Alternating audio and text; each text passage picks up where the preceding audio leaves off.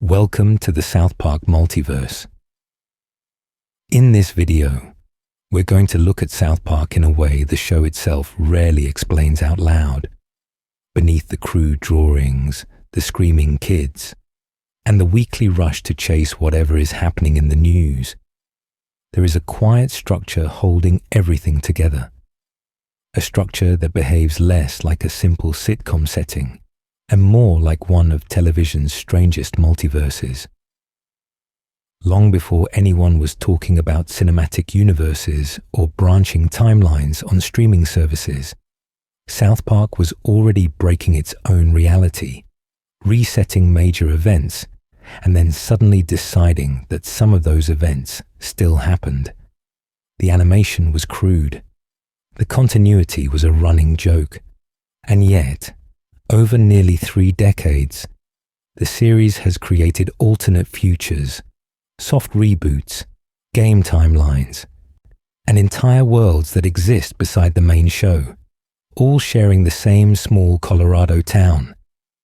In this video, we're going to walk through that multiverse in a calm, chronological way. From the early continuity gags, where Kenny's deaths and random alien visits quietly hinted that the rules were flexible, to the moment the show leaned into comic book logic with Coon and Friends and the Cthulhu trilogy, we will treat each era as a new layer in a branching story. This is not just a list of episodes. It is a guided tour of how South Park's reality keeps bending, resetting, and then carrying selective memories forward. The story begins with simple one-off jokes that were never meant to hold together, and then moves into deliberate experiments with serialization, time travel, and parallel futures. When the kids become superheroes and the town becomes a stage for cosmic battles, the show quietly adopts the language of comic book universes, with alternate futures and retconned origins presented through 4th grade role play and very serious dramatic music. It gives you a sense of how a small, cut-out style comedy can drift into multiverse territory without ever needing a Marvel-style explanation. We will also look at the game timelines, where the stick of truth and the fractured but whole present 2 incompatible eras of the kids' imaginations. One world is locked into fantasy, with wizards and elves drawn with nothing more than upgraded versions of those old paper shapes. The next jumps to superheroes, rewriting the same kids, the same town, into a different continuity that still insists it is connected. From there, we will follow the streaming specials into the old man future shown in post-COVID and the return of COVID, and compare that to other futures the show has hinted at, including radically different lives for Cartman. Along the way, we will touch on reality-breaking elements such as ManBearPig, Member Berries, and episodes that treat South Park's universe as something that can be edited, invaded, or quietly rewritten. By the end, we will be able to watch almost any episode and see where it might sit in this larger multiverse structure. So, settle in, get comfortable, and let this unfold as a long, cozy timeline story. The pace will stay steady, the tone will stay calm, and, step by step, the hidden multiverse of South Park will come into focus. The story begins, a normal animated sitcom. That isn't. The story begins, on the surface, well, as something very familiar.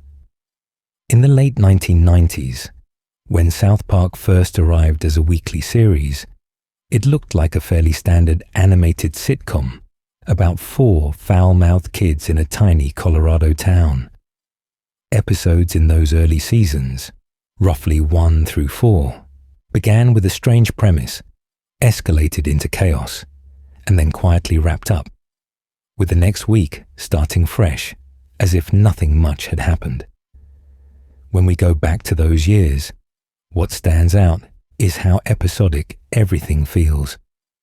One week, there is a monster in the woods. The next week, aliens abduct the kids, and the week after that, the town rallies around a talking piece of excrement. The animation was crude, the production values were minimal, and the whole project gives you a sense of something made fast, with nothing more than a wild idea and a deadline, and the stories rarely referenced each other, and there was almost no expectation that events would carry over. At the same time, those early episodes are already bending reality in ways that will matter later. Characters die in gruesome ways and then reappear in class the following week with no comment. The town is destroyed by disasters, demons, or giant mechanical Barbra Streisands, and then stands perfectly intact in the next episode.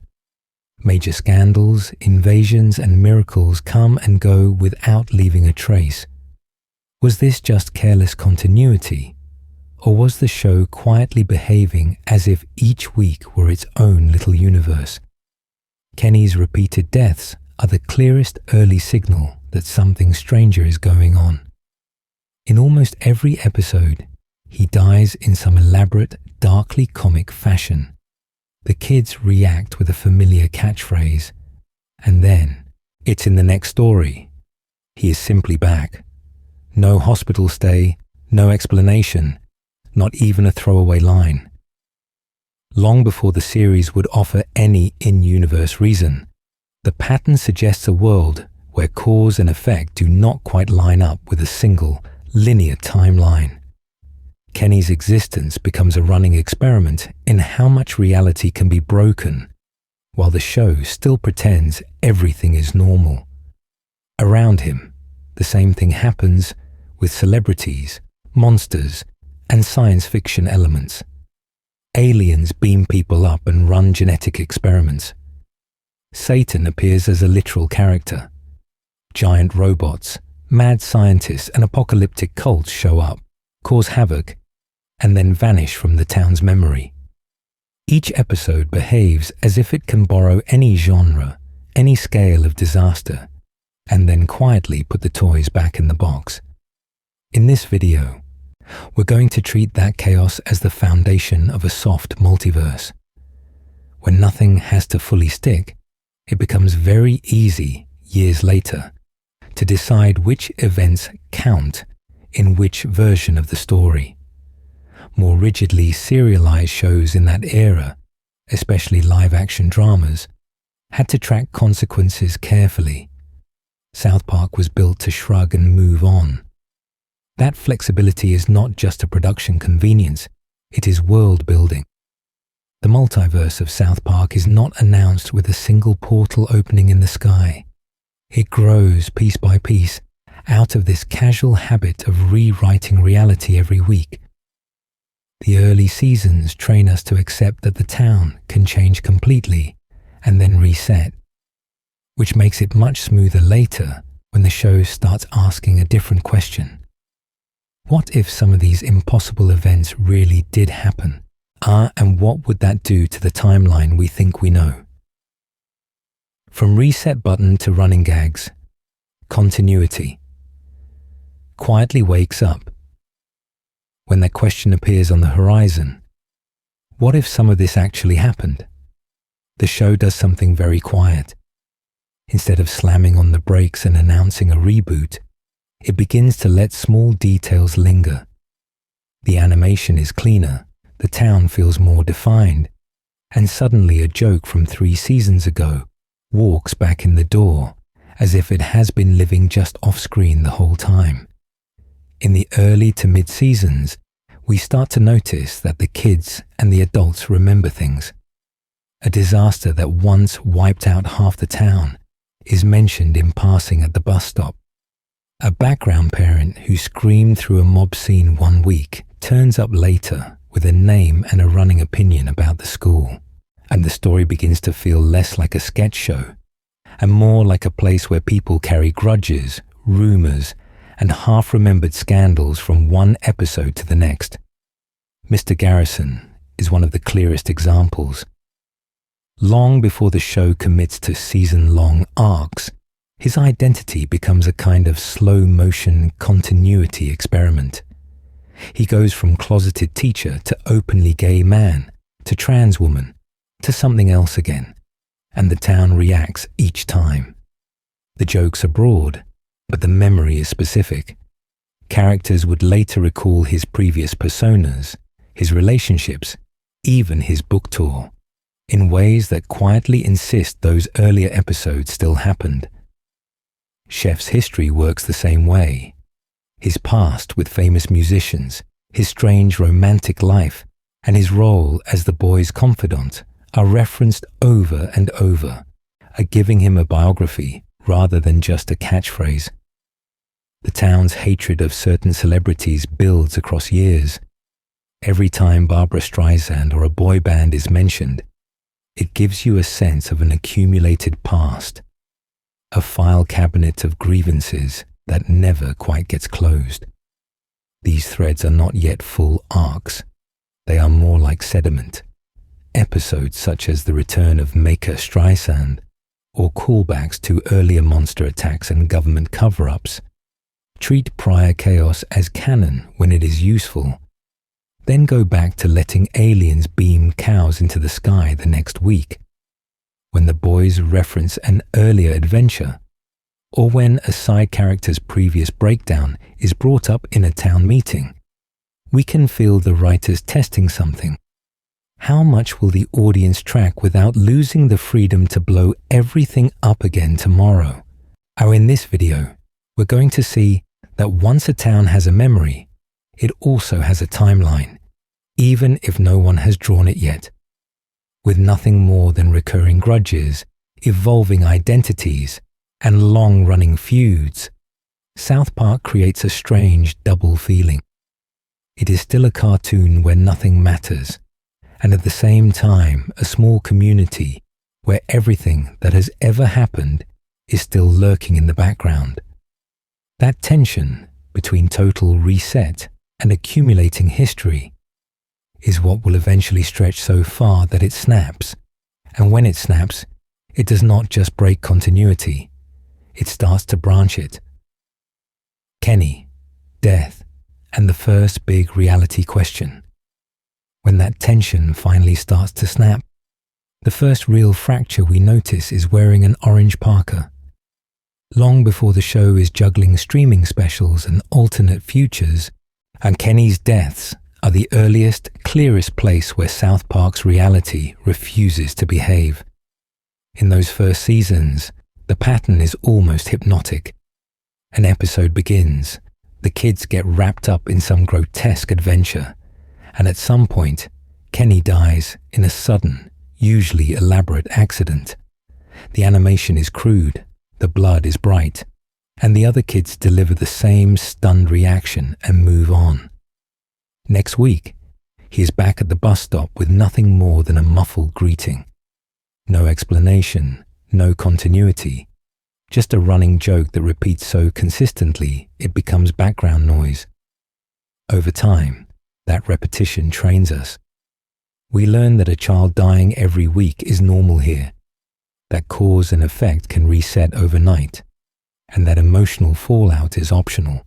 It gives you a sense of how the show quietly conditions the audience to accept impossible resets as part of the landscape.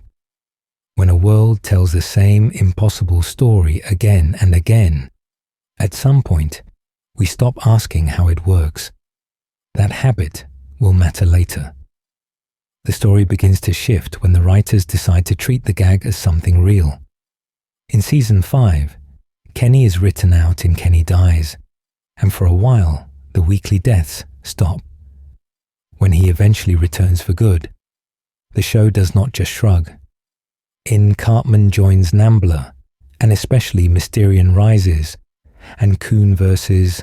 Coon and Friends, we are told that Kenny's parents were part of a cult, that some ritual tied him to a cosmic force, and that he now resurrects in his bed every time he dies. In those superhero episodes, the tone is still comedy, but the explanation is earnest. Kenny, as Mysterion, remembers each death, wakes up screaming, and no one else seems to retain that knowledge. His earlier connection to Cthulhu in the same arc folds him into South Park's growing pantheon of eldritch beings. A background gag has been retrofitted into a supernatural rule of the universe.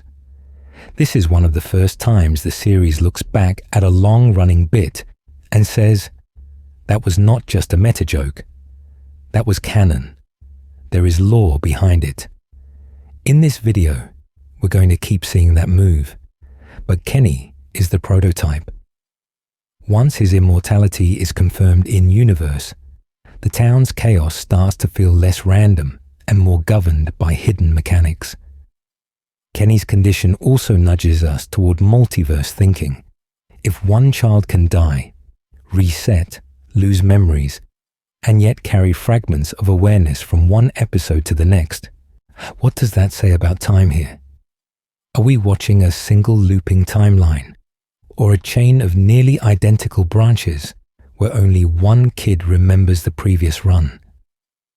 As the show's tone evolves, from shock comedy to serialized satire, Kenny quietly bridges eras. He has died in the paper cutout days and in high-definition streaming specials, and the in-universe immortality means those experiences can, in theory, accumulate as trauma.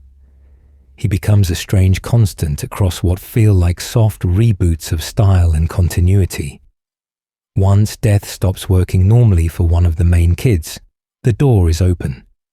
If the rules of mortality can bend, then future distortions, time travel, alternate futures, whole timelines built around superhero games, no longer feel out of bounds. They feel like the next logical crack spreading out from that first, unsmall break in reality. The first timeline shocks, 9/11, war, and growing up in real time. Once death stops working properly, something else quietly changes too. Time stops working properly. The story begins to stretch.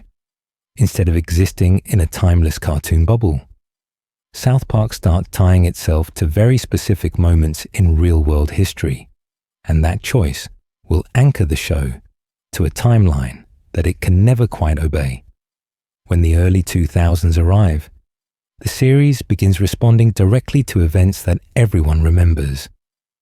There are episodes built around 9/11 fear and airport security, around the Iraq War and weapons of mass destruction, around presidential elections, where the candidates are unmistakably Bush, Kerry, McCain, Obama, and beyond. The animation is still simple, the kids still wear the same clothes, but the references are incredibly precise. That gives you a sense of when we are, even if the characters never move up a grade. Across these years, the kids start to feel as if they are living through a continuous stream of history rather than a collection of disconnected short films. A joke from one week about terrorism or war will echo in another, and the town's paranoia does not completely vanish when the credits roll. The adults remember the last panic. The kids remember the last scandal. Long before the word multiverse enters the show, continuity itself is starting to harden. We see this most clearly when South Park's politics and obsessions carry over. The town's stance on the Iraq War, the way everyone reacts to the Bush administration, the way hope and disillusionment swirl around Obama's election and re-election, are all become running themes. An election night episode does not feel sealed off from the next season. It feels like a chapter in the same long argument. In this video, we're going to keep tracing that argument as it threads through different eras. The satire becomes more serialized. There are multi-episode arcs that stay locked to the same cultural moment, whether it is censorship debates, surveillance anxiety, or economic collapse. The same four boys, who still appear to be in elementary school, now carry the weight of commentaries on the Bush years, the Obama era, and later cultural shifts around social media and streaming. The show has, almost accidentally, created a paradox. How many decades of history can fit into one school year? This paradox pushes the writers toward more flexible ideas of time and continuity. If the kids have canonically lived through 9/11, 2 wars, several presidencies, and multiple technological revolutions, then a strict, realistic timeline simply does not fit anymore. The solution is not to fix the dates. The solution is to loosen reality. Episodes begin to treat South Park as a place where time can compress, loop, and occasionally break. Once one set of characters is forced to contain multiple eras at once, it becomes easier to imagine alternate versions of their lives existing in parallel or waiting in potential futures. A superhero game can be an entire universe. A streaming special can be another. The town is still the town, but the rules are bending. And the next major shift will come when South Park stops only reacting to real events and starts building multi-episode storylines with consequences that feel too large and too strange to fully reset when the week is over. Serialization arrives when South Park starts, acting like a drama. When we move into the mid to late teens of South Park seasons, the rules of the game change. The town that once snapped back to normal every week starts carrying scars forward. And in this video, we're going to treat that shift as the moment South Park quietly borrows the brain of a serialized drama. Around seasons 18 through 21, the show begins to live in multi-episode arcs and season-spanning storylines. The story begins in earnest with PC Principal crashing into the school, turning a throwaway gag about campus culture into an ongoing regime. PC Principal, Strong Woman, and the PC Fraternity are not just one-off characters. They linger, they evolve, and their presence in later episodes only makes sense if we remember where they came from. The animation is cleaner, the satire is sharper, and the continuity suddenly matters. From there, the show leans into extended experiments. The whole internet and streaming era, with the kids chasing online fame and the adults chasing subscription money, runs through multiple episodes and seasons. Then Tegrity Farms arrives, and Randy's weed business becomes a standing premise rather than a weekend hobby. The farm, the brand deals, the streaming of Tegrity content, all of it gives you a sense of a world where last week's bad decision is still sitting on the lawn this week. Election-related plots push this even further. The 2016 election arc, with Mr. Garrison's Trump stand-in storyline, only functions if episodes air in a particular order and if we remember how his campaign escalated. Events have to line up. Jokes depend on a specific sequence of disasters. For the first time, South Park is building a relatively rigid internal timeline where one misaligned episode could snap the whole season in half. But with that rigidity comes a new problem. What happens when the writers want to contradict, retcon, or escalate past events without completely breaking the line they just drew? A town that has endured PC Principal's crusades, Tegrity's chaos, and an apocalyptic election can start to feel weighed down. Long before anyone used the word multiverse around the show, the pressure of its own canon is already there, and the solution we start to see is a pattern of soft reboots between seasons. One year ends with Tegrity Farms as the center of the universe. The next quietly pushes it to the margins.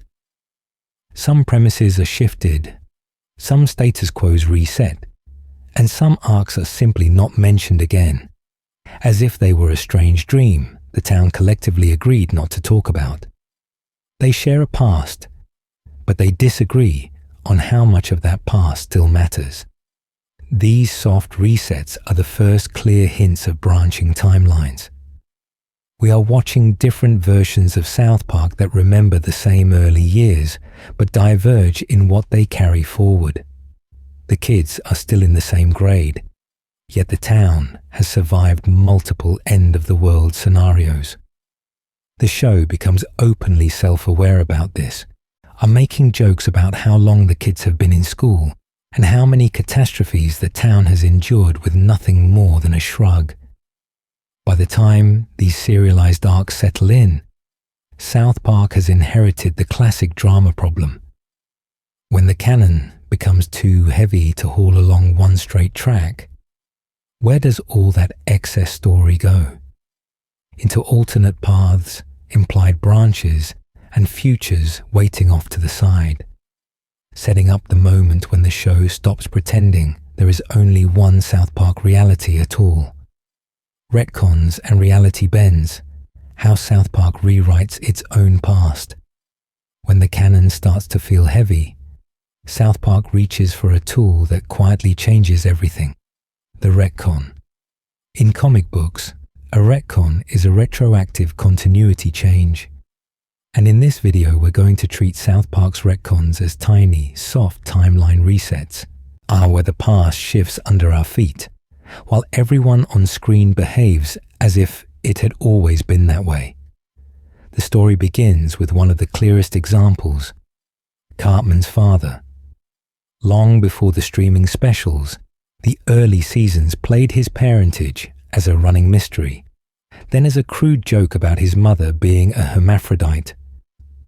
Years later, in the two-part 200 and 201, that answer is overwritten. We are told, very calmly, that Jack Tenorman is his father instead. The old explanation is brushed aside, the new one is treated as the real truth, and the show moves on. Which version of events actually happened?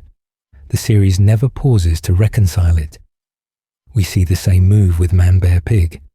In 2006, it is a throwaway satire of Al Gore, a fake threat that only a desperate politician believes in. A decade later, a ManBearPig returns as a deadly, undeniable monster, and the town is forced to apologize for not taking it seriously. The earlier episode is not erased. It is reframed as a kind of wrong timeline, a past that has been morally, if not literally, rewritten. Other retcons are played more openly as jokes, but they still stand as the new reality going forward. Randy's shifting backstory, from ordinary dad to secret boy band member to undercover geologist who has always been obsessed with Tegridy farms. Layers on contradictions that no one bothers to untangle. Each new phase behaves as if it had been there all along. The animation was crude in the early years, the production values were minimal, but the willingness to bend reality was already present. Episodes that present alternate or unreliable histories of the town push this further. Cartman's mom is still a dirty slut.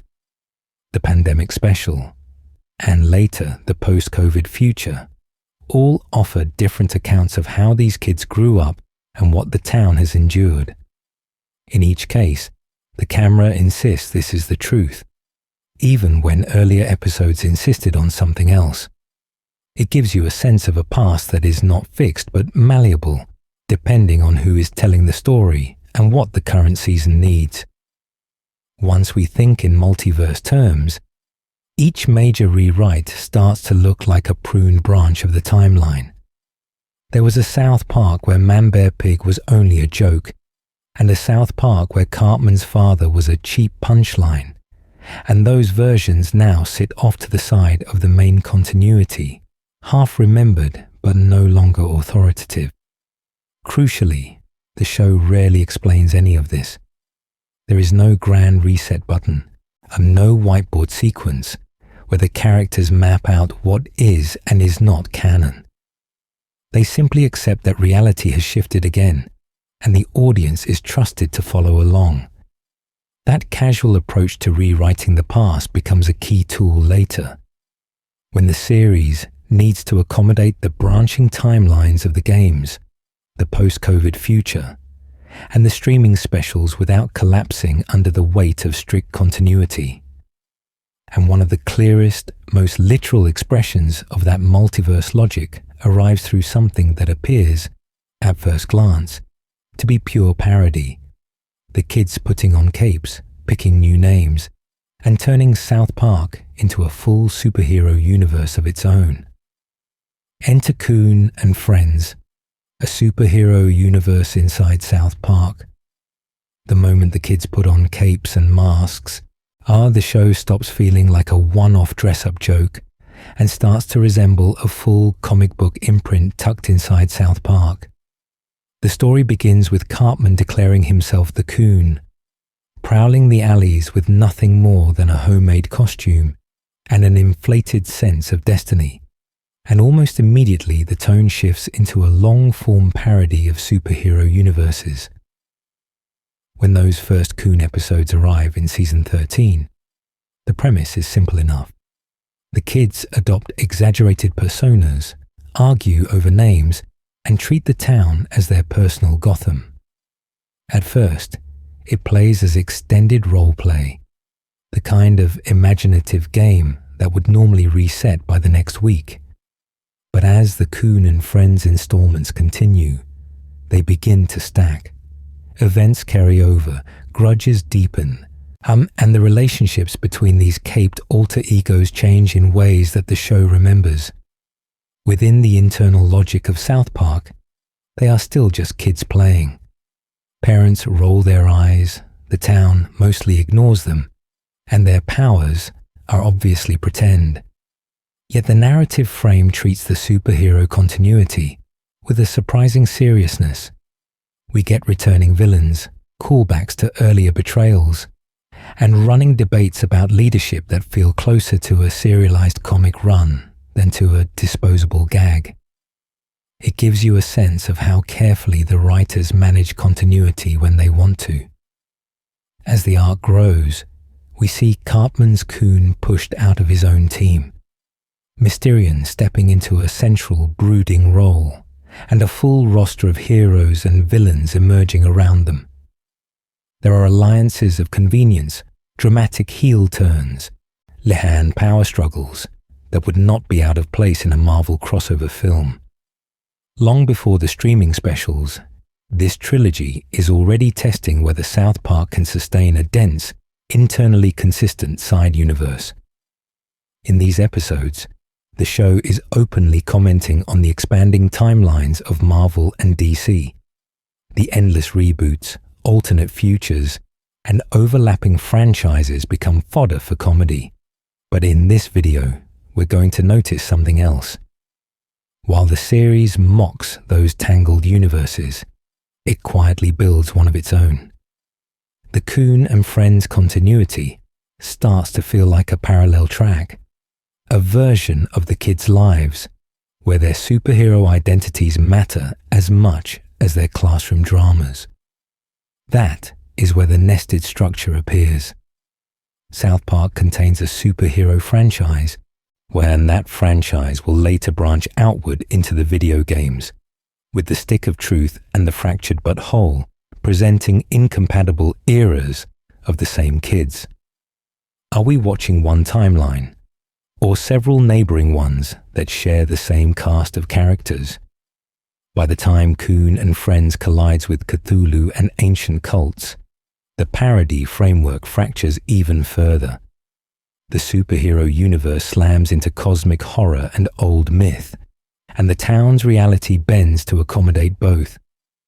It is a quiet turning point, and it sets the stage for South Park to move beyond simple satire into something stranger in the sections ahead.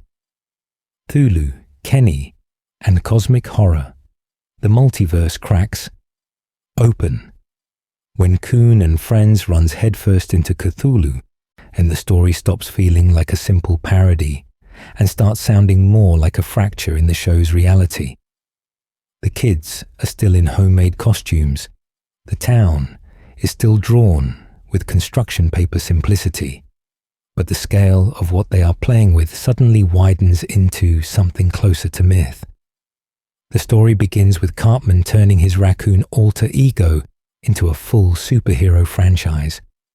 In Season 13's The Coon, and then in the two-parter Coon 2, Hindsight, and Mysterion Rises, we watch him build a team, argue about branding, and complain about Marvel-style rivalries.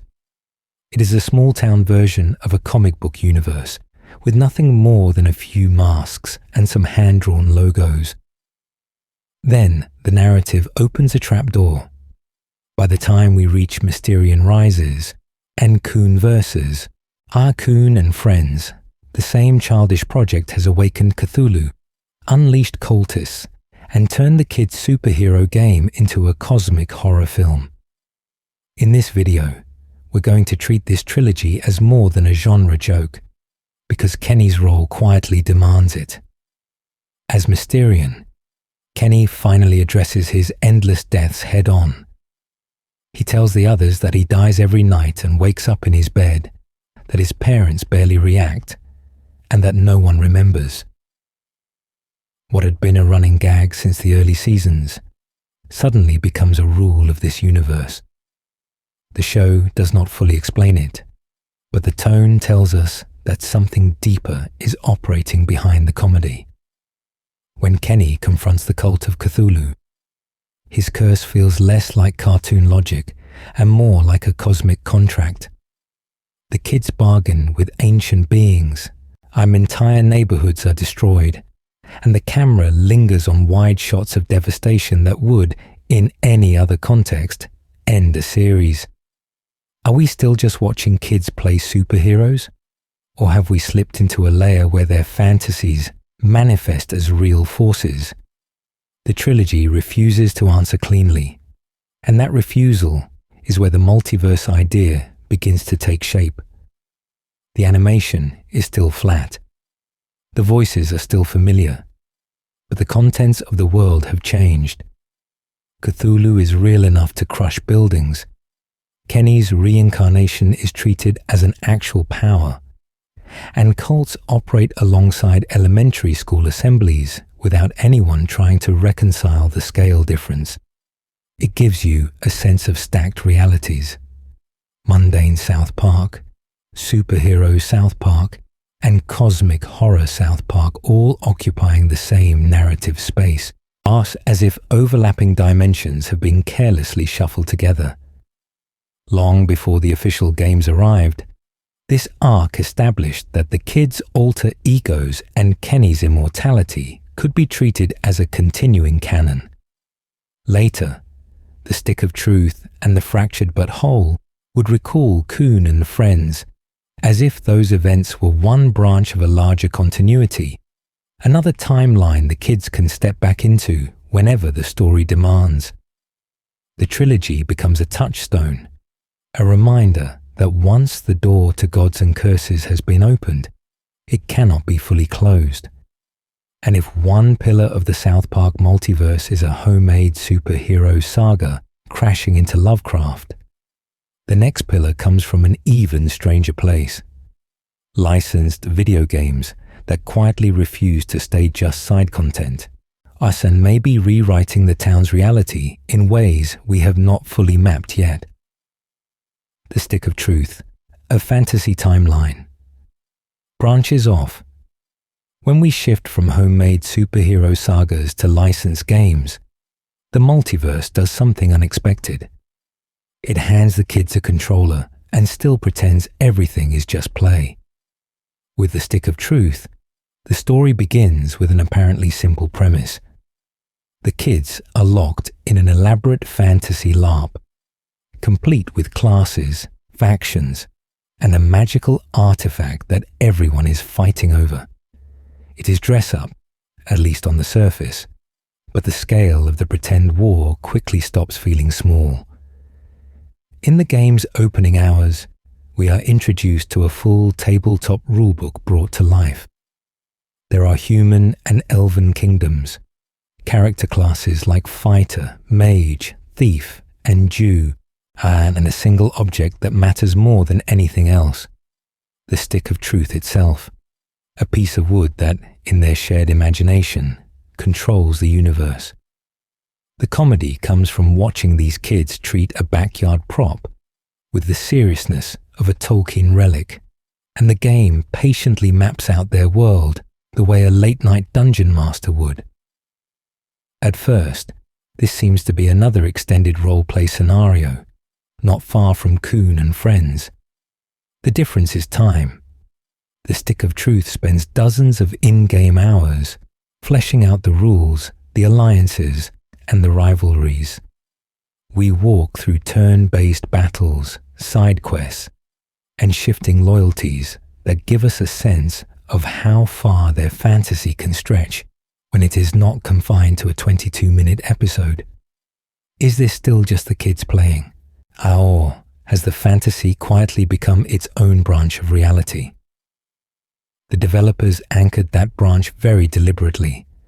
Throughout the game, there are direct references to specific episodes and events. The alien anal probe from the pilot, Mr. Hanky in the sewers, the underpants gnomes, even Al Gore and ManBearPig hiding in the margins. New locations such as the girl's secret base and the full interior of Clyde's fortress expand the town, while background gags and dialogue treat long-running characters as if we already know their entire history from the show. The continuity is familiar, but the camera is suddenly allowed to go everywhere. In the middle of all this, a quiet anomaly appears. The new kid. This silent protagonist, created for the game, moves through the town as if they have always been there. The kids react to the new kid's mysterious past. Adults comment on their sudden arrival, and the narrative bends around their choices. Later media would recall this figure by name and reputation, turning what could have been a disposable RPG avatar into something canon adjacent that hovers at the edge of the main timeline. The problem, from a strict continuity perspective, is scale. Entire neighborhoods are wrecked in fantasy battles, government conspiracies escalate, and outright supernatural events unfold that would be hard to quietly fold back into the weekly reset without leaving scars. When a LARP involves UFO crashes, Nazi zombies, and reality-bending artifacts, we are no longer just in the kids are pretending territory. So the Stick of Truth works best as an alternate branch, a version of events where the same fantasy war we glimpse in small doses on television escalates all the way to game-level stakes. In this video, we are going to treat it as a neighboring timeline that runs alongside the show, close enough for references to pass between them, but distant enough that contradictions do not have to be solved. The series itself seems to agree. Later episodes casually nod to the kids' fantasy roles, their kingdoms, and the idea that there was once a great Stick of Truth conflict, even if the exact events are left fuzzy. It is presented as something that happened in some form, the way a story told on a playground becomes legend. And this is only the beginning of the game-based branches. The next project, The Fractured But Whole, will take the same new kid, jump timelines into the Coon and Friends superhero universe, and tie the licensed games directly into South Park's growing multiverse of masked vigilantes and clashing futures. Fractured But Whole. Superheroes, timelines, and franchise wars. When the Fractured But Whole arrives, the story begins in the exact same backyard where we left the Stick of Truth, but the entire game has shifted genres overnight. The kids drop the fantasy LARP with its wizards and dragons, and almost in the same breath, they decide that superheroes are the new franchise. That abrupt pivot, played as a casual afternoon decision, already gives you a sense of how South Park treats timelines as costumes the characters can change between sessions.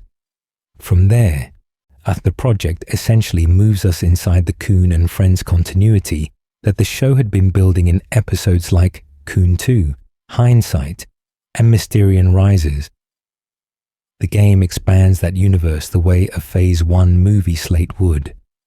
More heroes, more rival teams, and a surprisingly detailed backstory for Cartman's raccoon-themed alter ego. They draw up franchise charts on notebook paper. They argue over spin-off films and streaming deals. And the whole thing feels both petty and strangely organized, as if the kids have created their own Marvel Studios with nothing more than school supplies and a basement. At the center of this universe is a conflict that would be at home in a studio boardroom. The kids fracture into competing superhero factions over who gets which solo film, who has to wait for Phase 3, and who is condemned to a Netflix series. The comedy comes from how close the parody sits to reality. We can almost imagine executives having the same arguments, only with bigger budgets and fewer capes made from old towels. Because this is South Park, the game does not just reference continuity, it plays with it. Characters casually mention the events of the Stick of Truth, allude to earlier Coon and Friends episodes, and toss off lines about prequels that no one watched and origin stories that have been rebooted 3 times. The story is structured so that every dramatic reveal carries a quiet joke about retcons. Who remembers which version of events is true at this point? The new kid becomes the hinge for all of this. Their time manipulation powers, presented as a battle mechanic, also turn them into a kind of in-universe editor. We pause fights, rewind turns, and rearrange outcomes. And the narrative treats this as one more way the timeline can be bent to fit the latest story. It is a short step from skipping an enemy attack to wondering what else in this continuity has been quietly rewound. By the finale, the stakes and revelations feel difficult to park neatly beside the weekly TV episodes. Secret parentage, city-wide conspiracies, and a fully realized superhero war push this branch toward its own continuity, parallel to the main show rather than comfortably inside it. Together with the Stick of Truth, we now effectively have a fantasy branch timeline and a superhero branch timeline, both built on the same children and the same town, but diverging into different genres of reality. In this video, we're going to follow those branches back toward the series itself, because while the games explore these side universes, the television timeline is about to start jumping ahead in time, offering future South Parks that may or may not be the world we have been watching all along. Cartman's futures, glimpses of possible timelines. Once the games have opened the door to branching realities, the television series quietly starts doing something similar with time itself, and nowhere is that clearer than in the futures built around Cartman. The story begins with short, almost throwaway glimpses, and then gradually those glimpses widen into whole possible lives that sit beside one another, rather than lining up in a single straight line. When we look back across the seasons, we see that future Cartmans arrive in different costumes and different belief systems, depending on what the present-day story needs. In My Future Self and Me, an alleged future Stan shows up as a washed-up disappointment, and Cartman instantly turns the premise into a business opportunity, hiring fake future selves for other kids. The comedy is low-budget in spirit, with nothing more than cheap costumes and bad wigs, but it gives you a sense of how easily the show can manufacture alternate destinies. Is any of it real? Or are we already drifting into a timeline where the con becomes the canon? Later, the series leans into more elaborate framing devices.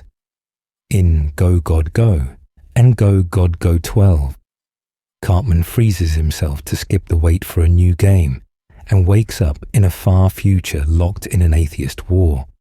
Time travel and future tech are suddenly part of the toolkit. and Cartman's adult self is a zealot of a different kind, weaponizing reason the way he once weaponized religion. Long before the streaming specials, that two-parter shows that one small decision in the present can fling this one character into a completely different branch of reality. By the time we reach the Paramount Plus era, those branches have multiplied. In the post-COVID specials, we meet an adult Cartman who appears to have become a devoted Jewish family man, a soft-spoken rabbi with a wife and kids. The animation is cleaner, the tone is oddly sincere, and many fans would later recall the quiet shock of seeing the show's most chaotic child presented as a functioning adult. But even within that mini-series, the ground keeps shifting, and we are invited to ask whether this is redemption, performance, or just one more timeline waiting to be overwritten. Other futures are less generous. Various visions and hypothetical sequences give us a Cartman who grows into a lonely, bitter man, still clinging to petty grudges while everyone else moves on. The contrast is deliberate. The same kid can become a caring parent, a religious extremist, or a sad, isolated adult, and the series treats all three as plausible endpoints, depending on which emotional thread the present decides to follow. What ties these episodes together is the way they use narrative devices, time travel, sci-fi technology, dream logic, even obvious hoaxes, to keep multiple futures in play at once. The present never feels locked in. It feels as if the timeline is still choosing, and South Park's version of time is flexible. Futures can be glimpsed, altered, or erased, but once we have seen them, they linger over the characters we are watching now. In this video, we're going to see that Cartman's futures are early experiments for something larger. They prepare the ground for a later stretch, where the show will stop at one adult future, long enough to build an entire miniseries around it, and the question becomes unavoidable. Is that the future of South Park, or just one more branch in an already crowded multiverse? ManBearPig and MemberBerries, meta-multiverse threats. Once we have one Cartman who grows up to be a gentle rabbi, and another who ends up screaming through a pandemic future, the door is open for threats that do not just smash buildings, but bend reality itself. That is where ManBearPig and the MemberBerries come in, and the story begins long before their most dramatic appearances. When ManBearPig first shows up in season 10, the whole joke is that he is not real. Al Gore is frantic, the kids are skeptical, and the town treats the creature as an overblown made-up crisis. The animation is goofy, the danger feels abstract, and the moral is clear enough. Some threats are hyped beyond reason. The monster is a punchline, not a pillar of the universe. It gives you a sense of how confident the show once was in its own contrarian streak. Years later, when ManBearPig returns in season 22, the tone has changed. The same half-bear, half-pig, half-man that was once a background gag is now tearing through diners, slaughtering residents, and forcing the adults to sign a literal contract with the devil. The kids watch as the town finally admits it was wrong, and the show does something rare. It announces that the earlier episode had the wrong moral. In this video, we are watching a series argues with its own past. That move plays almost like a retroactive correction. The original ManBearPig story said, in effect, that the danger was imaginary and the alarmist was the problem. The new episodes quietly flip that. The danger was real all along, and the refusal to believe was the real joke. On a multiverse reading, the series has jumped tracks from a timeline where ManBearPig was a hoax to one where he was always real and always deadly. Did the past change? Or did the meaning of the past change? In South Park, those can be the same thing. Around the same era, had the member berries arrive as another metaphors. On the surface, they are cute purple fruits, talking in tiny voices about how great Star Wars used to be and how things were better back then. Underneath, they are rewriting memory. They steer voters, sway Mr. Garrison, and push the town toward an idealized impossible past. The kids are still kids, but the adults are being pulled backward by produce. The member berries work almost as agents of timeline regression. Their goal is not to conquer the world in a traditional monster movie sense. Their goal is to drag the world back to a different era, no matter what that does to anyone living in the present. When characters start preferring a remembered past to the messy now, which reality are they choosing to live in? Seen together, a ManBearPig and the member berries are less ordinary plot devices and more embodiments of cultural forces. One punishes denial of looming catastrophe. The other weaponizes nostalgia to erase uncomfortable change. Both can rewrite what people believe is true about their own history. They are meta-multiverse threats, not just beasts in the woods or talking snacks, but entities that can shift which version of events feels canon to the town. Once a world contains creatures that can retcon moral lessons and tamper with collective memory. It is not a big leap to imagine full alternate timelines coexisting side by side. The next step is to leave the kids in the present and follow one of those futures long enough that it starts to feel permanent, even if we suspect another branch is waiting just off-screen, a reality-breaking episodes. When the show admits it's a show. Once a world can be edited from the inside, the next step is for it to notice the editors. South Park reaches that point in a series of reality-breaking episodes where the town does not just bend its own continuity, it quietly turns around and stares at the cameras. Long before the Paramount Plus era, we see an early version of this in Cancelled, when the kids discover that Earth is actually an intergalactic reality show. The story begins as a parody of alien abduction tropes, but it ends with producers debating ratings and the formats while the planet hangs in the balance. The animation is still relatively simple. The comedy is broad, and yet the premise only works if we accept two layers of reality at once. The kids' world, and a higher world that treats them as televised entertainment. Later, meta episodes make that second layer much more concrete. In Free Hat, the kids protest George Lucas and Steven Spielberg altering their own films, while the series itself jokes about being owned and reshaped by a cable network. It hits the fan, has a literal on-screen counter for profanity, turning standards and practices into a visual gag. These are stories about media that are also, quietly, stories about South Park as media, produced with nothing more than a few weeks lead time and a running argument with Comedy Central. By the time we reach arcs about cancel culture and streaming, the self-awareness is explicit. In the cancel culture era episodes and the later Streaming Wars specials, Randy and the town talk about content, platforms, and audience expectations in a way that gives you a sense of the writers thinking out loud.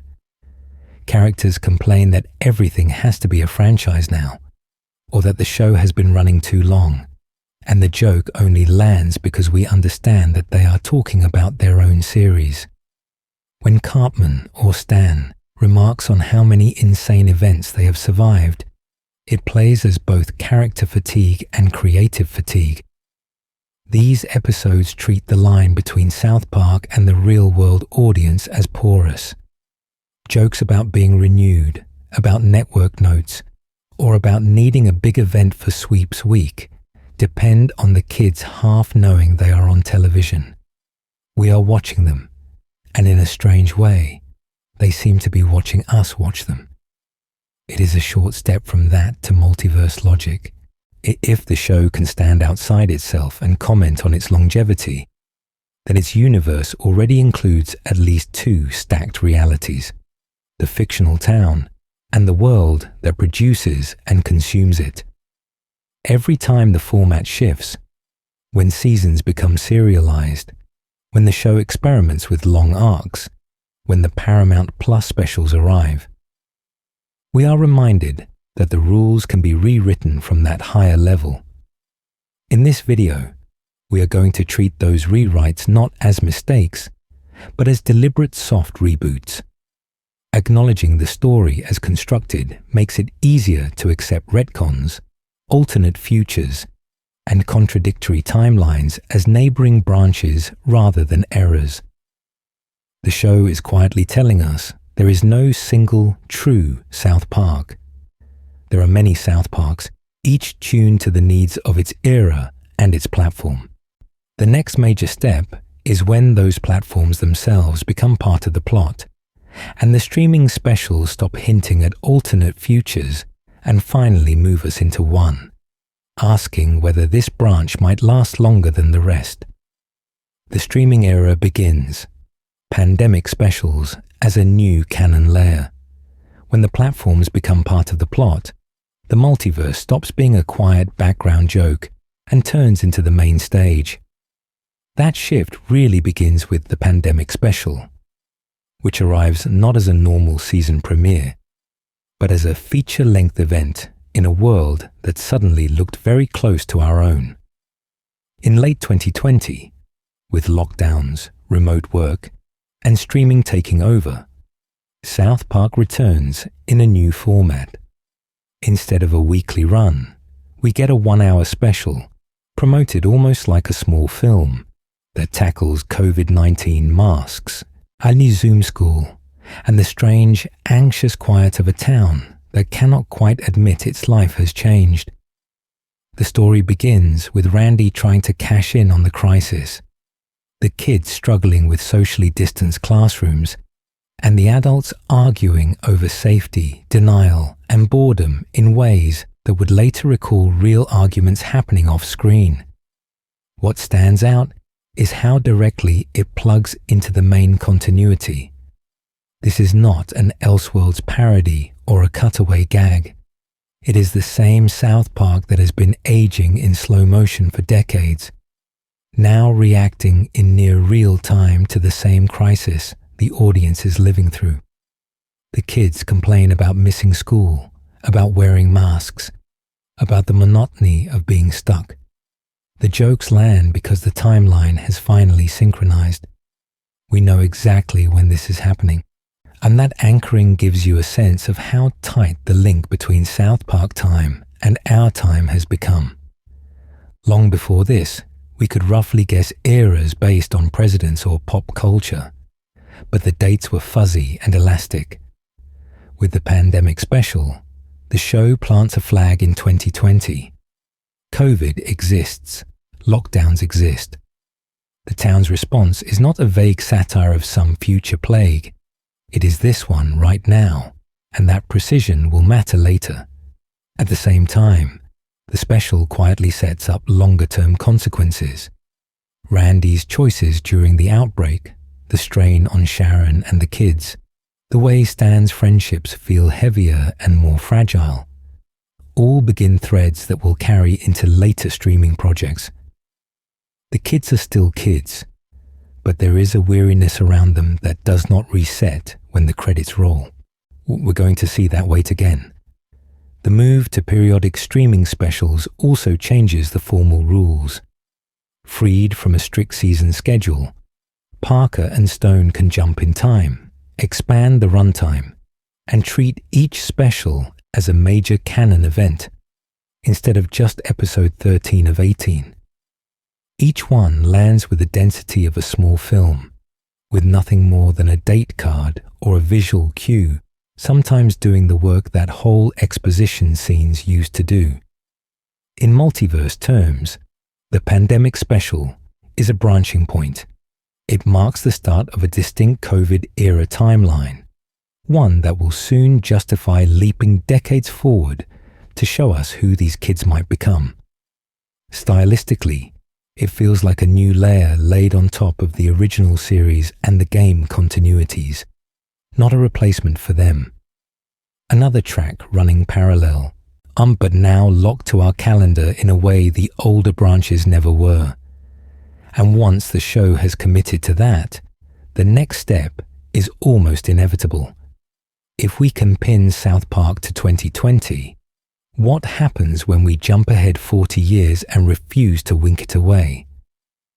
The answer is an old man future that may be the most fully realized alternate reality the series has ever created. And it raises a question the multiverse has been circling for years. What if one of these futures refuses to stay hypothetical? The Coon rises, a superhero universe inside South Park. When we leave that old man future hanging in the air, it quietly changes the way we read everything that came before. If South Park can sustain an entire feature-length future for these kids, what happens when the show turns inward and asks what other realities might already be hiding inside the town? In this video, we're going to see that the answer began years earlier, under a filthy black cape and a hand-drawn raccoon mask. By the late 2000s, the series had moved well beyond pure reset button chaos. Seasons 10 through 13 had already tested longer arcs, returning villains, and consequences that did not always vanish by the next week. The story begins in that climate of growing continuity, when the kids are aging just enough for their fantasies to gain structure. They are still fourth graders, but the world around them remembers more than it used to, and that memory makes what happens next feel strangely permanent. In season 13's The Coon, Cartman decides that regular Cartman is no longer getting enough attention, so he reinvents himself as a vigilante superhero. The parody of Batman is obvious, from the gravelly voice to the brooding rooftop shots. But something else is happening too. Cartman has created a parallel in-universe identity, one that can coexist with his everyday self and even argue with it. The animation is still simple, the budget is still television level, but the concept is ambitious. When the Coon returns, the show makes it clear this is not just a one-off costume. The kids begin collecting alter egos: Mysterian, Toolshed, Mintberry Crunch. They build secret identities, origin stories, and a shared mythology that stretches across multiple episodes. What started as a single joke becomes a pocket superhero reality layered over the usual town, a place they can step into and out of whenever the story demands it, and it gives you a sense of South Park running two tracks at once: the normal classroom and the comic book city hiding in plain sight. Across the Coon and Friends and Cthulhu trilogy, that superhero layer develops its own rules and long-term payoffs. Mysterian's true identity matters, cosmic entities remember past encounters, and continuity from earlier episodes is treated almost reverently, at least by South Park standards. Long before streaming dramas made shared universes routine, this short arc quietly behaves like a miniature cinematic universe, with crossovers, retcons, and background lore. Visually, the show underlines this shift every time the cape comes out. Dramatic lighting replaces flat daylight. Panels and slow-motion shots echo comic book pages. The music turns earnest and theatrical, and sometimes more serious than the raccoon costume really deserves. The animation is still basic, but with nothing more than framing and sound. They signal that we have entered a different narrative mode. Are we still in the same South Park, or have we slid sideways into an overlapping world? Crucially, when the kids return to regular episodes, the coon does not dissolve into non-existence. The town remembers. The costumes can be pulled from the closet at any moment, and the superhero continuity snaps back into place as if someone toggled a setting. That reusability will matter later when the same kids shift from fantasy role-playing in the Stick of Truth to rival superhero franchises in the Fractured But Whole, turning their pretend games into full alternate timelines. All of this means that by the time we reach those sprawling games and the later streaming specials, the groundwork is already there. A silly superhero project has trained the show to treat side identities, cosmic horror, and branching futures as pieces of one big system. And the next step is where it gets strange, as this raccoon-themed vigilante ends up brushing against elder gods, continuity wars, and video game canon, until South Park starts to resemble a multiverse map more than a single mountain town. Coon and Friends versus Cthulhu. Cosmic horror meets cartoon canon. The story begins in that strange space where a playground game turns into a full comic book event. Coming off the earlier Coon episode, the show brings Cartman's raccoon vigilante back, but this time he is not alone. Now there is a whole roster of kid superheroes, Coon and Friends, complete with logos, merch pictures, and a shared universe that, in this video, we're going to treat as one of South Park's first sustained alternate continuities. When this trilogy begins in season 13 and spills into season 14, the structure itself changes. Instead of a single parody of vigilante films, we watch a serialized storyline where alliances fracture, secret identities matter, and the kids argue about something very modern: future movie deals. Mysterion, Toolshed, Human Kite, Mintberry Crunch, and the rest are not just one-off costumes. The animation is still simple, the town is still flat and snow-covered, but the narrative suddenly behaves like a long-running comic run. Then Cthulhu arrives, and the scale quietly jumps from neighborhood drama to cosmic horror.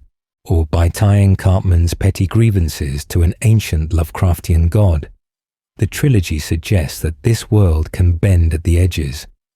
Skies darken, dimensions feel thin, and the show hints that reality itself is malleable when filtered through these capes and masks. We are still watching the same construction paper kids, but they are now walking through imagery that belongs in a horror film, not a basic cable comedy. Across Coon 2, Hindsight, Mysterion Rises, and Coon vs. Cthulhu, continuity becomes the rule rather than the exception. Kenny's curse as Mysterion is revealed and then built on.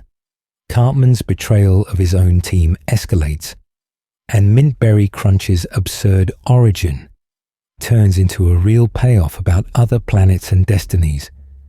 Events carry over, emotional beats linger, and there are consequences within the arc that would have been unthinkable in the early, purely episodic seasons.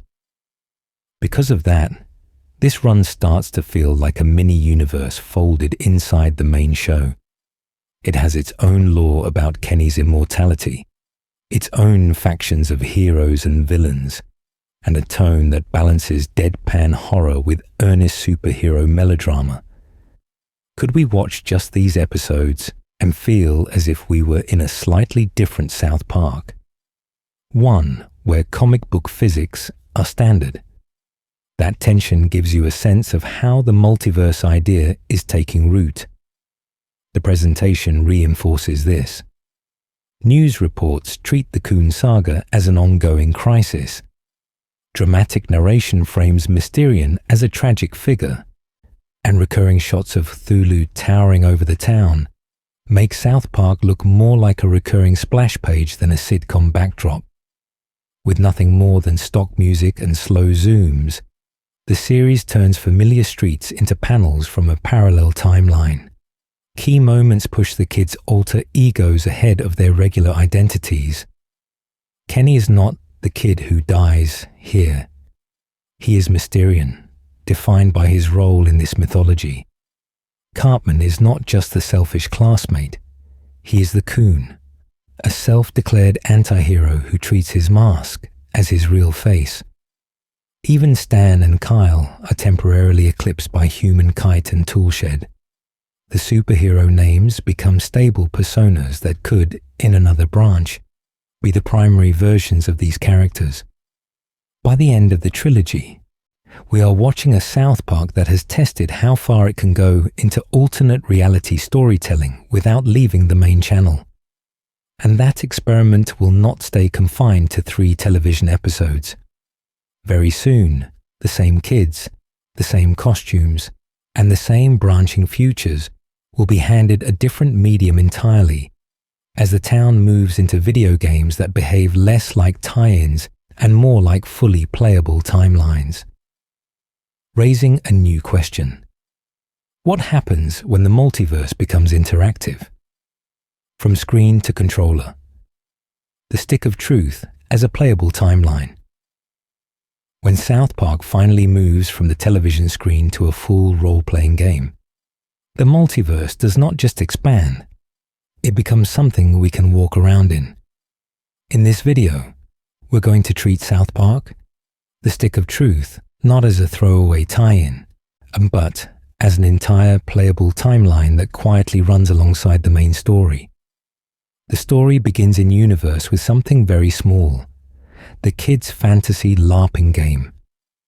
Long before anyone says the word multiverse, the town is reimagined as a medieval RPG world, with Cartman's kingdom of Cooper Keep, Kyle's human faction, and kids who have been classmates for years suddenly recast as wizards, elves, and warriors.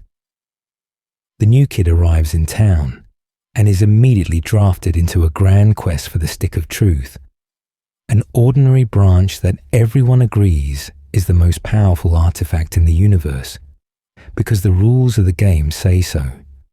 From a continuity standpoint, the events of the Stick of Truth sit parallel to the show's timeline, rather than neatly inside it. The kids have their Black Friday costumes, and the town's layout reflects the series, and familiar characters behave in ways we recognize, but the exact sequence of events does not match any specific run of episodes. The game feels canon adjacent. It borrows the emotional truth and the long-running jokes, while quietly rearranging details into a self-contained branch. At the center of that branch is the new kid, a silent, customizable protagonist who behaves almost like an intruder from another reality. This character has no established backstory in the show, gains impossible combat powers within hours, and can reshape alliances with a single decision. When the new kid joins Cartman or sides with Kyle, when friendships are repaired or broken, we are watching a version of South Park that depends on choices that never happened on television. Or what else would we call that except another universe? The game treats its own reality with surprising seriousness. Battles leave marks on the town, friendships and betrayals are remembered, and the kids refer back to earlier missions, as if they are part of a continuous history. The locations are persistent, the upgraded equipment stays equipped, and the lore of the stick, the factions, and even the aliens over the town is treated as an internally coherent continuity. It gives you a sense of how a single snow-covered street can support multiple overlapping timelines. At the same time, the Stick of Truth bends or contradicts TV canon in ways that make more sense if we file it under neighboring universe. Characters suddenly manifest elaborate RPG abilities, from Butter's Professor Chaos powers functioning as literal special attacks to Cartman casting fire spells that go well beyond his usual imagination games. Relationships are heightened or rearranged, with side characters promoted to party member status and long-running feuds briefly sidelined in favor of the game's own arcs. Could all of that really fit between 2 episodes without anyone mentioning it again? The show would later recall elements from the games, especially when it returned to the kids' superhero personas in the Fractured But Whole era and beyond. Costumes, powers, and even the idea that one imaginative season of their play can overwrite another begin to blur the boundary between what counts as real canon and what belongs to game canon. Suddenly, interactive branches sit beside televised ones, and the multiverse includes save files.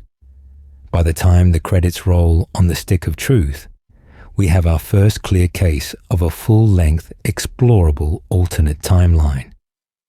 And in the very next game, that seemingly stable fantasy branch will be broken apart again, as the kids abandon wizards and warriors for superheroes, and the Fractured But Whole turns one playable universe into several competing futures. Fractured But Whole. When timelines literally split on screen. When the Fractured But Whole arrives in 2017, the story begins in that exact moment where one timeline ends and another refuses to stay put. The kids drop their Stick of Truth costumes in the opening minutes and walk straight into Coon and Friends gear, as if we have just switched channels from a fantasy film to a superhero franchise without ever leaving the same basement. From the first scenes, it is framed as both a sequel to the Stick of Truth and a continuation of the Coon and Friends trilogy from the show, which already treated South Park as a comic book universe. Long before we reach the end credits, it becomes clear that these are not just new costumes. The fantasy universe and the superhero universe are being merged into one evolving meta-continuity, where the previous game is a remembered history that can be rewritten, mocked, or quietly pushed aside. The main tool for that rewriting is time travel. Early on, the new kid gains the power to manipulate time in combat, and the story soon escalates this into full narrative rewinds. We learn that the new kid's tragic backstory, unplayed straight in the Stick of Truth, is now part of a looping paradox about their parents and their origins. Are we watching a consistent life, or a character whose past has been edited between entries? The game openly nudges us toward the second answer. Professor Chaos becomes the in-universe embodiment of that instability.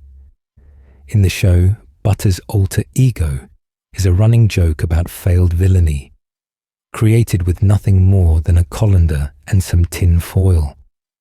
Here, he is also a catalyst for fractured timelines, helping unleash alternate versions of characters and chaotic future schemes that never quite line up. It gives you a sense of how the writers see him. A small, earnest kid whose pretend villain plots accidentally mirror the way South Park's continuity keeps breaking and reforming. Throughout the campaign, the comedy leans on canon debates and superhero franchise wars. The kids argue over Netflix deals, Phase 3 movies, and who gets a solo project, parodying Marvel versus DC, while quietly describing what the show itself has become. In this video, we're going to see that these arguments are not just jokes. They are commentary on branching narrative structures, on retcons, and on how many official versions of the same heroes can coexist before the timeline snaps. Player choices deepen that sense of fracture. We pick alliances, decide on our hero class, and shape relationships so that certain scenes, teams, and endings shift. It is still one contained story, but it constantly reminds us that this is one possible version of events among many. How many unseen save files are implied by that structure? Later, if the TV series treats the games as optional branches, Some specials echo the tone and technology of the games, while others ignore those events entirely, as if that universe is sitting on a nearby shelf. The effect is gentle but clear. South Park now has TV arcs, superhero trilogies, and video game timelines all overlapping, and the next step will not just bend reality inside one town. It will ask what happens when the entire franchise starts experimenting with which realities are allowed to continue. Canon, semi-canon, and canon adjacent. How real is each timeline? From here, we need to slow down and ask a quiet question. When South Park jumps between these overlapping stories, what actually counts as real? In most TV and film universes, canon is treated as sacred. There is a single official history and a clean line of events that writers are expected to protect, and anything that contradicts it is pushed off into non-canon side material or politely forgotten. With South Park, the story begins from almost the opposite instinct. Long before anyone talked about a South Park multiverse, Parker and Stone were already treating continuity as another tool for comedy rather than a rulebook. They would later recall in commentaries that if a joke worked, it went in, and if a previous episode got in the way, that earlier reality could be bent, ignored, or quietly rewritten. That gives you a sense of how loose the hierarchy was from the start. Even so, we can still see layers forming. At the center sits what we might call core episode canon, the main run of episodes where the kids grow older by tiny degrees, where deaths, like Chef's or Mr., and Garrison's career changes actually stick, and where long-running ideas such as ManBearPig can be retconned from throwaway gag to deadly, very real threat. Around that, we have recurring arc canon, in which projects like the Coon and Friends trilogy or Imagination Land behave almost as mini-series, with their own internal rules and consequences. Outside those, the games and one-off experiments begin to orbit. The Stick of Truth and the Fractured But Whole were created as full narratives, with nothing more than the boys' imaginations turning South Park into a fantasy kingdom and then a superhero battleground. In interviews, the creators have described these stories as canon adjacent. They matter, they get referenced, but they are not allowed to trap the show inside a rigid, unchangeable timeline. We can see this in the way the series nods toward game events and then steps away again. Characters remember the kids' elaborate role-playing, the superhero identities reappear, and certain designs or side characters drift back into the show. At the same time, the exact sequence of battles, alliances, and betrayals in those games is quietly ignored, as if that specific version of events belongs to a neighboring universe on the shelf. Is it real? Or is it a very expensive snow day? This layered structure lets South Park have it both ways. Continuity can be honored when it makes the comedy sharper or the emotion stronger, and then drop the moment it starts to feel like homework. In this video, we're going to see that this is exactly how a multiverse behaves when we move from story to story, choosing which branch to follow each time. Our fans have responded by building their own mental maps, tracing which episodes connect to the Coon and Friends timeline, which align with the fantasy games, and which stand alone as strange, dreamlike what-if tales. For some, the pleasure is in treating the show as a puzzle rather than one straight history. Which future Cartman is real? Which ManBearPig is definitive? All of this becomes even more important once the streaming specials arrive. When the Paramount Plus events jump forward into the Old Man Future timeline, the series finally commits to one extended future for the kids, while quietly leaving other futures alive in parallel. In the next section, we're going to watch that future branch open up and see how it reshapes the rest of the South Park multiverse behind it. To reality-breaking episodes. When the show admits it's a show. When South Park begins stepping outside its own story, the multiverse stops being an abstract idea and starts to feel structural. These reality-breaking episodes do not just bend continuity.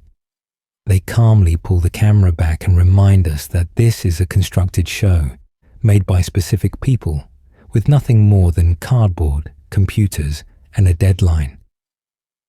Long before the Paramount Plus specials experimented with old man futures, episodes such as Cartoon Wars, Free Hat, and Cancelled were already lifting us out of the town and into a space where South Park, other shows, and the real world share the same frame. In Cartoon Wars, the kids race to stop an episode of Family Guy, and the story treats another animated series, network executives, and real-world censorship debates as part of the same reality. It gives you a sense of how casually the series lets its own medium become part of the plot. Are we watching the kids, or are we watching television argue with itself? Cancelled goes even further. The revelation that Earth is an intergalactic reality show, and that the boys' world can be renewed or dropped by alien producers, quietly translates production meetings into cosmic law. When the aliens scroll through other planets as channels, it feels very close to Trey Parker and Matt Stone flipping through pitches in a writer's room. The show is a show, inside a show. In this video, we're going to treat the Imagination Land trilogy as the clearest window into this higher layer. When the kids cross into Imagination Land, they enter a realm where every imagined character, from Aslan to the Predator, coexists. South Park characters travel into a shared multiverse of fiction, and the border between their real town and that chaotic mental archive is a single blown-up government doorway. The animation is still flat, the budget is still modest, but the conceptual scale is enormous. Imagination Land quietly lays out a hierarchy of realities. At the base, there is the kids' everyday world of school, parents, and snow. Above that, we see their superhero and fantasy personas, the same impulse that would later power Coon and Friends and the games. And then there is Imagination Land itself, where every story, every film, and even South Park's own creations stand shoulder to shoulder. If all fiction can share a plane, then South Park is just one universe in a crowded skyline. Along the way, and the series sprinkles smaller fourth wall fractures. Characters complain about A plots and B plots, reference the writers, or point out when an ending feels rushed because the episode has to be finished that night. These lines play as throwaway comedy, but they also signal that someone inside the town dimly senses the edges of the frame. Who decided that this week is about ManBearPig or MemberBerries? The kids never say, but the question hangs there. Once the show has admitted that its own continuity can be bent, cancelled, or invaded from above, later multiverse moves land more softly. Alternate timelines, contradictory futures, and game-based side universes feel less like mistakes and more like channel changes. That habit of stepping outside reality will become crucial in the streaming specials, and where South Park not only jumps forward decades, but almost test drives different futures to see which one the series wants to keep next. MemberBerries and Manufactured Nostalgia, a multiverse of what used to be. When the show reaches the MemberBerries arc, that habit of stepping outside reality suddenly becomes the whole point. The story begins with something disarmingly small.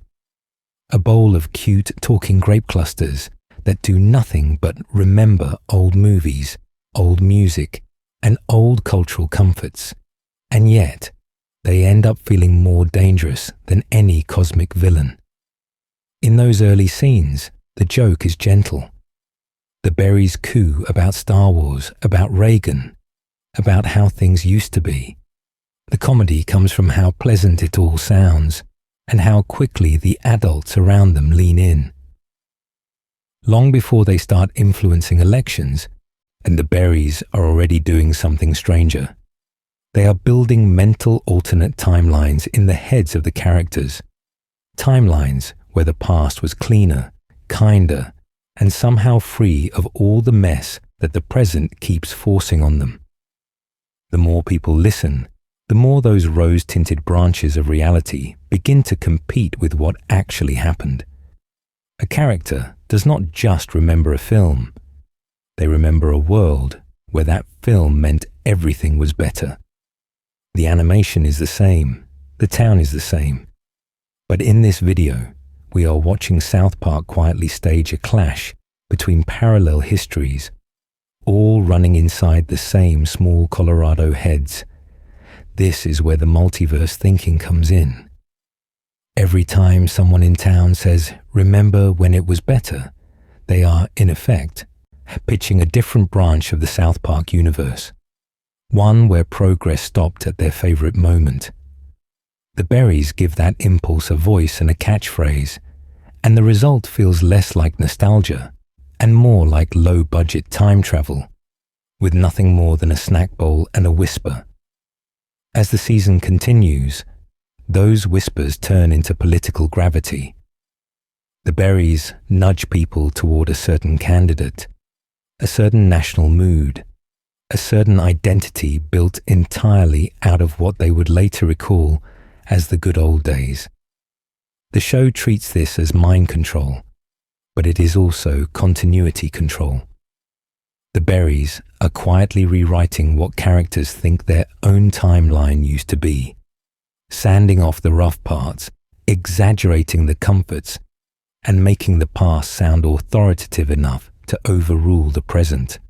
By the time we see hints that the berries have their own continuity, their own breeding grounds and factions, they begin to feel almost extra-dimensional. They behave less like a one-off joke and more like agents from a nostalgia-driven universe, trying to overwrite the main South Park timeline with their preferred version of history. That idea connects neatly to the show's broader pattern of retcons and reimaginings. South Park has always remembered itself differently, changing character backstories, updating old plots, turning a throwaway ManBearPig gag into a deadly Canon-level threat. The ManBearPig's arc turns that long-running habit into a literal plot device. The series is not just commenting on nostalgia and culture. It is dramatizing how a long-running comedy project can be tempted to live inside its own earlier seasons. And in a multiverse reading, the berries are the urge to jump sideways into a simpler, cozier branch of reality and stay there. The streaming specials will show that, even in their darkest futures, the kids and the town resist that pull. The past remains one universe among many, not the one that gets to swallow all the others. ManBearPig returns. Retcon as a timeline correction. The past may be one universe among many, but in South Park, the past does not always stay put. Long before the streaming specials started jumping ahead in time, the show had already performed one of its boldest timeline corrections with a creature that began as a throwaway joke. ManBearPig. When the story begins in Season 10's ManBearPig, the whole premise is that Al Gore is wrong. He is hysterical, self-important, chasing a monster that the town, the kids, and even the framing of the episode treat as imaginary. The comedy comes from the gap between his dire warnings and the absurdity on screen. The animation is confident, the satire is broad, and the message is clear enough. Panic about climate change is something to laugh at, not something to fear. Years later, in this video's larger timeline, we suddenly return to that abandoned branch. In season 22, Time to Get Cereal and Nobody Got Cereal reveal that ManBearPig is not only real, it is terrifying. And it has been here the whole time. The same town that once rolled its eyes now faces a very physical, very bloody reckoning. Trey Parker and Matt Stone would later recall that the original episode had aged in a way that no longer matched their sense of where the world had gone, said the retcon plays almost like the universe itself, filing an overdue correction. Narratively, this works less as a simple apology and more as a timeline adjustment. The earlier episode represents one branch, the world where mocking climate alarmism felt clever and contrarian. The new episodes announce that this branch was wrong, and we are sliding into a harsher corrected reality where consequences have arrived. It gives you a sense of a show that can look back at its own continuity and say, almost in universe, that version of events cannot stand anymore. The characters' reactions sell this as a kind of rewritten history. The kids are caught between confusion and a dawning guilt that they help dismiss something real. The adults move through denial, bargaining, and belated responsibility, at trying to negotiate with ManBearPig as if they can retroactively fix decades of inaction with nothing more than a contract. How many timelines have a scene where the townspeople attempt a legal settlement with a metaphor? The humor is dry, but the emotional beats are pointed. Crucially, the new ManBearPig episodes do not erase the old one. They treat it as canon, replaying clips and referencing events, but they reinterpret the meaning. The same scenes now belong to two different narrative universes at once. The original comedy about an overzealous politician, and the revised horror story about a culture that laughed when it should have listened.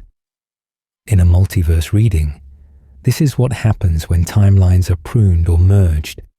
The creators and the culture decide that one outcome no longer feels true, and so the show steers the branch back toward a different path, without fully deleting what came before. We are going to see this willingness to rewrite the past become essential when South Park jumps ahead into the future, offering one possible outcome of all these choices, and hinting that even that future might not be the final draft. Cartman's many futures, from hippie husband to rabbi dad, when we follow that idea forward, Cartman becomes the clearest test case for whether South Park is working with one future or many. The story begins with those early glimpses that seem playful at first, and then, over time, start to feel like full branches of a multiverse that refuse to fold back into a single path. In season 6's My Future Self and Me, we meet an alleged future Eric Cartman, who shows up at the door as a washed-up, overweight disappointment. The animation is still rougher, the comedy broader, and the twist is that he is a hired actor meant to scare the kids straight. On paper, that makes the whole thing a hoax. But the episode quietly plants an idea. There is a version of Cartman whose life does not work out, whose schemes never pay off, and whose future is defined by failure and resentment. It gives you a sense of one possible endpoint for the traits we already know. Long before the streaming specials, other episodes toyed with Cartman's destiny in smaller ways. Cartman's incredible gift builds on the notion that he could turn his manipulative streak into a career, faking psychic powers for money and attention. The episode stays in the present, but it sketches a believable trajectory. Adult Cartman as a mid-level con artist, using tragedy and fear as business opportunities. The animation was cleaner, the storytelling more confident, and the character work began to suggest that his future could swing wildly depending on who believed him. Then the Paramount Plus post-COVID specials arrive and commit to an entire future timeline. In this video, we're going to treat that as its own universe, because the Cartman we meet there is not a gag cameo. He is an adult, married to an Israeli woman, a practicing rabbi with several kids, a man who prays, sings, and insists he has changed.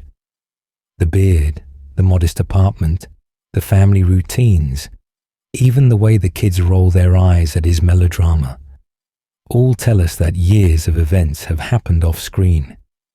Each of these futures is radically different. In one, he is a pathetic loser. In another, an unrepentant grifter.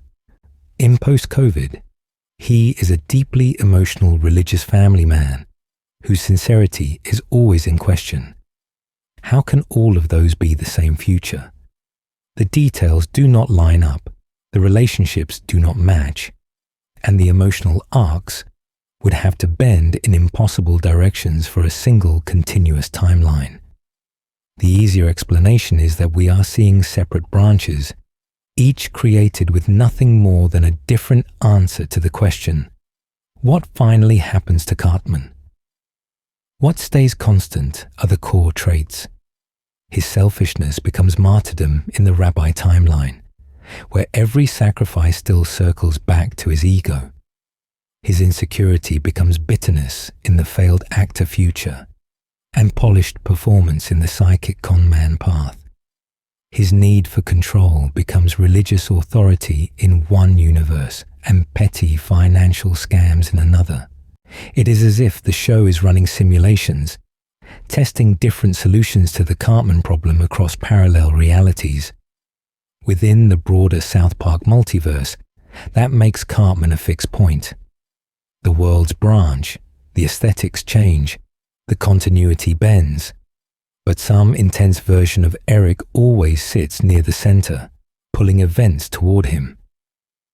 When we move into the old man timeline later in the video, his eventual fate will be one of the clearest signals that we are watching a specific, locked-in branch of reality, not just a vague someday tacked onto the end of the series. Pandemic special, a global event that bends the timeline. From that intense Cartman gravity, we move into something even heavier. The moment real history crashes into South Park and refuses to leave. The story begins in late 2020, and when the world outside the show is already months into lockdowns, remote work, and an ongoing sense of unreality. The kids, the town, and even the production of the series are now living inside the same crisis. Long before the pandemic special, the series had played fast and loose with continuity. Elections came and went, celebrities rose and fell, and the town was destroyed more than once. But the next week, everything could feel strangely reset. In this video, we're going to watch that habit run into a problem. A global event that touches every part of daily life.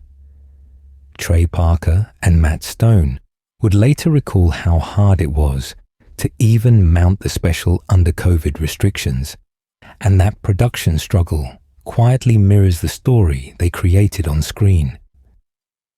When the pandemic special airs in September 2020, it anchors South Park in a specific shared moment in a way the show usually avoids.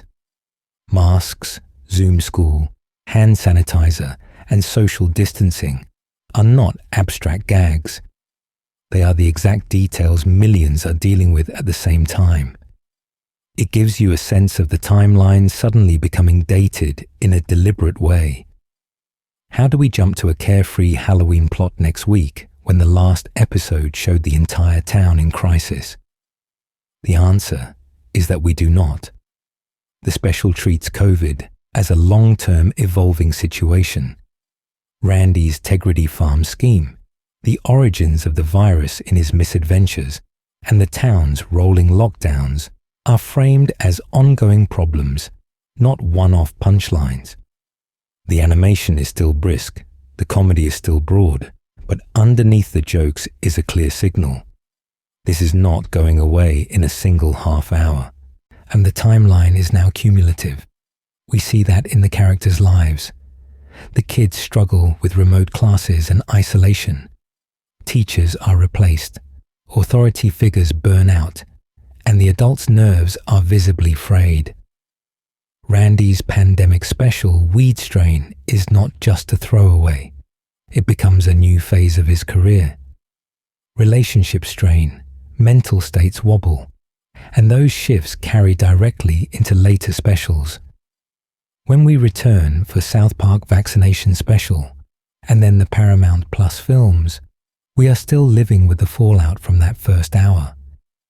At this point, it begins to feel as though the universe has locked into a particular branch, the COVID timeline.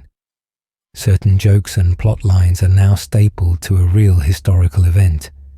Could the show simply forget that this happened and go back to pure anthology chaos?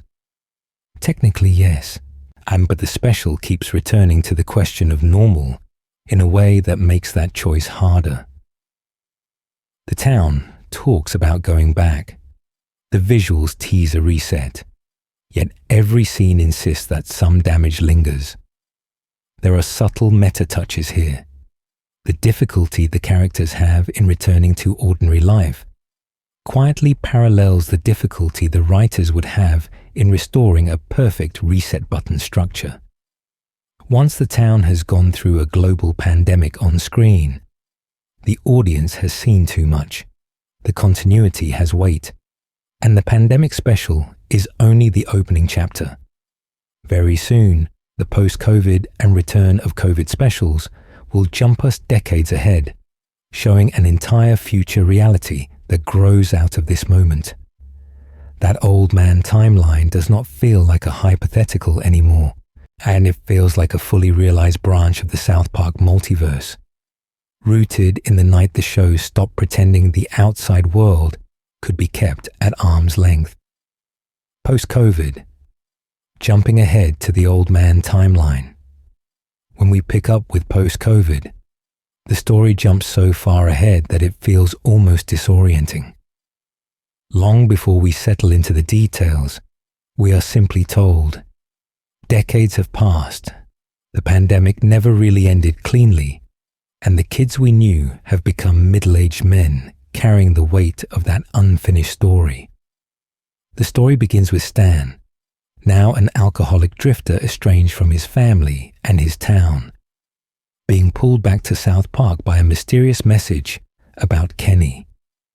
Kyle has stayed closer to his roots, becoming a therapist who still believes the friendship can be repaired, even if the evidence says otherwise.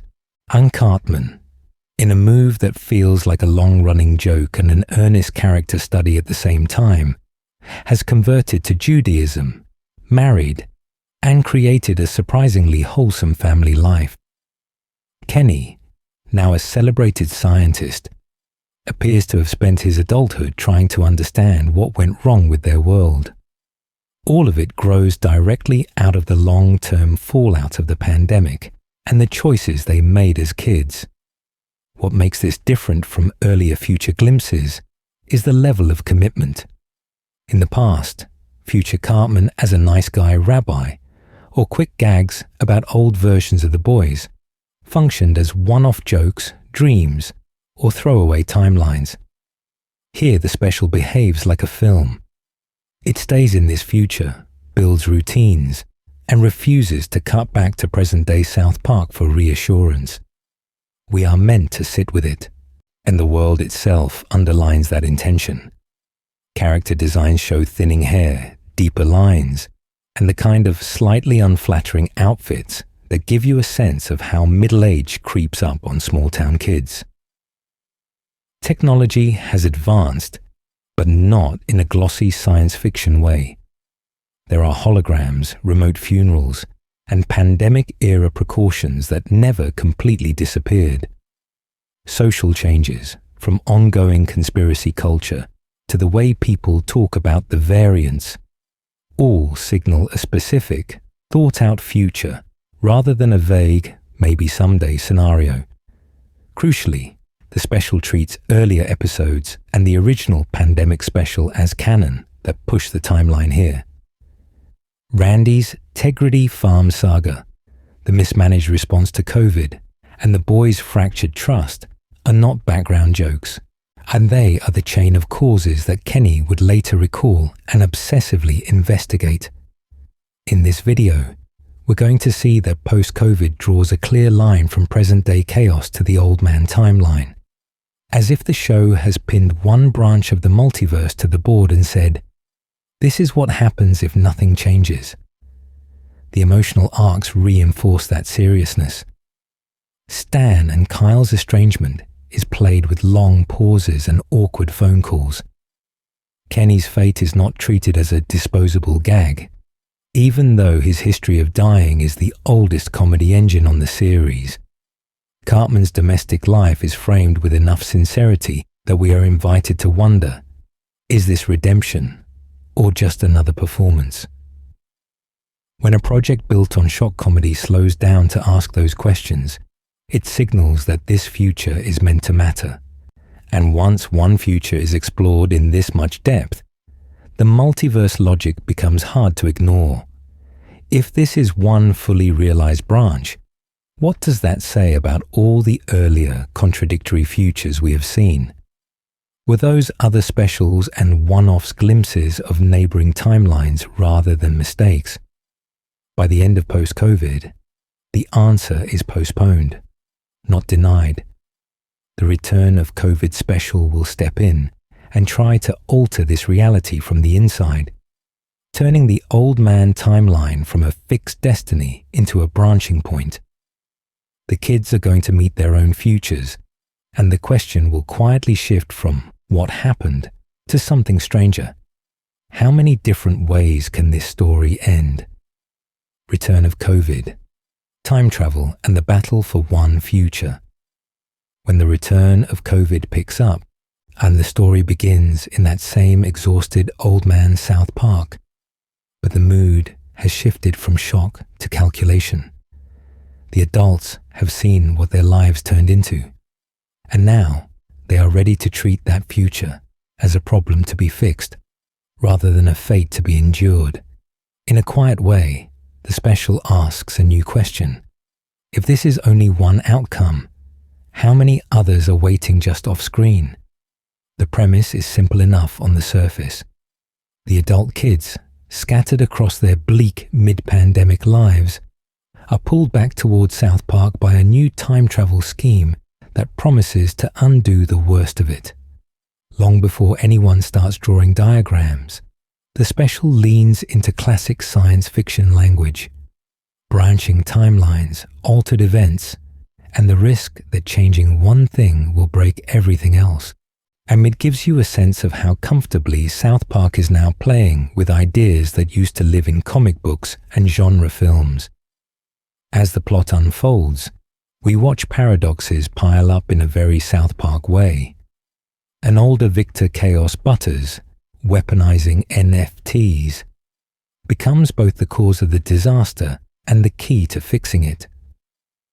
Future and present characters argue over what really happened, while the story keeps showing us that everything depends on which version of events they manage to lock in. The old man timeline stops feeling like the future and starts to look more like one branch on a whiteboard that can be circled, crossed out, or left hanging.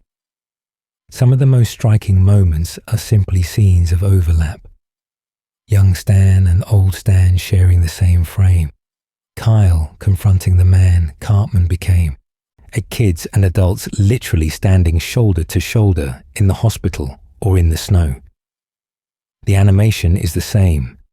The designs echo each other, and the effect is quietly uncanny. Different possibilities for the same characters are now occupying the same narrative space, arguing for their own existence. Each major character treats that collision as a referendum on which universe should win. Kyle wants a version of events where the boys stay friends, and the town is not permanently broken. Stan wants a branch where his guilt over the pandemic and his family is not the defining feature of his life. Cartman, now a desperate rabbi with a family, is terrified that changing the past will erase the one timeline where he ended up happy and kind. Whose preferred branch should be protected, and who decides? When the plan finally works, and the special does something careful, the old man future does not vanish in a puff of continuity dust. Instead, the story implies that the kids have stepped sideways into a different outcome, with the original path still existing as one possible world among many. In this video, we are going to see this as the moment when the show stops pretending there is only one real South Park. That choice connects back to the earlier game timelines and continuity fractures. What Fractured But Whole and the superhero arcs did in a semi-canon, playful way, the streaming specials now perform in mainline continuity. Time travel, alternate futures, and overlapping selves are treated as tools, not mistakes. By the end of Return of COVID, South Park is openly behaving like a multiverse story, and the next sections will follow how that attitude reshapes everything that comes after. Mapping the old man timeline. What definitely happens there. Once the specials settle into that old man future, we are not just in a throwaway gag anymore. We are in a fully mapped branch of the South Park multiverse. The story begins with the boys as grown men whose lives have been bent around a few very specific disasters, and the series treats those outcomes with an unusual amount of seriousness. It gives you a sense of how far the show has traveled from cardboard cutouts and cheap student film chaos. In this timeline, Stan is a burned-out alcoholic working remote tech support, estranged from his family after the Tegrity Farms years and the pandemic tore everything apart. Kyle has become a successful but lonely therapist, still trying to live by the values he preached as a kid, even as he sits in a sleek glass-walled apartment that feels more prison than prize. Cartman, in the strangest inversion of all, has become a Jewish rabbi with a wife and kids, apparently devoted and gentle, which everyone around him treats as cosmically suspicious. Kenny, who began as the boy who always died, is now a world-famous scientist, leading pandemic research and time travel theory, until his mysterious death pulls the others back together. Around them, South Park itself has aged into a half-futurist, half-rundown resort town. There are holographic ads, self-driving transport, and ever-present screens, but the streets still feel cramped and snowy, with Tegrity branding bleeding into everything. Long before this, the show would have reset the town between episodes. Here, and the pandemic and the Tegrity era are permanent scars, referenced in dialogue, storefronts, and even the way people talk about the before times. The specials keep circling a few fixed historical points: the COVID outbreak, the political polarization of the Garrison presidency, the ManBearPig reckoning, and the personal betrayals that fractured the boys. Stan's decision to burn down the farm, Kyle's refusal to indulge Cartman's schemes, Cartman's lifelong cruelty, and Kenny's choice to chase answers alone all become canonized as the reasons this universe looks the way it does. When characters argue about who ruined whose life, they are essentially debating timeline branches. Emotionally, the old man timeline plays almost like a drama that just happens to keep cutting to weed jokes and VR interfaces, as Stan carries open guilt and depression. Kyle clings to an idealism that now sounds more clinical than hopeful, and Cartman's religious life is framed as either miraculous growth or the most elaborate long con in television comedy. Kenny's research and the way his death forces the others to confront their past turns his old running gag into a kind of tragic spine for the entire universe. One of the most striking choices is how earlier jokes are treated as serious canon. ManBearPig is no longer a throwaway Al Gore parody. It is a generational wound. The pandemic games, the Tegrity arc, even Cartman's repeated future visions are echoed and argued over as if they were historical documents. The animation is cleaner, the staging more cinematic, but the world is still built with nothing more than the same four kids and their accumulated bad decisions.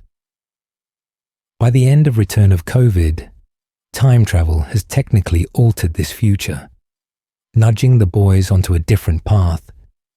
Yet the old man timeline remains on screen as a complete, emotionally coherent universe. One possible outcome that still exists in the multiverse, even if the mainline story steps away from it. In the next section, we're going to look at how other futures and alternate selves stack up against this one, and what that comparison tells us about how South Park now thinks about destiny, canon, and growing up. Parallel presence. Coexisting timelines after the specials.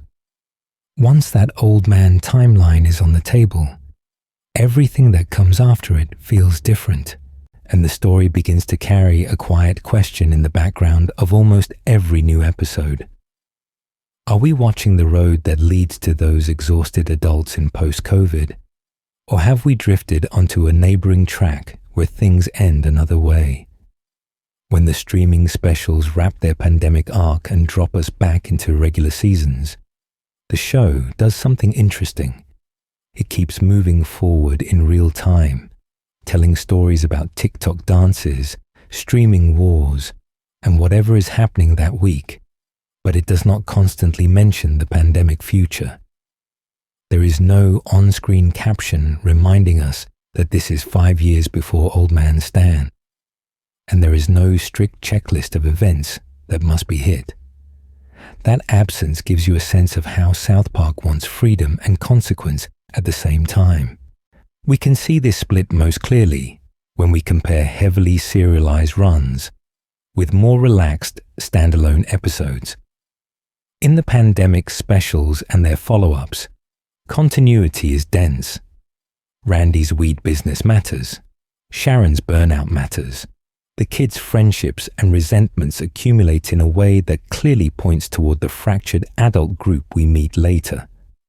The tone is closer to a long, strange film than to a weekly cartoon, and it feels as if every decision is another brick in the road to Old Man Stan's cabin. Then a new season will open with something much lighter, and the mood shifts.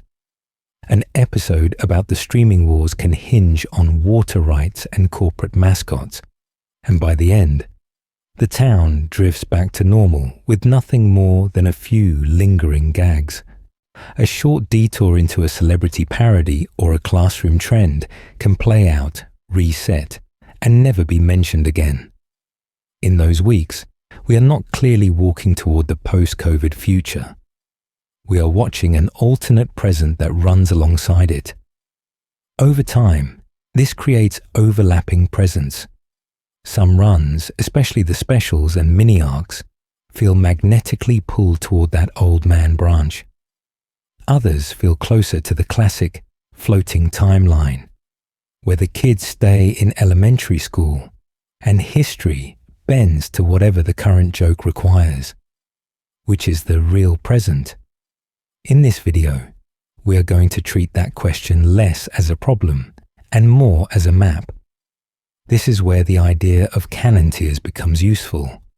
The more serialized arcs, from the pandemic story to ongoing threads about Tegrity Farms, I sit nearer to the old man timeline in the multiverse, as if they are neighboring frames in the same reel of film. The lighter, one-off adventures occupy nearby universes with almost identical histories, but slightly different priorities. Long before anyone said the word multiverse, South Park was already operating that way. The ambiguity fits the calm, drifting feel of later seasons. The town absorbs world-ending crises, then goes back to school, back to work, back to arguing about streaming bundles. The animation is cleaner, the pacing is slower, and the continuity is flexible enough that we can believe multiple futures at once. To really see how all these branches connect, though, we need to zoom out even further and place the Old Man arc alongside every other alternate reality South Park has created. The games, the superhero sagas, and the broken timelines, and all the futures that contradict each other on purpose. Threads through the chaos. Fixed points in the South Park multiverse. When we zoom out like that, another pattern slowly comes into focus. For all the branching paths, contradictory futures, and reality-breaking events, there are certain threads that keep showing up again and again. In multiverse stories, those are the fixed points, the elements that recur in almost every version of the story and give each universe a recognizable core. In South Park, the most obvious fixed point is the four boys themselves. No matter which branch we visit, the kids remain the center of gravity. The story begins with their friendship, and even when that friendship fractures, the fractures are part of the pattern, as Stan and Kyle keep circling back to the same moral debates, with Stan drifting toward quiet disillusionment and Kyle arguing, sometimes against the entire town, for what he thinks is right. Cartman pushes things too far, and Kenny hovers on the edge of death, or passes right through it. The details shift, but the dynamic holds. The town is another anchor. Long before the show started playing openly with timelines, South Park itself functioned as a fixed stage.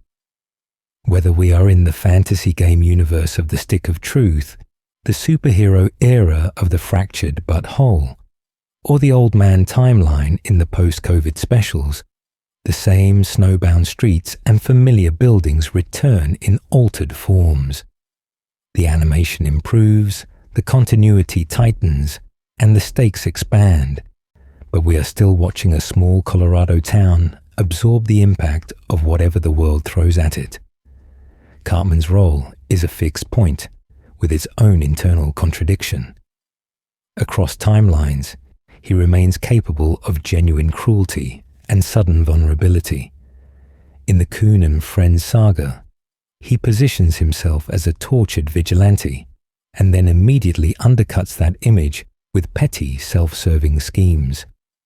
In the Old Man future, his apparent transformation into a gentle rabbi is undercut by the way the universe itself seems to bend just to punish him. His plans still backfire, his need for control still drives the plot, and his rare flashes of sincerity still surprise us. That repetition gives you a sense of how tightly the character is designed. Kenny's strange relationship with death is another recurring pattern. In early seasons, he dies in almost every episode. Later, the deaths become rarer but more pointed, and in the games, he turns immortality into a literal power. Across these branches, the joke evolves into a quiet rule of the universe. Kenny and mortality are always entangled. Real-world events bleeding into the story might be the broadest fixed point of all. Whether it is the pandemic reshaping the Old Man timeline, censorship debates fueling Imagination Land, or climate anxiety returning through ManBearPig, the show keeps anchoring its wildest universes in whatever was happening outside the frame. That is why, even when we jump into superhero arcs, fantasy quests, or broken futures, it still feels coherent. The kids are there, the town is there, the satire is there. By contrast, some elements behave more like variables. A ManBearPig himself disappears for years, then returns as a retroactive crisis. The member berries drift in and out of continuity, marking certain branches as more nostalgic or more corrupted than others. Their presence or absence helps us tell one reality from another. In this video, we are going to use those fixed points as our guideposts. Now that we have mapped out the major branches and the anchors that hold them together, the next step is to start arranging them.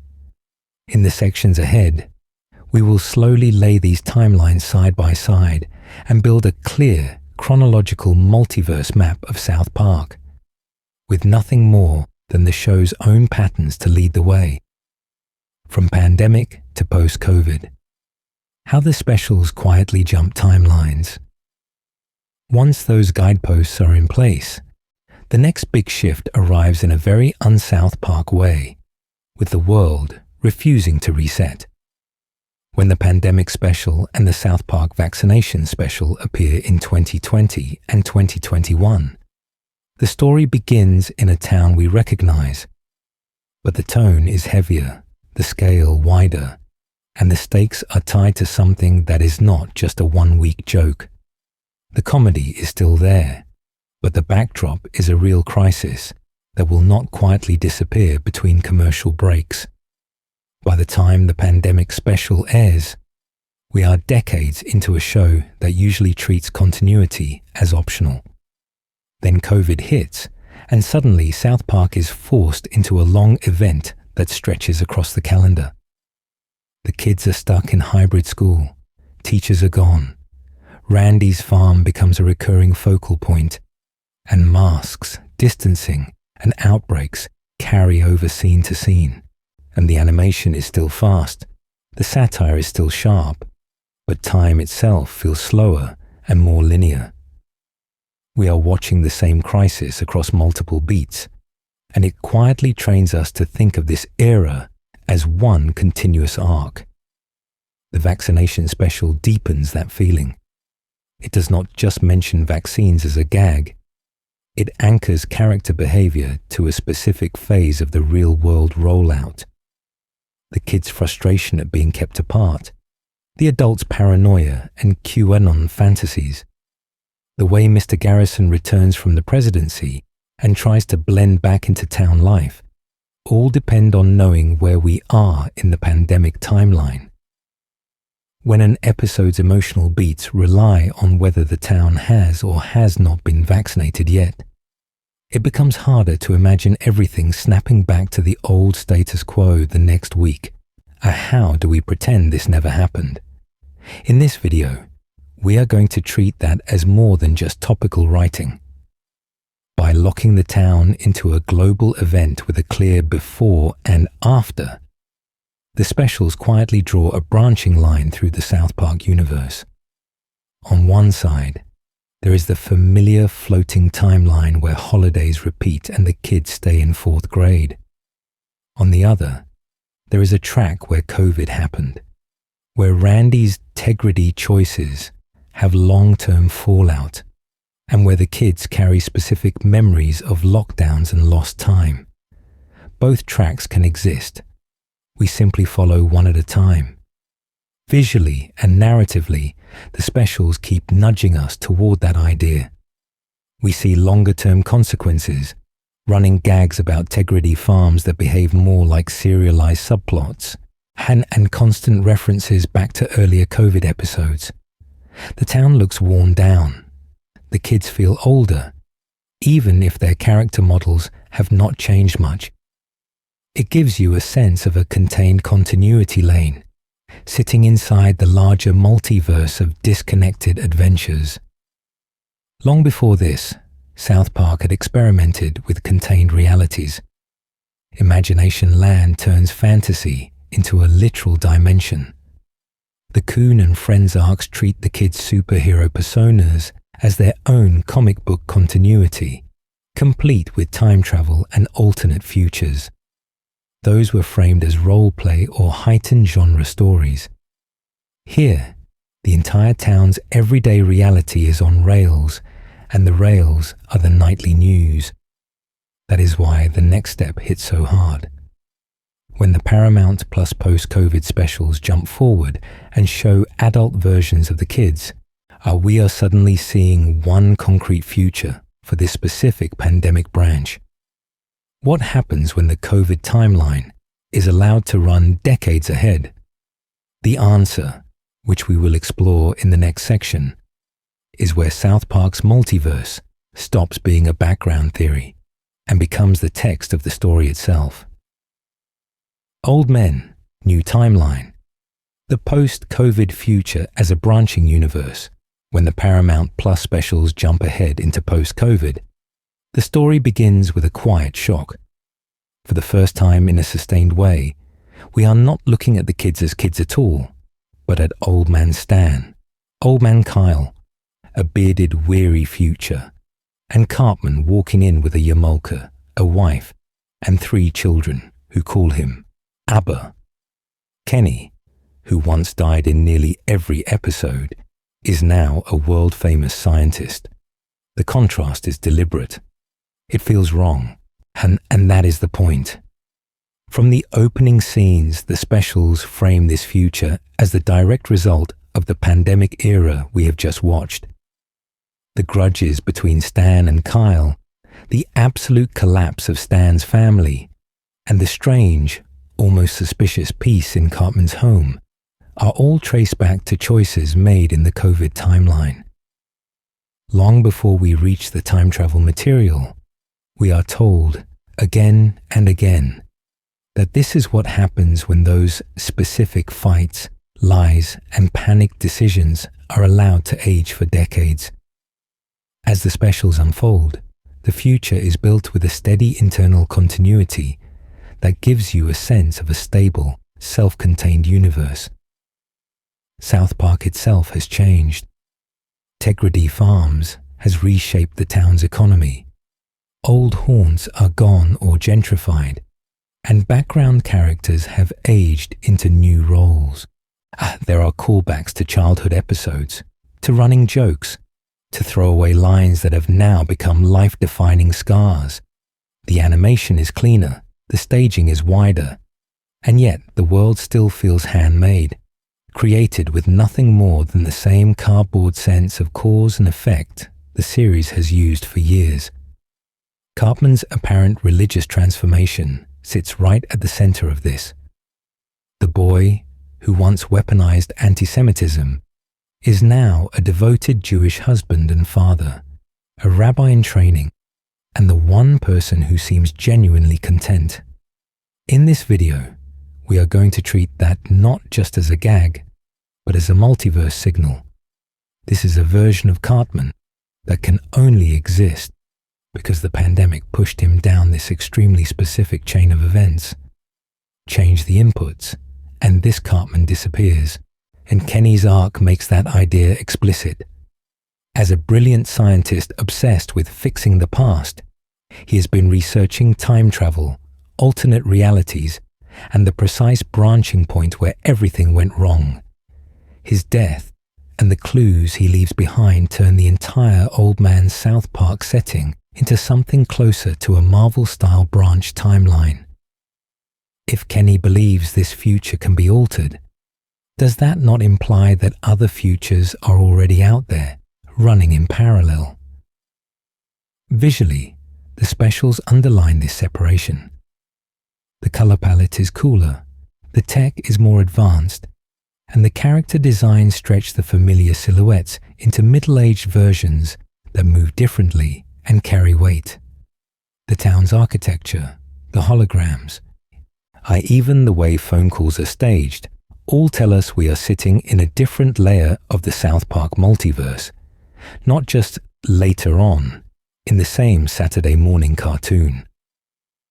By the end of Return of COVID, the message is clear. Post-COVID is not merely a peek at what happens down the road. It is a quiet lesson in how the series thinks about alternate futures. In a world where one pandemic, one argument, or one bad decision can send the kids down a new track, every major event becomes a possible branch.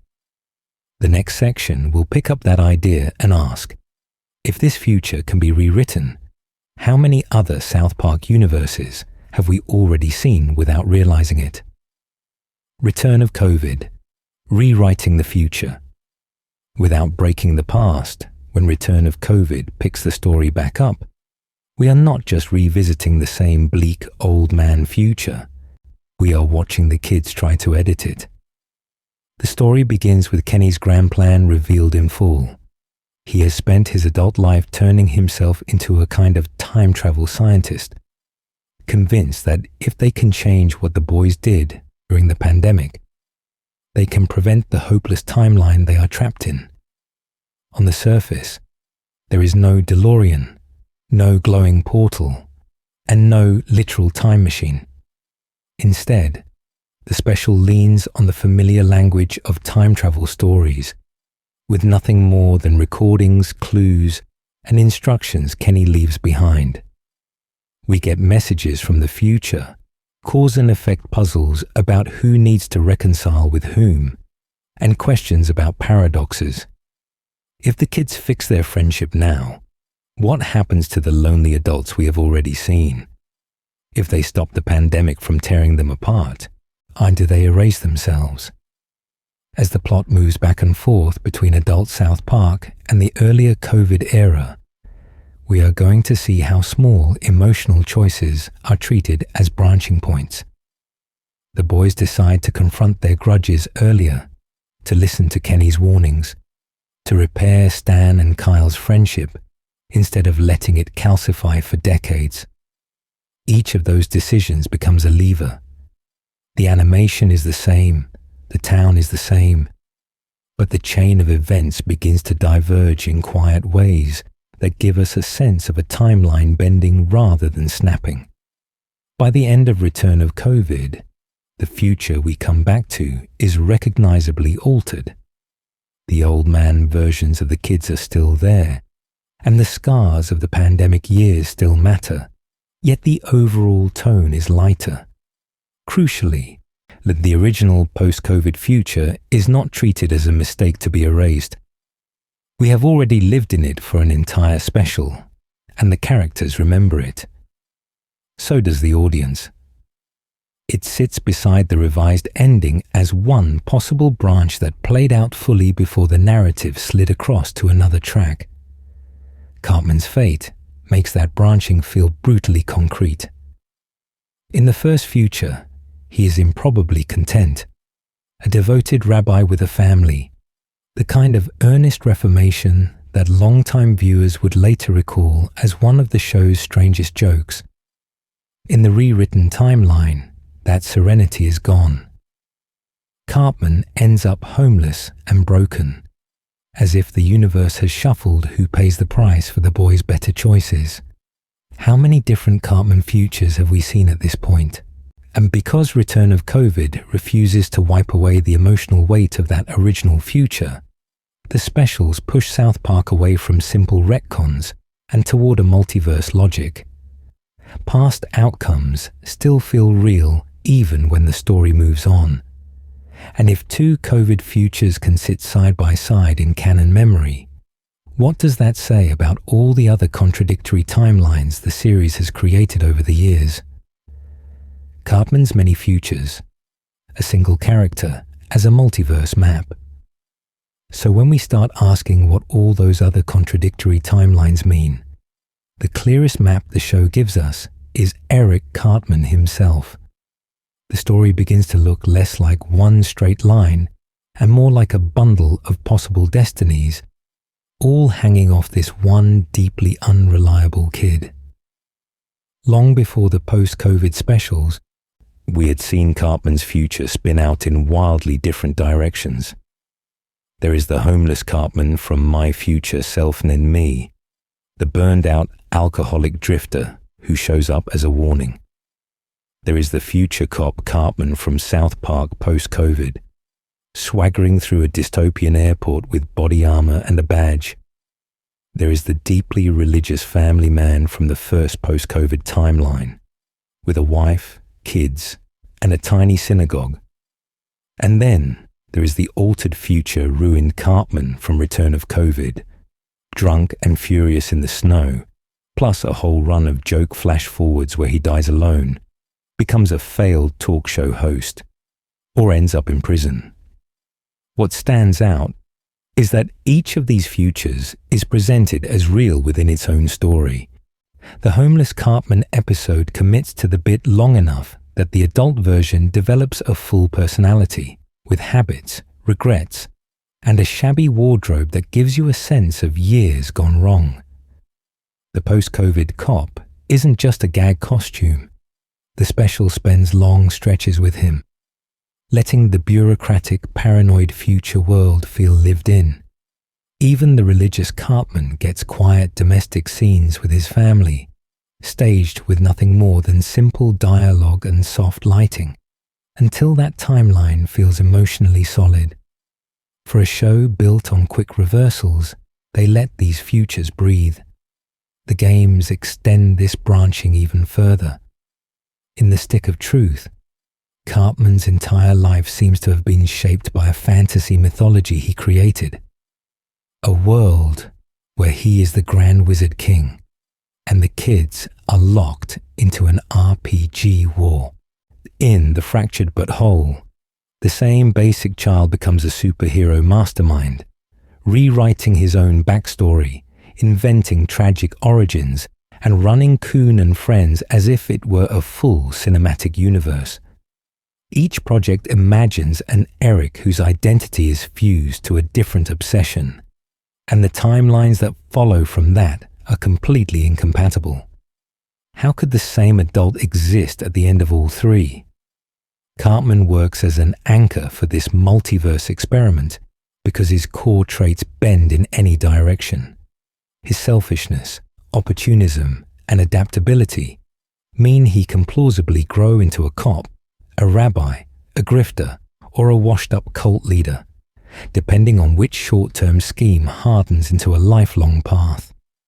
In this video, we're going to keep seeing that idea. Small choices, exaggerated into entire universes.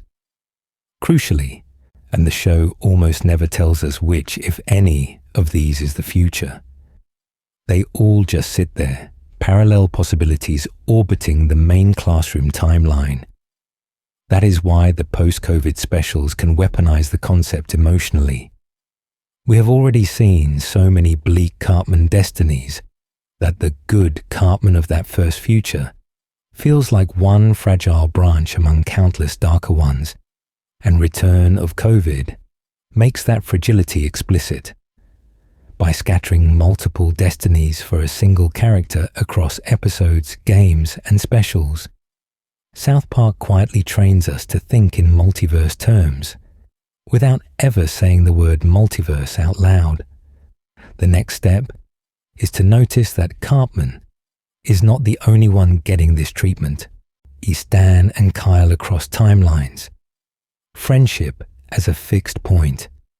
The story begins to feel different when we notice that Cartman is not the only one splintering across realities. Running quietly alongside his chaos is something steadier. The way Stan and Kyle keep gravitating back toward each other, even when the universe seems determined to pull them apart. In the main series, long before multiverse talk entered the picture, their friendship is framed as the emotional baseline. Stan and Kyle are best friends, but they are also ideological foils. Stan tends to be the weary realist, the kid who burns out on the nonsense, while Kyle is the moral engine, the one who still believes that calling things out matters.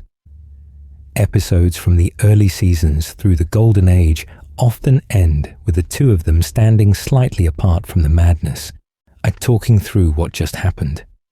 The animation was crude. The production values were minimal, but the pattern was already there. That makes the post-COVID future hit harder. In that timeline, the pandemic years and a single, stupid falling out calcify into a decades-long grudge. Stan escapes into isolation and addiction.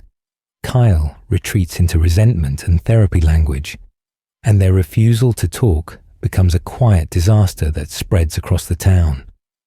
We are shown a South Park where the kids grew up, but the core bond never healed, and everything around them feels colder for it. It gives you a sense of how central that friendship always was, because its absence is almost louder than its presence. Return of COVID then turns their reconciliation into a literal plot device. The time travel, the alternate futures, Victor chaos in the background. All of it is noise until Stan and Kyle finally sit down and work through what happened. The specials treat that conversation as the key variable that can rewrite the entire future. Once they repair the friendship, the old man timeline begins to soften, and the narrative suggests that the universe has been trying to push them back together the whole time. In this video, we're going to keep seeing that pattern. We can trace it back to earlier alternate realities. In Imagination Land, when the barriers between fiction and reality collapse, Stan and Kyle still end up side by side in the military briefing rooms and on the battlefield. In the Coon and Friends superhero trilogy, their costumes and codenames change.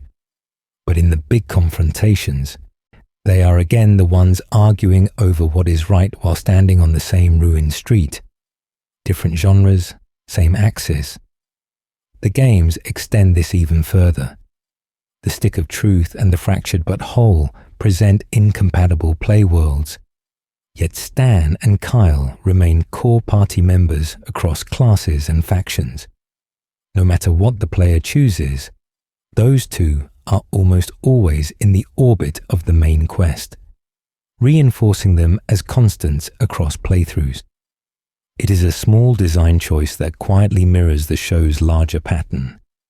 By making their friendship the thing that must be repaired to fix the future, the streaming specials imply that in most timelines where South Park works, Stan and Kyle eventually find their way back to each other. That gives the multiverse an emotional through line. And it also sets up a sharper contrast with Cartman, whose futures keep flying off in every direction at once. How does that chaos look when we step back and compare all his possible destinies at once? ManBearPig, a running gag that becomes a multiverse-level threat. When we pull back from Cartman's branching futures and look for a different kind of cosmic force in South Park, the story begins with something much smaller and sillier, ManBearPig. Long before the streaming specials were worrying about pandemics and fractured destinies, Season 10 gave us former Vice President Al Gore stalking the kids through the school, warning them about a half-man, half-bear, half-pig monster that was obviously not real. In that first appearance, the comedy is built on how fake the threat is. Gore is needy and overdramatic. The kids are bored. And ManBearPig is framed as a transparent metaphor that even the characters do not buy. The animation leans into how rubbery and unconvincing the creature looks, and everyone treats the whole thing as a joke that exists only so the town can roll its eyes at a failed politician. It gives you a sense of how early South Park was willing to flatten real-world issues into one-note gags. Then we jump ahead more than a decade, and suddenly that same punchline walks back into town as a genuine horror. In the later ManBearPig episodes, the creature is not only real, it is unstoppable, tearing through restaurants, slaughtering bystanders, and forcing the kids to hide in grocery stores.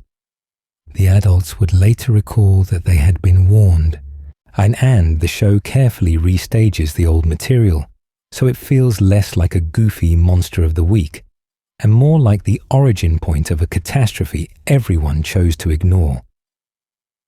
This is where the retcon turns from a simple character upgrade into a rewrite of the town's moral history.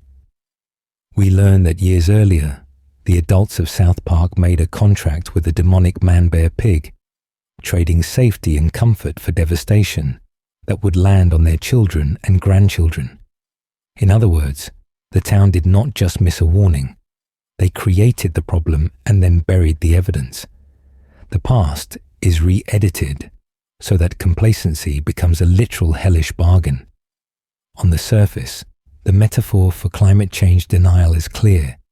In this video, we're going to see that kind of move more than once, and the kids are stuck paying for a deal they never agreed to, and the adults keep insisting that changing would be too inconvenient. But structurally, the ManBearPig arc behaves almost like a multiverse patch. The writers insert a new truth into the continuity, insist that it was always there, and then force the present-day narrative to bend around it. Characters remember the old, jokey version of events, while the new canon insists ManBearPig was always serious. That tension, where memory and reality do not quite match, feels close to overlapping timelines in a comic book universe. Which version of the past is correct? The one we watched in Season 10, or the one the characters are now told they lived through? Because ManBearPig is tied to a demonic contract, passed down through generations, he starts to feel less like a one-off monster, and more like a cosmic entity hovering above normal continuity. He touches the kids' present, their parents' past, and an implied future of escalating disasters, moving across eras the way a higher dimensional being might move across worlds. In that sense, ManBearPig becomes an example of South Park, using a meta-retcon to simulate a universe where history can be rewritten from above, with nothing more than a change in perspective and a few reanimated flashbacks. And once we see the show do that with a single monster, it raises a larger question. What happens when South Park applies the same reality warping logic to the entire fabric of its continuity? Member berries and weaponized nostalgia, remembering the wrong timeline. So when the show finishes rewriting ManBearPig into a new, harsher reality, we move to an even stranger kind of continuity invader, the member berries. On the surface, they are one of the cutest designs in the series, a cluster of talking purple grapes with soft voices and a strangely soothing presence. But very quickly, we realize they are not just a joke about snack food. They are a long-term story device about weaponized memory. The story begins with those tiny voices whispering, "Remember Chewbacca? Remember Star Wars?" and drifting through scenes like background noise. Their dialogue is carefully curated. They call back to classic films, old sports heroes, and better times, but they leave out everything that made those eras complicated. We never hear a berry say, "Remember segregation," or "Remember that those movies had problems?" Instead, the past is trimmed down to pure comfort, with nothing more than warm, fuzzy highlights. That selectiveness gives you a sense of what the writers are really aiming at. When we look at the berries through the lens of the multiverse idea in this video, they start to resemble timeline parasites. They are not just reminding characters of what happened. They are inviting them to emotionally relocate into an alternate version of history, one where the bad parts were never there. The present begins to feel wrong because the remembered universe feels so much cleaner. It is a gentle but constant pressure to live somewhere else, in a world that never quite existed. This becomes especially clear when the member berries connect to the show's political satire in the serialized seasons. The berries show up around nostalgic slogans and around movements that promise to make things great again by returning to some imagined golden age. In those scenes, the berries are almost campaign staffers from another dimension, nudging voters toward a past that is more fantasy than record. We are watching a reactionary timeline trying to overwrite the current one, grape by grape. On a meta level, the joke turns back on the series and its own audience. Many fans and even creators would later recall early seasons as the real South Park, when the kids were simpler and the plots were mostly gross-out comedy. The ManBearPigs stand in for that impulse. They whisper, "Remember when it was just the kids and Cartman was only a brat?" And they resist the evolution into serialized arcs, streaming specials, and heavier themes. It is the urge to treat the late 90s era as the canonical timeline and everything else as a deviation. Across multiple episodes and arcs, the berries' influence spreads with the slow inevitability of an invading force. We see them in political backrooms, in sports culture, in entertainment, each time encouraging characters to abandon the messy present for a smoother, edited memory.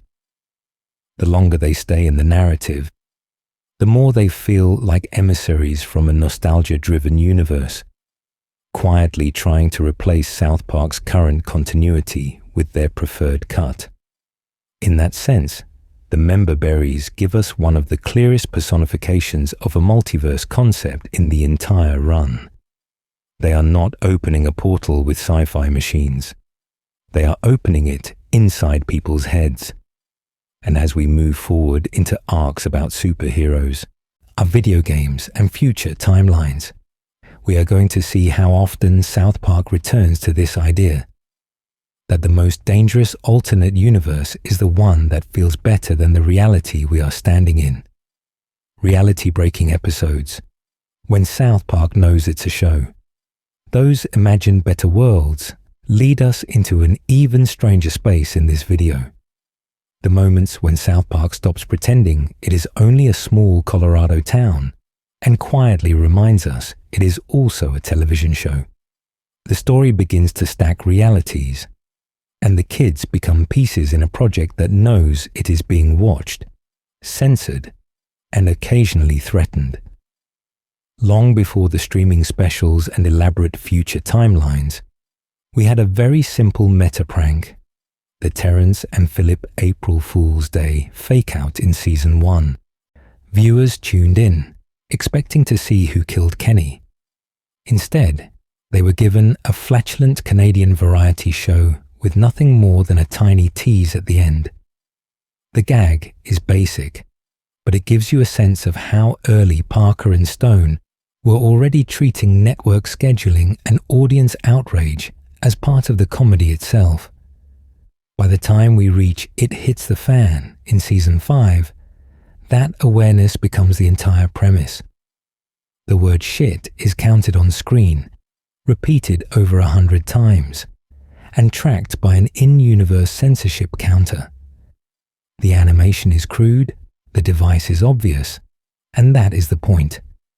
The episode folds standards and practices into the joke, suggesting an invisible layer of executives hovering just outside the frame.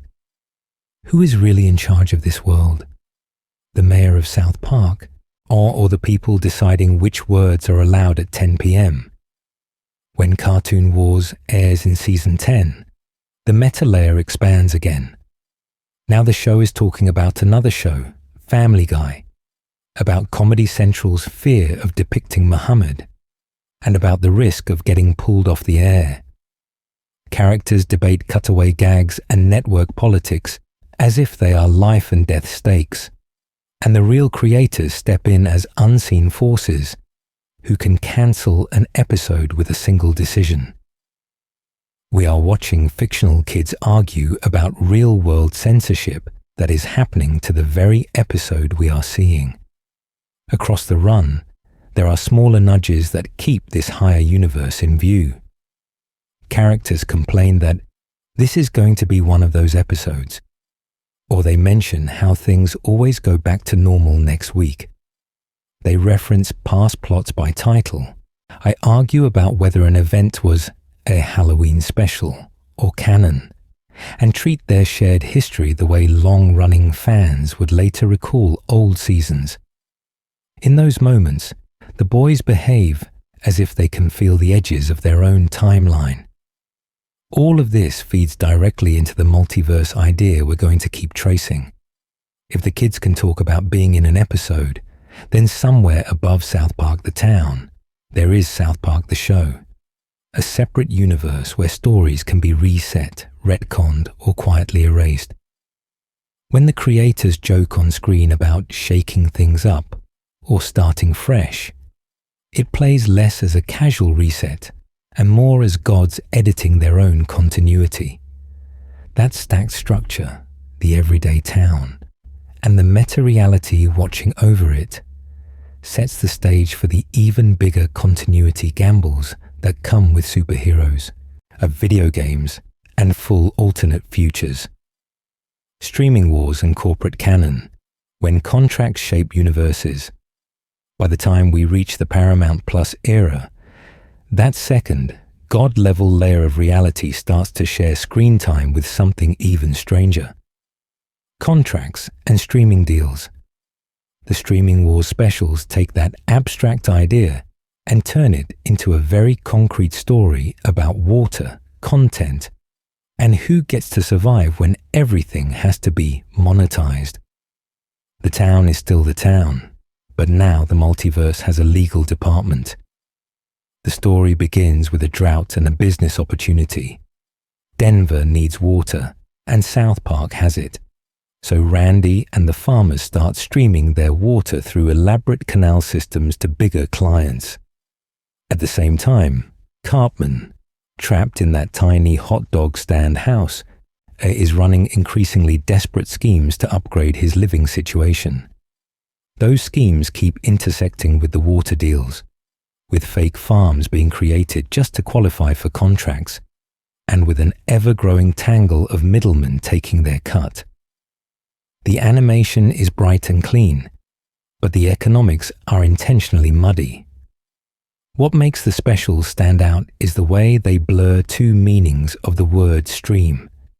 In universe, it is water moving downhill. Outside the story, it is content moving across platforms. The kids are dragged into making content to prove the farms are real, cutting short little videos that exist only so a corporation can say it has enough original streams to justify the pipeline. The town's literal survival starts to depend on whether those made-up shows have contracts. It is a joke about the industry, but it is also a rule of this reality. In this video, we are going to see that this mirrors what was happening off-screen. Long before these specials premiered, Trey Parker and Matt Stone signed a massive multi-year deal to create a slate of made-for-streaming South Park projects. The move into long-form specials on a dedicated platform was not just a business footnote. It became the spine of a new era. They created a world where Randy's Tegrity Farms and Cartman's housing crisis exist because, in the real business universe, there needed to be event projects. That is where Canon itself starts to feel contract-driven. Certain stories exist because the deal requires a certain number of specials, and the specials, in turn, I joke openly about being big and important. Characters comment on how wild things are getting in this special, as if they know this format has higher stakes than a regular Wednesday night episode. The distinction between a 22-minute story and a 60-minute one becomes another axis in the multiverse. We are suddenly watching two overlapping realities: the story universe where kids haul water and shoot fake farm shows, and the business universe where South Park is a valuable IP being sliced into episodes, films, and exclusives. The streaming wars specials give you a sense of how those layers now talk to each other. If a platform wants more future timelines, we get post-COVID. If a contract calls for more integrity, the town's fate bends back toward Randy's farm. So when distribution models decide which projects get made, and they are also deciding which South Park universes get to exist at all. How does that play out once the show starts jumping fully into superhero sagas, video game timelines, and clashing futures for the same four kids? Parallel South Parks, games, specials, and the soft Canon layer. Once the contracts and platforms have quietly selected which timelines get funded, we arrive at something stranger than a single tidy canon. At this point in the story, we have several main branches running side by side. The core TV timeline that stretches from the early seasons through Tegrity Farms, the superhero continuity of Coon and Friends, the fantasy and superhero eras from the Stick of Truth and the Fractured But Whole, and the old man future mapped out in post-COVID. Taken together, and these branches give us a sense of how South Park treats continuity as a toolbox rather than a rulebook. Instead of declaring one true version and discarding the rest, the show leans into what we can call a soft canon layer. These are stories that clearly matter, that are referenced again and again, but they do not always line up cleanly with every other version of events. They are real, but they are flexible. The games sit right in the middle of this layer. They are written by Parker and Stone, animated in the house style, and built with nothing more than the same cardboard cutout sensibility, scaled up into HD. When we watch the kids switch from fantasy to superheroes in the second game, we are watching a direct echo of the TV superhero trilogy. Later episodes nod back to these adventures and treating the kids' elaborate role-playing as part of who these characters are. But no one is checking whether every boss fight, weapon, or side quest could be reconciled with a strict episode-by-episode timeline. And that looseness is intentional. The streaming specials live here too. The pandemic specials clearly extend Tegrity Farms, Garrison's presidency, and the town's relationship to crisis. Post-COVID and the return of COVID go further, projecting the kids into adulthood and giving us a concrete melancholy future. In this video, we're going to keep treating that future as a major branch, yet the weekly episodes still reserve the right to pivot away, to ignore a detail, or to present a different possible adulthood for Cartman or Stan when a joke or theme demands it. And what makes this work is that South Park rarely frames contradictions as mistakes. When ManBearPig returns as a deadly, very real threat after being dismissed in earlier seasons, the show does not stop to apologize. It simply behaves as if the universe has been rewritten around the characters' memories. When we see multiple Cartman futures, the story begins to resemble comic book alternate timelines more than a single biography, and the series is comfortable with that. This soft canon approach is what allows South Park to feel like a multiverse without needing a Marvel-style continuity chart taped to the writer's room wall.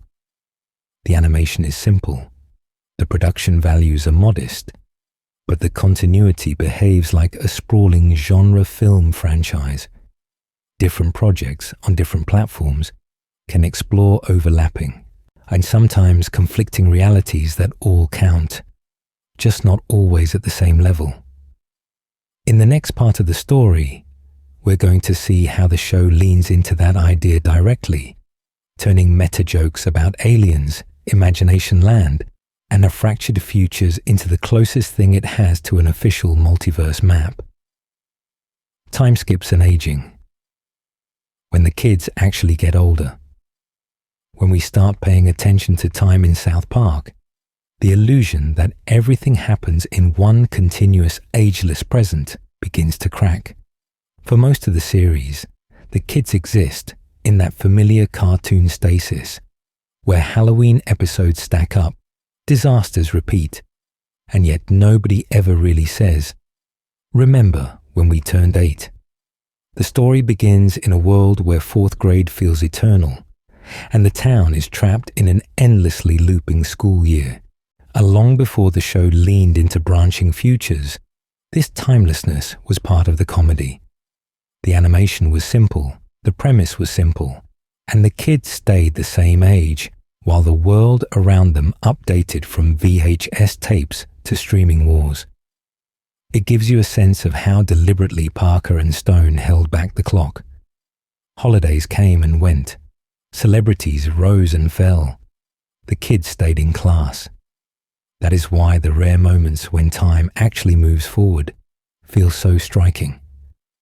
In Season 4, the shift from 3rd grade to 4th grade is treated as a genuine milestone, with a new teacher and a sense that the previous years now belong to a past era.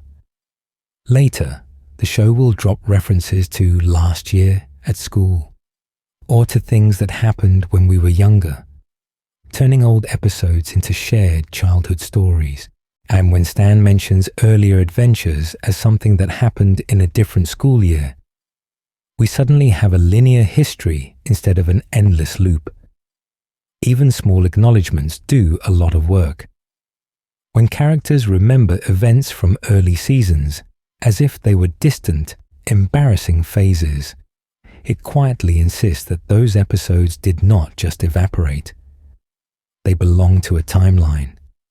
In this video, we're going to keep seeing how those tiny nods accumulate. Craig and Tweek's relationship persists, the kids recall earlier scandals, and the town behaves as though some traumas never fully reset. The continuity is selective, but it is there. Then the post-COVID specials arrive and break the spell completely. Now we are in an adult future, where Stan, Kyle, Cartman, and Kenny have grown up, drifted apart, and live with the consequences of everything that came before. The animation is sleeker, the stakes are heavier, and the kids are no longer theoretical adults in a joke cutaway. They are concrete, aging characters.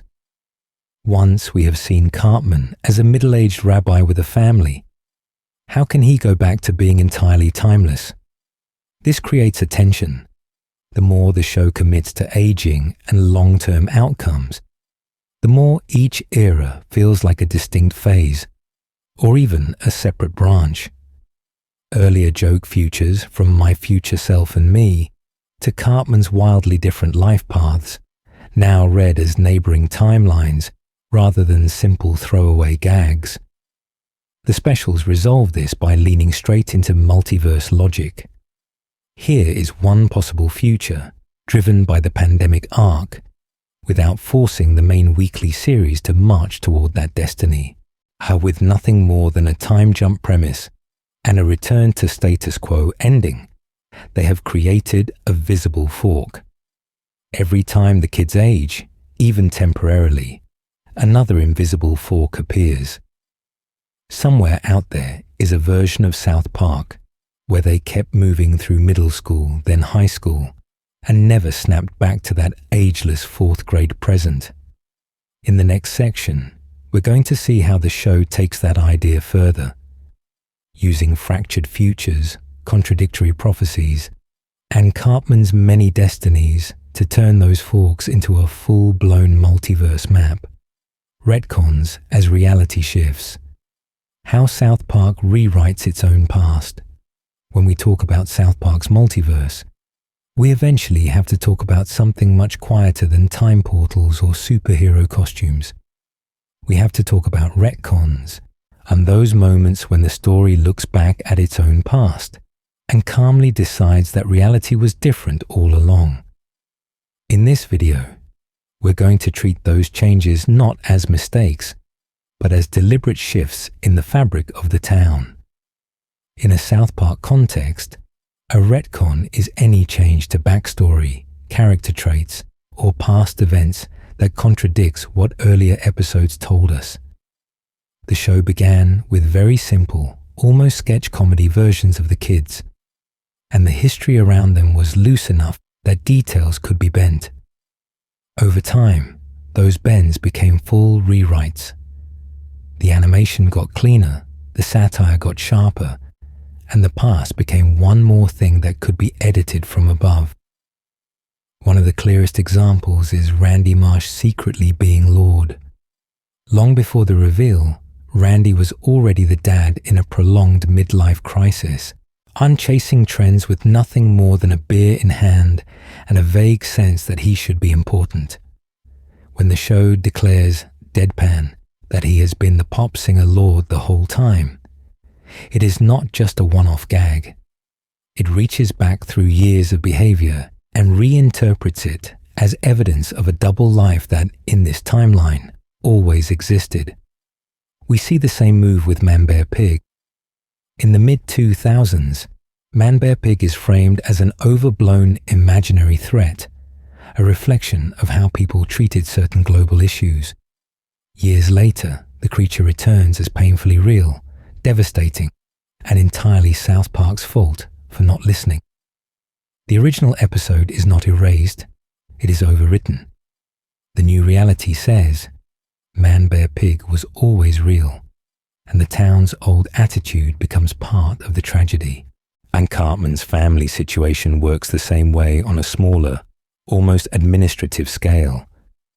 Early on, the story begins with a mystery around his father, then shifts again, until we have a version where Leanne's history, Cartman's parentage, and even his last name details feel different from what long-time viewers remember. Side characters drift too. Background kids gain new origins. Teachers acquire past relationships that contradict earlier throwaway lines, and the town's shared memory politely updates. What makes these retcons distinct is that they are played for comedy, but the show commits to them as the new truth going forward. Characters react as if the new information was always there. We remember the previous canon, so we end up holding two timelines in our heads at once. Which one is real and which one is the ghost? That tension gives you a sense of how the series turns continuity errors into a living multiverse. Behind all of this, Trey Parker and Matt Stone function as higher-level authors, almost multiverse gods choosing which version of history will dominate this week's universe. A retcon is not just a quiet fix, it is a reality shift that leaves faint echoes in our memories of what the show used to say. In the next part, we're going to follow that idea up a level, to the moments when the series stops hinting and starts openly tearing holes in its own reality. When canon collides, cross-referencing events across eras, when those reality shifts start to pile up, something strange happens. The town begins to remember all of them at once. In this video, we're going to sit with that feeling for a moment, because South Park does something very rare for an animated comedy about foul-mouthed kids. It lets its characters carry memories that technically should not be able to coexist. Long before the streaming specials or the games, we can see this in small callbacks. A throwaway scandal from an early season will be mentioned years later, as if it was just another Tuesday.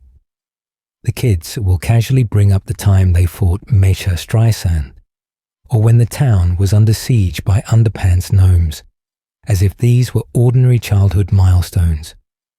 The animation was crude, the continuity was even cruder, but the memory is treated as completely real for them. Over time, those references stretch far past any strict timeline. Randy can recall being a geologist during one crisis, a Broadway composer during another, and a pandemic expert later on, and with no concern for how one career would crowd out the others.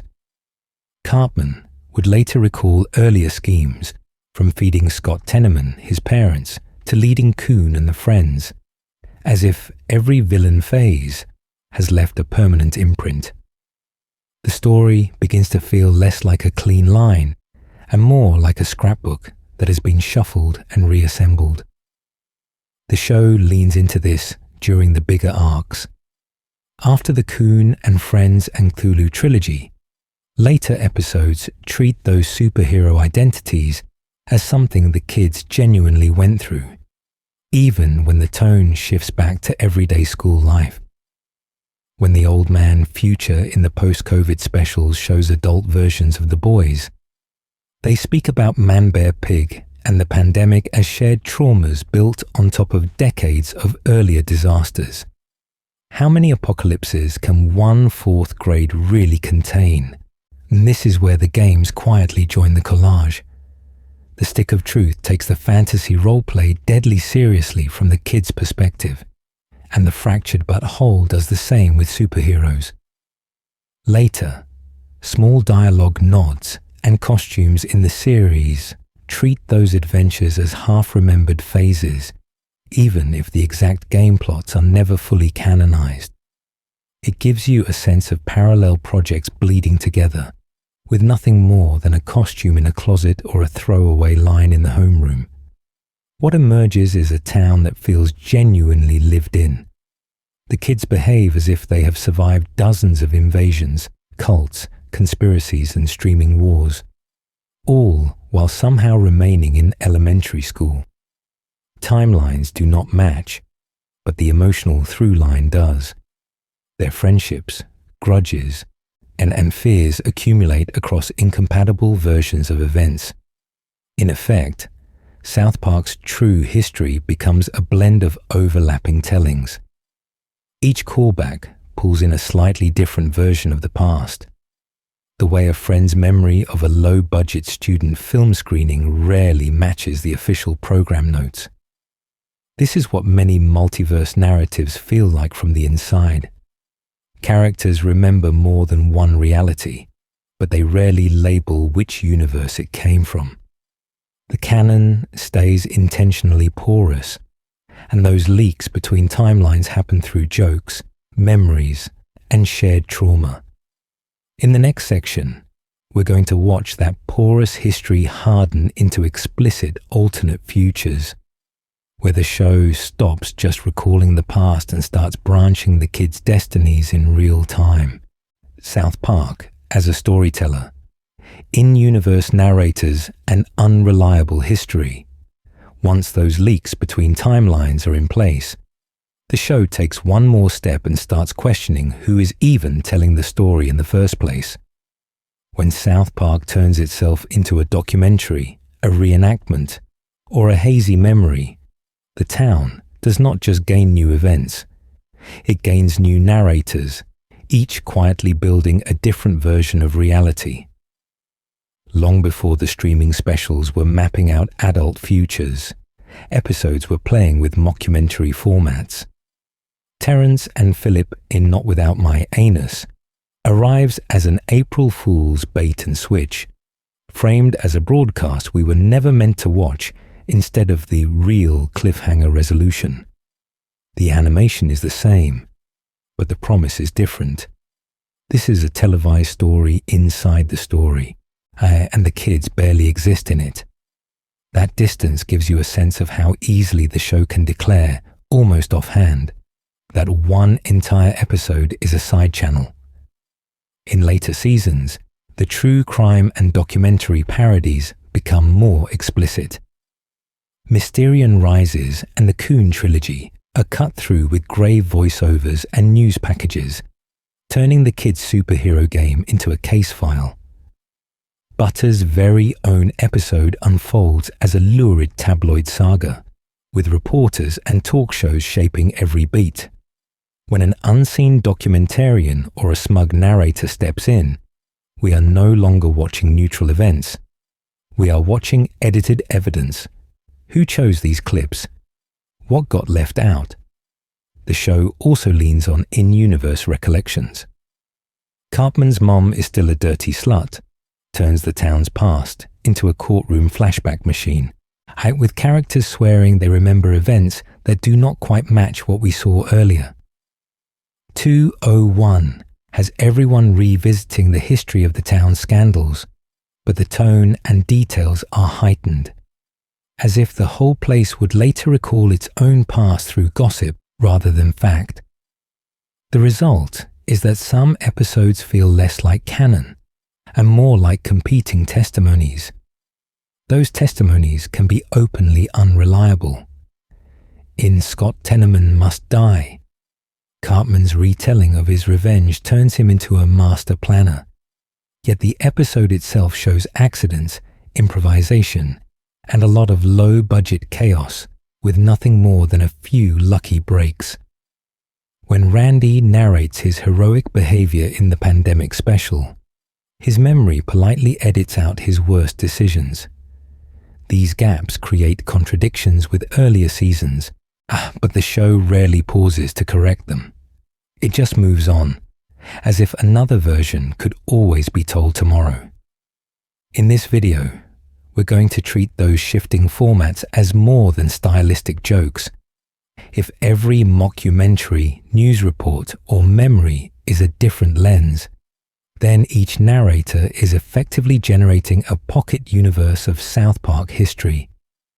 The official timeline never steps in to crown one as definitive, so multiple narrative universes end up coexisting inside the characters' heads and, by extension, in ours. By turning its own backstory into a set of competing stories, the series turns storytelling itself into a quiet multiverse engine, one that will matter even more once we reach the episodes that show the kids' futures diverging on screen. The unspoken rule: nothing matters, so everything can. By this point, we've seen so many timelines, retcons, and reality glitches that it can feel as if the show is daring us to stop trying to track anything. The story begins to look chaotic on purpose, as if the safest rule is that there are no rules. When we step back, though, the core techniques are surprisingly consistent. There are clean retcons, where an old joke is rewritten, as with ManBearPig, shifting from a throwaway Al Gore parody into an existential threat. There are alternate futures, from Cartman's wholesome rabbi life to the bleak old man timeline of the post-COVID specials. There are the game timelines, with the stick of truth and the fractured but whole, treating fantasy and superhero play as full, separate eras. Around those, we have event specials, meta episodes that tell us the kids are on a galactic TV show, and reality-breaking jokes in things like Imagination Land. On the surface, this all plays as if continuity does not matter. Characters die and return, the town is destroyed and rebuilt, and a major disaster one week might be a background gag the next. Kenny's endless deaths in the early seasons train us to expect a reset button. The animation was crude, the production values were minimal, and the whole rhythm of the comedy told viewers not to worry about keeping a chart on the wall. But over time, the behavior of the series gives you a sense of something else quietly happening. Old villains come back with new weight. ManBearPig returns, the member berries return, the Coon and Friends mythology returns, and the kids' imagined superhero universe suddenly matters again when the games expand it. And long before anyone used the phrase South Park Multiverse in this video, the show had already begun treating almost nothing as permanently discarded. That creates a strange paradox, because everything can be thrown away, anything can also be picked back up. When Trey Parker and Matt Stone decide that a one-off joke from a low-budget season 10 episode should suddenly drive a serious climate allegory, the world simply bends to allow it. When they want the old man future to stand next to Cartman's earlier nice future, the contradiction is not a problem. It is fuel. Which future is true? The answer is that both are, depending on which branch we are visiting. This freedom is exactly what allows multiverse logic to thrive. The Coon and Friends arc plays with comic book time travel. The games treat each genre shift as its own timeline, and the Paramount Plus specials behave as if they can spin off an entire adult continuity with nothing more than a premiere date and a new beard for Stan. Any episode, game, or film-length project can be treated as a valid branch whenever it serves the story. So South Park's multiverse is not declared in a neat chart. It is emergent. The network of overlapping realities appears only when we trace decades of these choices in order. And in the final stretch of this video, we're going to take that network seriously and ask a simple question. What does it mean if all those South Parks are real at the same time? Cartman's futures. Every possible Eric in the multiverse. To answer that, we have to follow the character who bends those realities the most. For South Park's multiverse, the story begins with Eric Cartman because the show keeps giving him futures, then refusing to say which one is right. Each one is played straight, grounded in its own emotional logic, and together they give us a sense of how volatile this universe really is. Long before the Paramount Plus specials, we met an older Eric in My Future Self and Me. That episode presents a schlubby, washed-up Cartman who shows up at his own house to warn young Eric about drugs. The animation is simple, the premise is small, and yet the episode insists that this is a real, lived-in adult version of the character. The comedy comes from the scam, but the future itself is not treated as a throwaway cutaway. It is presented as a plausible branch that could exist just off screen. Decades of production time later, the post-COVID timeline offers something far more elaborate. In those specials, we see adult Cartman as a bearded, soft-spoken rabbi, married with children, fully committed to Judaism. It is the most aggressive possible inversion of everything we know about him, and the show plays it almost uncomfortably straight. The performances are quiet, the staging is patient, and we are asked to accept that, in at least one version of events, Cartman's capacity for sudden sincerity completely reorients his life. When the return of COVID special rewrites that future, the multiverse deepens. By undoing the chain of events that led to Rabbi Cartman, the kids accidentally create a new future where Eric ends up homeless, embittered, and broken. The animation is higher budget than the old episodes, but the storytelling move is the same. Each outcome is treated as a valid, coherent reality, not just a gag about a reset button. The universe itself appears to be reacting to Cartman's choices, rewarding or punishing his selfishness in different ways. Across these branches, the same core traits are rearranged. His opportunism becomes religious zeal in one line, grifting and self-pity in another. His talent for manipulation turns into community leadership as a rabbi, or isolation on a sidewalk bench. Even that early future self in the short, low-budget episode feels connected. With nothing more than a fake mustache and some resigned dialogue, the show sketches a world where Cartman's worst habits have simply hardened over time. Taken together, these futures position Cartman as a multiversal wildcard. He is the character whose decisions most often tilt the board hard enough to create a new branch.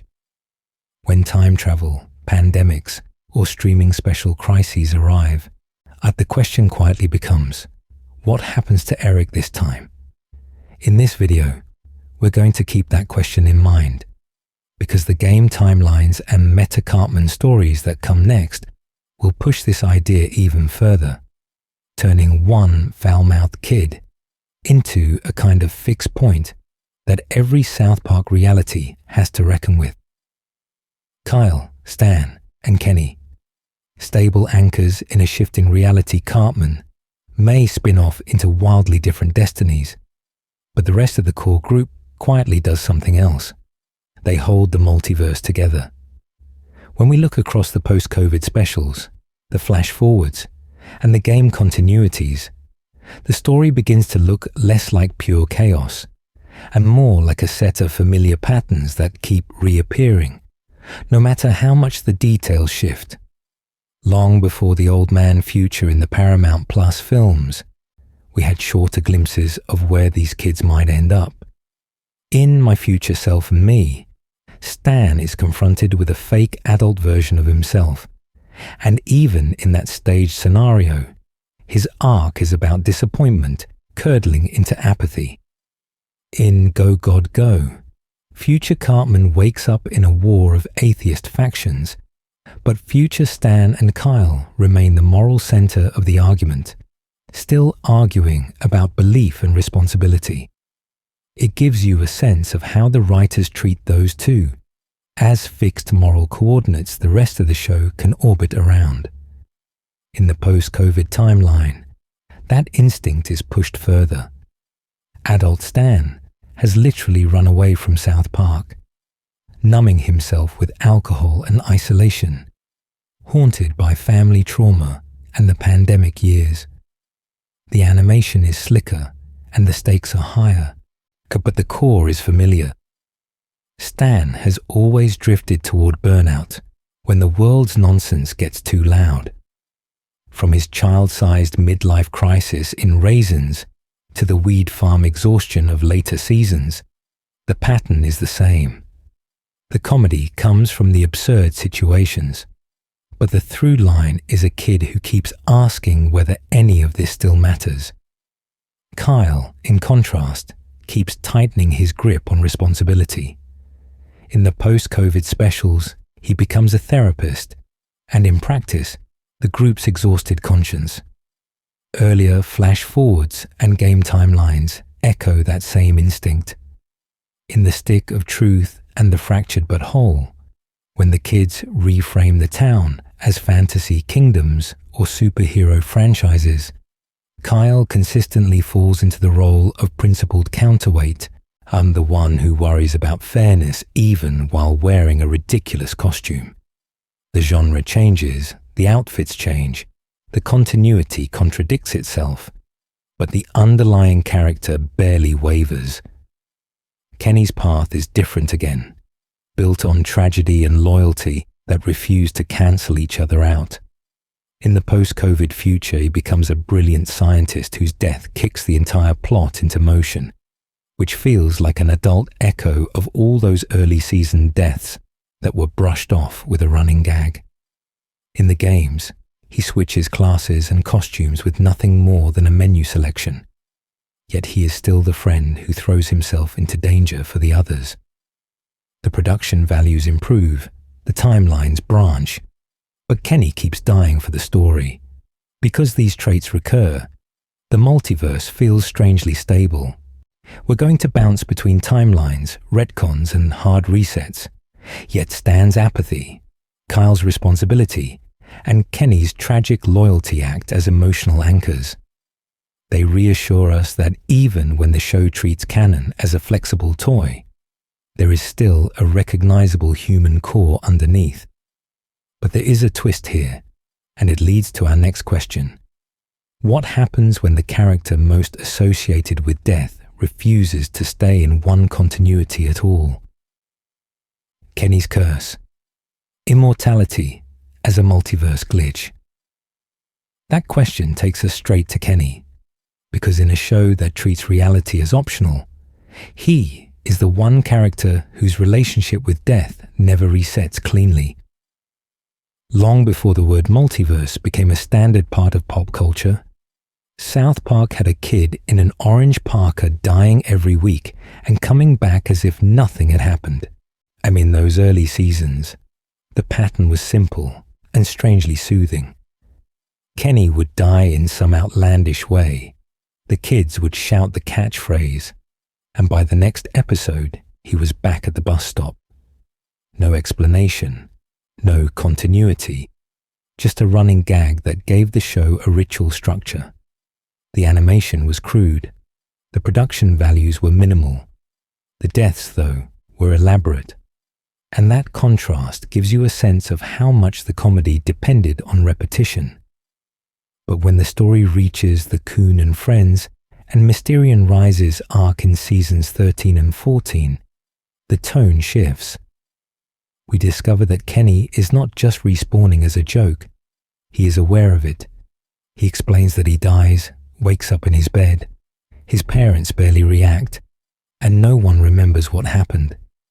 It plays as superhero origin and cosmic horror at the same time, and the other kids treat it as one more strange detail in a town where aliens and ManBearPig have already appeared.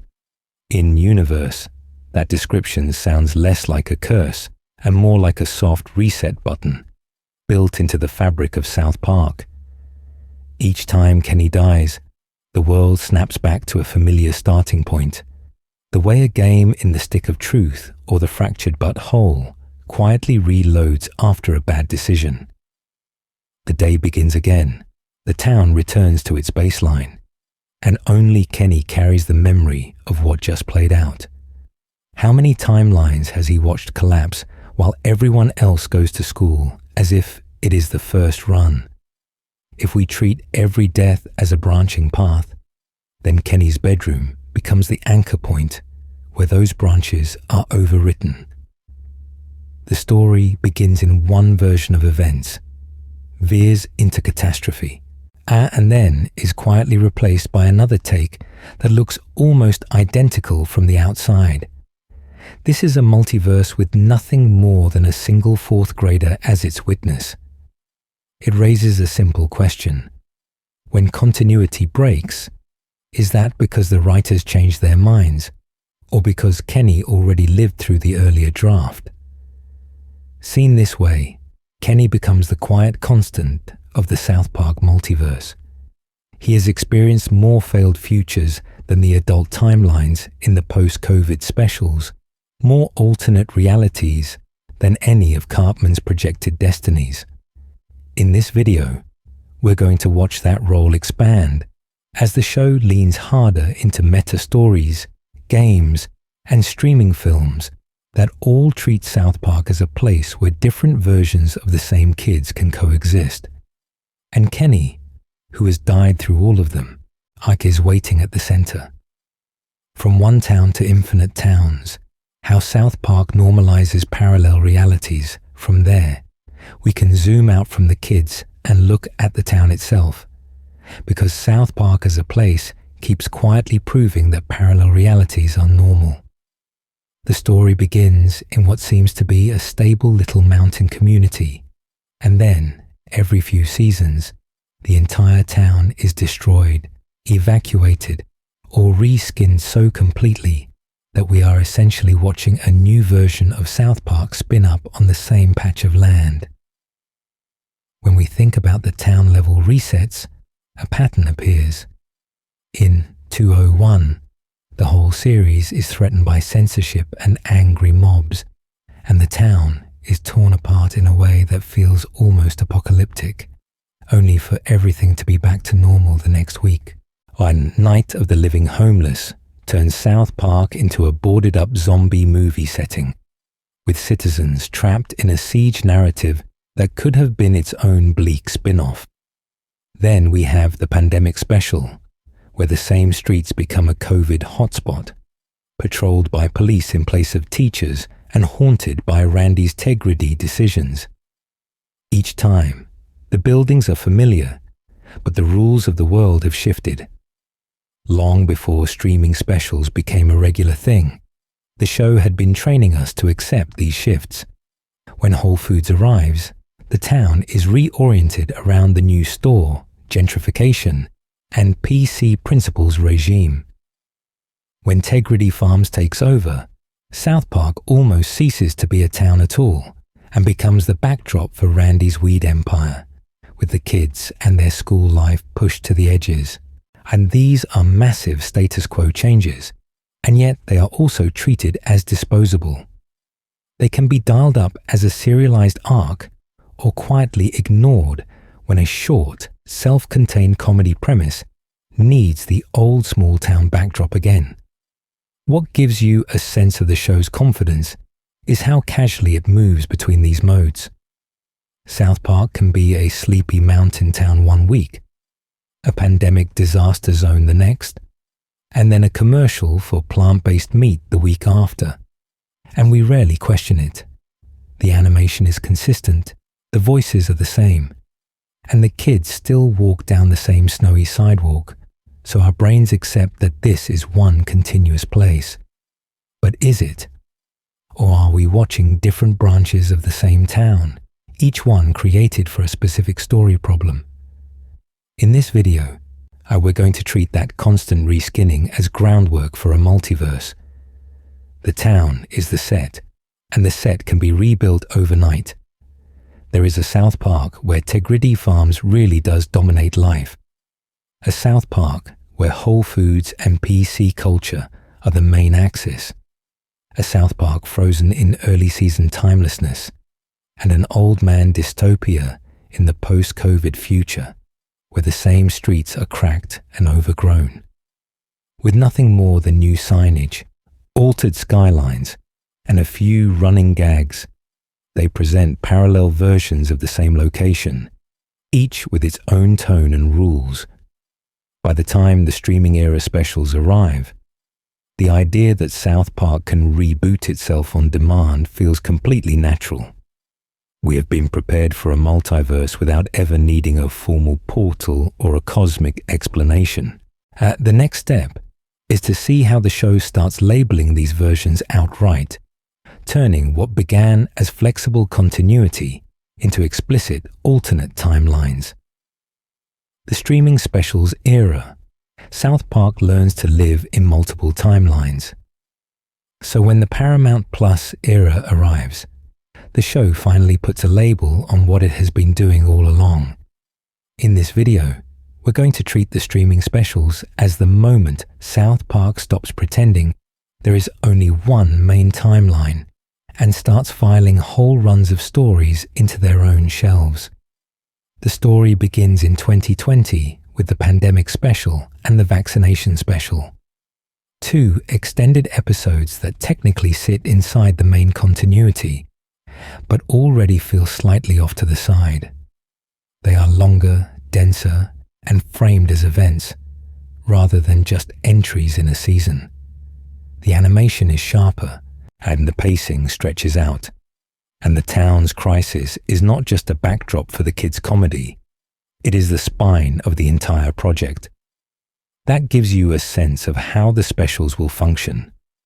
Bigger, slower, and willing to rearrange the furniture. Then, with post-COVID and the return of COVID, the multiverse idea becomes unavoidable. Suddenly we jump decades ahead, and the kids are adults with fixed careers, broken friendships, and a world that has been reshaped by the pandemic. Cartman is a rabbi with a family, Stan and Kyle are estranged, and the town is caught in a long, strange hangover. These specials build an entire future timeline, complete with running gags, emotional payoffs, and apocalyptic stakes. But when we return to the regular Comedy Central episodes, none of that future is locked in. It sits there as one possible branch, and this is where the structure becomes clear. Each cluster of specials behaves like a mini-universe, with its own continuity rules and long-term consequences. Post-COVID can kill characters, resolve decades-long tensions, and even reframe earlier episodes without needing to rewrite the weekly show. Later Paramount Plus projects, from the streaming war story to the more focused character pieces, keep that pattern. They are long, theatrical scale stories that run parallel to the main series rather than through it. Production plays a quiet role in making this believable. The Paramount Plus deal carves out a separate lane, and the platform separation becomes an in-universe excuse for narrative separation. We are watching something that looks and feels closer to a film, even when it is technically a short run of specials. The sound mix is richer, the plots are broader, and the stakes reach well beyond whether the kids get grounded. Long before anyone says the word multiverse, the distribution model has already suggested it. At the same time, the specials keep nodding back to older, incompatible futures and reality-breaking episodes. Earlier glimpses of Cartman's adult life, the comic book chaos of Coon and Friends, and the game's alternate eras all sit uneasily next to the post-COVID future. Which one is the real one? The answer, quietly, is all of them. The show no longer needs a single canon. It has coexisting semi-canon realities that can overlap when useful and drift apart when not. As we move into the later seasons that run alongside these specials, we start to see how that freedom changes the weekly episodes themselves, and how South Park learns to live with permanent instability as its new normal. Soft resets versus hard branches. How the show decides what counts. By the time the show reaches this era of permanent instability, something else has become clear. Not every reality shift is treated equally. Some episodes behave as if the universe snaps back like a rubber band, while others leave dents that never quite pop out again.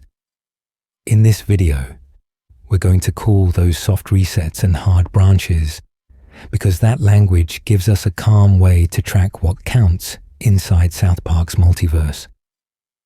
Long before the streaming specials, soft resets were the default setting.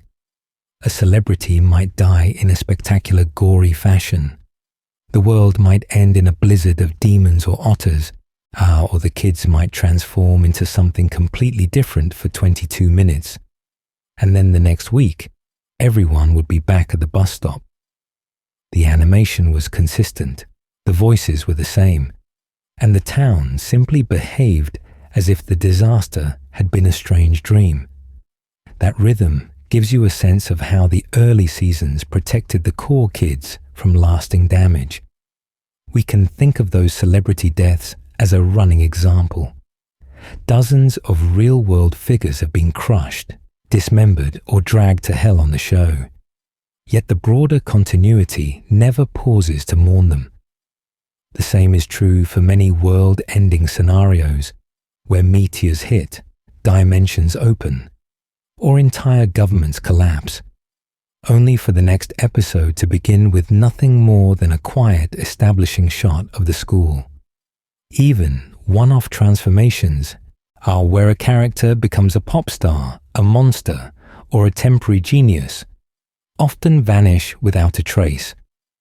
Are those stories non-canon, or are they simply sealed off as self-contained universes? Hard branches feel different from the moment they begin. When the story moves into arcs such as the streaming wars, the post-COVID future, or the old man versions of the boys, the consequences spill across multiple chapters. The kids age, the town's economy shifts, Cartman's living situation changes, and those changes are still in place when the next special arrives. The same thing happens in serialized runs across seasons, when a character breakup or a new job for Randy persists for years rather than days. The universe in those stretches behaves more like a long novel than a sketch show, and the contrast becomes especially clear when we look at the old man future. That timeline does not quietly reset. It collides with earlier glimpses of Cartman's future as a reformed rabbi, and simply stands beside them. Both exist, both are detailed, and both are mutually exclusive. Would later recall that as a mistake or as a choice. The show treats it as the latter, a deliberate branching of possible destinies. What this pattern really does is turn continuity into a toolbox. Sometimes the writers reach for the multiverse wrench, tightening a thread across seasons and specials so that actions have weight. Other times, they just hit the reset button, enjoy a wild premise, and move on. That flexibility lets South Park keep its fast, topical comedy while still supporting long-running arcs, and it sets the stage for the next phase, and where games, specials, and weekly episodes begin sharing and competing for the same multiversal space. Member berries revisited, nostalgia as a multiversal force. By the time games, specials, and weekly episodes are all sharing that multiversal space, one quiet force keeps pulling everything back to familiar ground. The member berries. The story begins in season 20, when these tiny purple grapes show up in a grocery store and start whispering about how Star Wars was better with nothing more than practical effects, and how Member Chewbacca was the peak of culture. The premise is simple. The effect is not. In those episodes, the berries are living nostalgia. They are cute, they are clingy, and they are constantly insisting that the past was better, safer, and more comforting. They push Mr. a Garrison toward a reactionary presidential run. They pine for Reagan, and they turn background conversations into a low hum of member when chatter. The animation is polished by this point, but the idea itself could have come from a student project about addictive memories, with the berries as a low-budget horror film monster that only wants everyone to relax into the past. On the surface, that arc is a political metaphor. Underneath, it gives you a sense of how Trey Parker and Matt Stone are thinking about their own show. In this video, we're going to treat the member berries as more than a one-season joke. On a meta level, they are the urge, shared by fans and creators, to return to earlier versions of South Park. Every time the berries whisper that things used to be better, it echoes a familiar question. Why not just go back to the old formula, the old kids, the old town, exactly as it was? When the series brings back ManBearPig and rewrites him from a silly Al Gore bit into a deadly, very real threat, it feels like a member-berry timeline tugging the present toward a different past. When Cartman's futures keep changing, from polite family man to bitter old drifter to broken rabbi in the post-COVID specials, we can read those shifts as competing nostalgia currents, each one trying to lock in its preferred version of the story. Are we in the timeline where Cartman grows up, or the one where he never does? Callbacks and reboots of old jokes become the clearest evidence. The return to the kids' fantasy worlds in The Stick of Truth and The Fractured But Whole, the way Imagination Land lingers over forgotten pop culture, even the simple act of revisiting early classroom dynamics, all function like member-berry-driven loops. The past keeps bleeding into the present because the characters, the audience, and the show itself keep membering it on purpose. That means the South Park multiverse is not just random chaos. It is shaped by what everyone chooses to revisit, what they refuse to let go, and which earlier timelines they keep trying to restore. Long before we see Old Man Stan walking through a burned-out future, the groundwork is there. A universe where memory itself edits reality. The next step is to watch how that nostalgia pressure collides with newer, stranger forces that want to push the story somewhere entirely different. ManBearPig's redemption, when a joke becomes a canon event. That idea of memory editing reality comes into focus with one of the strangest promotions from background gag to canon event the show has ever done. ManBearPig. The story begins in season 10, when Al Gore visits South Park to warn everyone about a ridiculous hybrid monster that is half man, half bear, and half pig. The animation is crude, the design is intentionally silly, and the whole premise is framed as a broad parody of climate change activism and political vanity. In that first episode, ManBearPig is not a threat, it is a punchline. The kids dismiss Gore, the adults roll their eyes, and the creature itself barely matters to the plot beyond creating chaos in a cave. The comedy depends on the audience understanding that the monster is fake and that the real joke is on the overzealous messenger. It gives you a sense of how confident the writers were that this would be a one-off, filed away with other short-lived creatures and forgotten school assemblies. Long before anyone talked about a South Park multiverse, that decision quietly planted a seed. More than a decade later, in season 22, ManBearPig returns, but the rules have changed.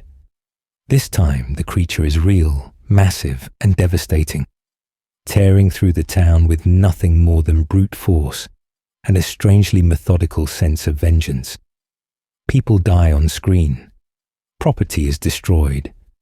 The tone shifts from silly monster of the week to slow, grinding disaster movie. In those later episodes, the town is forced to reckon with having ignored the earlier warnings. Characters would later recall that they were told about ManBearPig and chose not to believe it. And the show leans into the awkwardness of revisiting its own earlier stance on climate change. We watch parents negotiate with a demonic banker, kids sift through contradictory explanations, and officials issue apologies that sound uncomfortably close to real-world policy reversals. The animation is sharper, the pacing more deliberate, and the joke is now on the people who thought it was just a joke. What this does, in practice, is retroactively rewrite the meaning of the original episode. That cave adventure is no longer a disposable parody. It becomes the prologue to a long-running threat. The past timeline still exists, but its genre has changed. A broad comedy about a delusional politician is reframed as the tragic first act of a monster story. How many other early episodes suddenly feel different when watched through that lens? In this video, we're going to treat that shift as multiverse logic in miniature. The show revisits a past continuity, alters the stakes, and asks us to accept that both the joke version and the serious version are equally real inside the same larger reality. The contradiction is not cleaned up. It is preserved. That tension becomes the point. It is the same town, the same kids, the same cave, but the universe has been told to behave differently. Once we see ManBearPig that way, other one-off elements begin to look less disposable. If a background gag can be promoted into a canon event years later, what else in those early seasons is quietly waiting to be upgraded?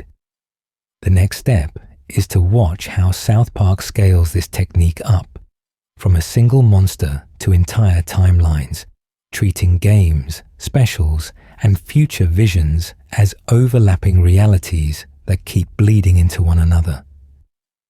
Canon by popular demand, how fandom helps choose the real timeline.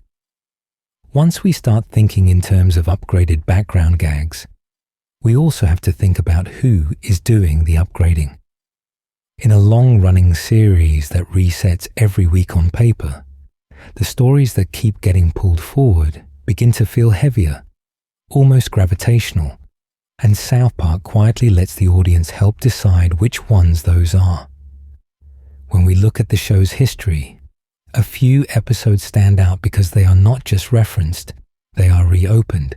A Scott Tenorman Must Die begins as a vicious revenge story in season 5, but it would later recall itself again and again, turning Scott into a recurring wound in Cartman's past and a touchstone for how far the character will go. Imagination Land starts as a 3-part fantasy about terrorists and fictional characters, and then keeps echoing through later seasons, games, and specials as the moment when South Park admitted that its own reality was porous. The Coon trilogy, with its Coon and Friends branding, time travel, and comic book framing, gives you a sense of how the town can be treated as a shared universe rather than a single straight line. Over time, we can see that fan attention and creator interest tend to converge. The characters that become memes, the concepts that keep getting quoted, are the ones that return. ManBearPig Principal arrives in season 19 as a blunt instrument for campus discourse, but he stays on as a main authority figure because viewers latch onto him and because he fits the new era's rhythm. Member berries start as a simple nostalgia joke, and then they quietly colonize the background of the serialized seasons turning into a running metaphor for the show's own relationship with its past. ManBearPig, which began as a throwaway Al Gore parody with nothing more than a cheap rubber monster costume, comes back years later as a deadly, unambiguous threat, an explicit admission that the earlier joke has to be rewritten. In this video, we're going to treat that pattern as a kind of multiverse physics. In a world with endless possible timelines, the branches that get remembered, clipped, and argued about online become the prime ones. A throwaway future where Cartman grows up to be a reformed rabbi can coexist with the bleak adult futures of the post-COVID specials, but the version that keeps being revisited starts to feel more real. Which Cartman future wins? Which Imagination Land rules actually stick? What this creates is a slow collaboration between the creators and the audience. Long before anyone used the word multiverse on screen, fans were treating the Stick of Truth, the Fractured But Whole, and the Coon trilogy as connected superhero eras, and the show leans into that reading. The stories that are watched, memed, and nostalgically defended keep getting new branches, while quieter episodes remain sealed universes that no one reopens. It is not democracy in any formal sense, but it is a feedback loop. As we move forward in the timeline, and that loop becomes easier to see, because entire games, streaming specials, and future timelines start behaving the same way those early Canon episodes did, expanding outward every time interest flares up again. Meta episodes as multiverse windows. When the show admits it's a show. Those feedback loops do not only create new branches inside the story, they also open small cracks where the show quietly admits that it is a show, and those cracks are some of our clearest windows into the South Park multiverse. Long before streaming specials and cinematic games, episodes such as Free Hat in Season 6 began treating South Park as both a fictional town and a television product. In that story, the kids try to save classic films from being re-edited, and while the episode itself keeps cutting to fake fan campaigns about cancelling South Park, the animation is still comparatively rough, the colours are flat, and yet the structure gives you a sense of characters who half understand that they exist inside something that can be cut, remixed, and withdrawn from circulation. When we reach Cartoon Wars in Season 10, that idea becomes much more explicit. The story begins as a parody of Family Guy, but the show keeps zooming out to executives, writers' rooms, and network fears about depicting Muhammad. South Park is suddenly a program inside its own universe, with the kids debating whether another cartoon should be censored, while we are watching Comedy Central debate the same thing in real time. The animation was more polished by then, but the underlying joke is still very student film in spirit. With nothing more than a few cardboard executives and a phone call, they turned the real-world production process into another layer of canon. Episodes 200 and 201 would later recall and escalate that tension. Every past scandal, every celebrity, and every lawsuit is dragged back on screen, and the kids wander through a story that is openly about Comedy Central's legal history. Characters talk about what the network will or will not allow. Scenes were censored on air, pulled from circulation, and then discussed endlessly as lost episodes. How many different versions of 200/201 exist at this point? And which one does the town remember? Each cut is effectively a neighboring universe. Even one-off gags keep nudging in that direction. Our In Free Hat, Stan and the others campaign against re-releasing Raiders of the Lost Ark. But the episode is also winking at the possibility that South Park itself could be altered later. The pandemic special extends this further. In this video, we are going to treat it not only as a COVID commentary, but as a production diary folded into Canon. Characters complain about remote school and masks, while Trey and Matt were dealing with remote writers' rooms, testing, and the strain of producing an animated show under lockdown. Real constraints become in-universe physics. Across these meta-episodes, the town is a place, but it is also a set, a brand, a pile of contracts. The kids are fourth graders, but they are also animated employees who know that ratings, merchandise, and games keep them in motion. If a joke about censorship can erase an episode, could a new game or a Paramount Plus special spin up an entirely fresh continuity? As we move into the era of full-length games and long-form specials, those questions stop being hypothetical because the show begins treating each medium as its own reality with rules that sometimes collide. The games as training wheels for a playable multiverse. So when the show begins treating each medium as its own reality, the next logical step is to hand one of those realities over to the audience. That is where the South Park games stop being side merchandise and start feeling like controlled experiments in a playable multiverse. When The Stick of Truth released in 2014, it presented itself as a straightforward, narrative-driven RPG. But under the surface, it was doing something more ambitious.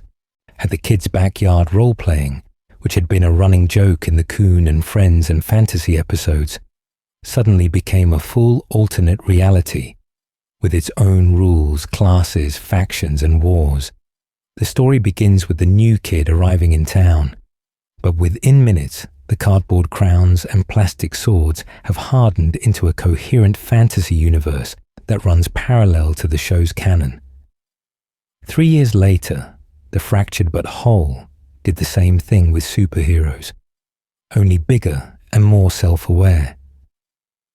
Long before the Paramount Plus specials played with adult futures and branching paths, this game treated Coon and Friends as a rival continuity to the fantasy world, complete with its own lore, power sets, and a very petty civil war over Netflix deals.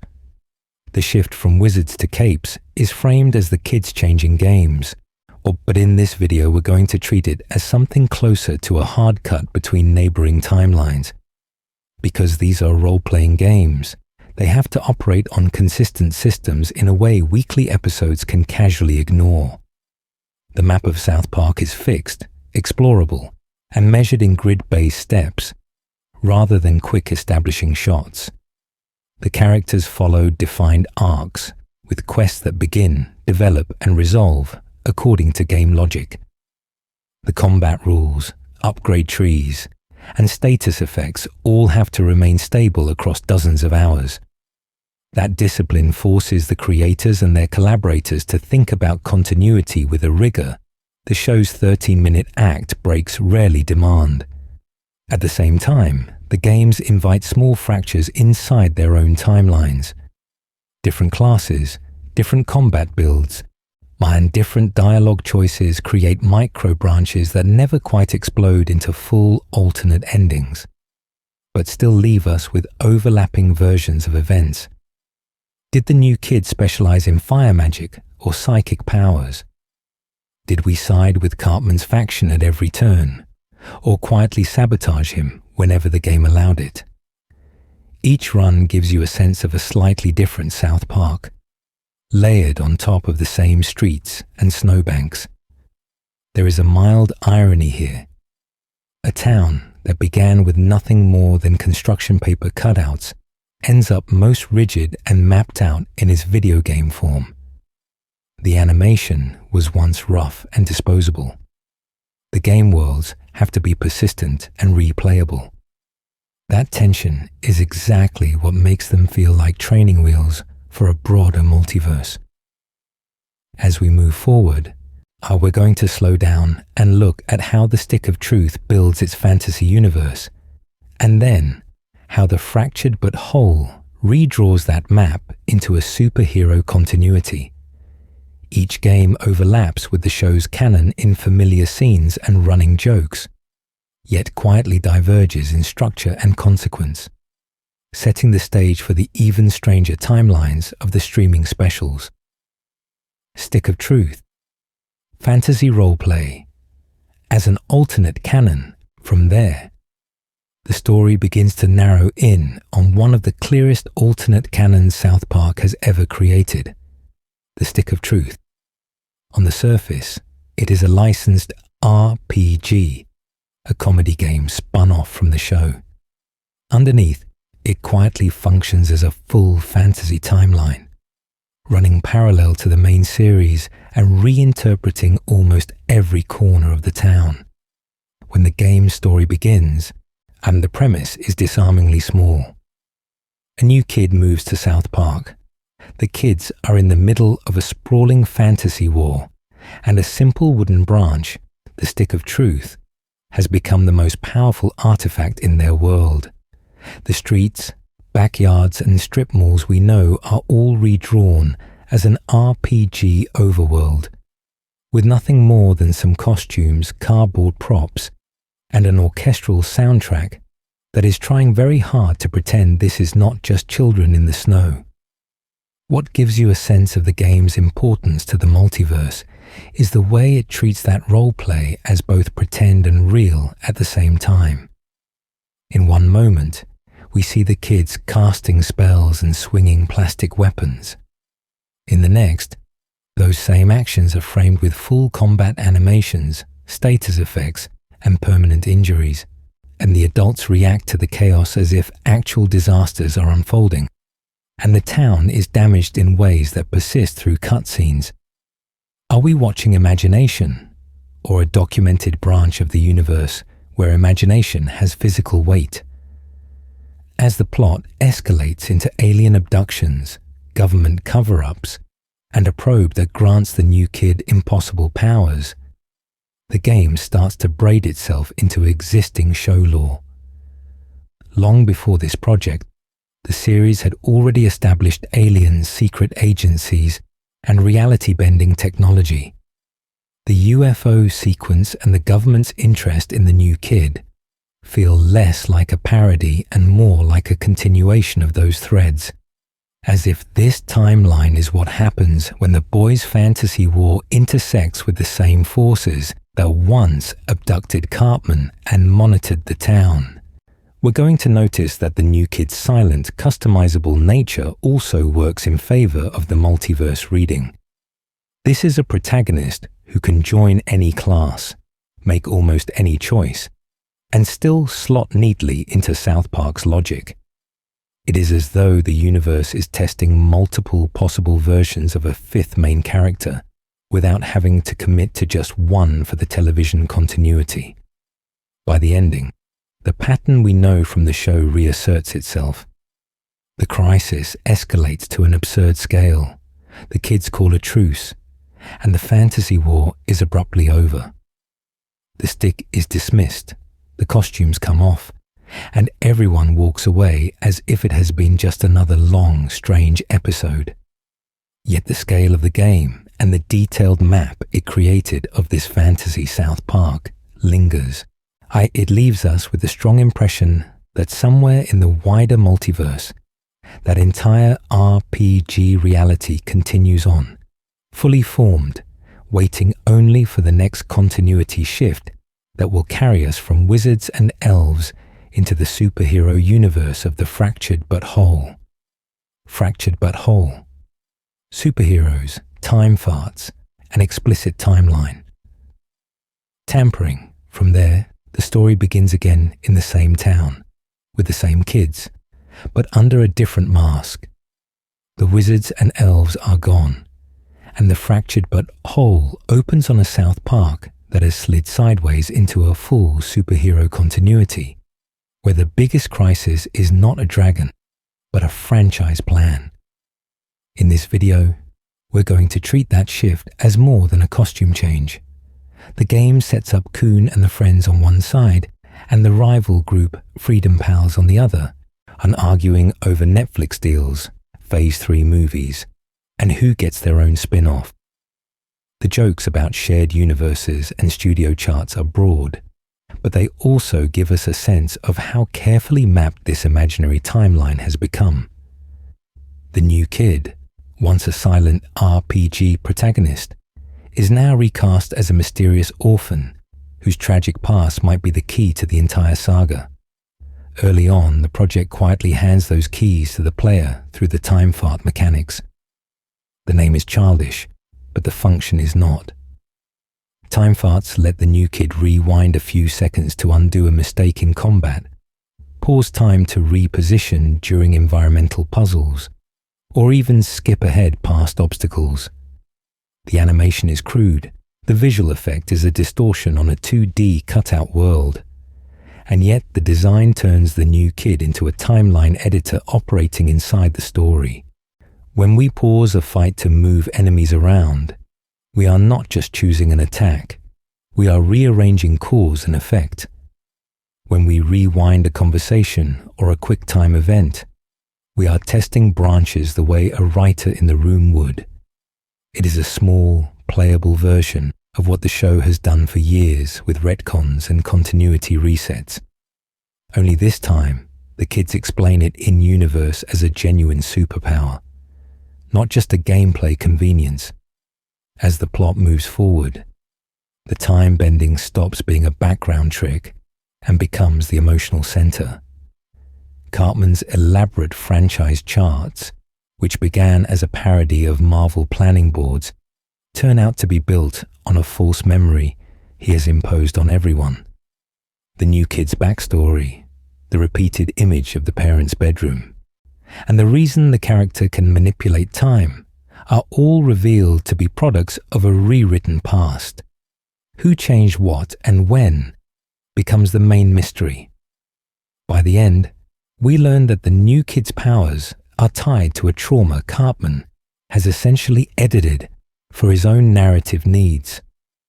Long before the first battle between Coon and Friends and Freedom Pals, the timeline had already been tampered with.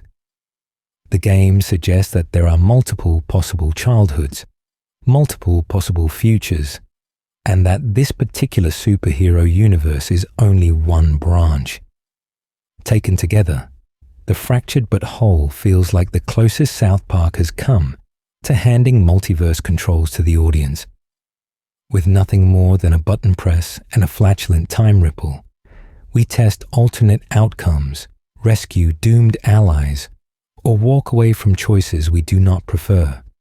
It is still semi-canon, still framed as the kids' elaborate play acting, but the mechanics quietly train us to think of South Park as a space of branching timelines. That mindset will matter when the series moves from childhood games into official, on-screen futures that cannot be undone so easily. Reconciling game canon, where the new kid fits in the multiverse. When we shift from the kids' cardboard multiverse to the official South Park video games, the question quietly changes from what if to where does this actually go?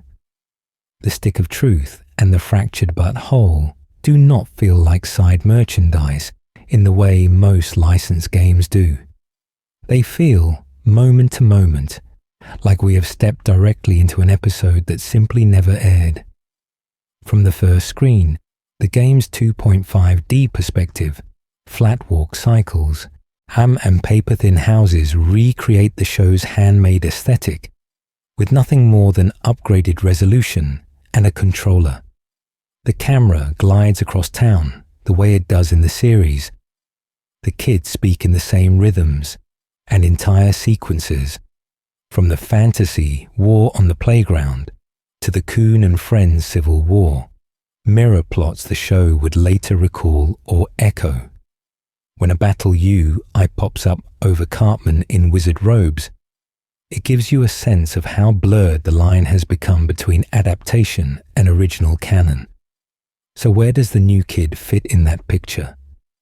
In both games, this silent protagonist arrives in town, is absorbed into the kids' mythology, and then quietly becomes the most powerful person in South Park.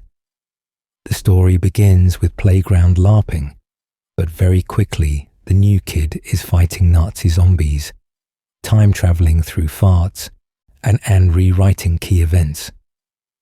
They are designed as an insert character, a blank slate who can belong to anyone watching, but in-universe that blankness makes them strangely portable. If anyone could slip between timelines, it would be the kid whose main power is bending time.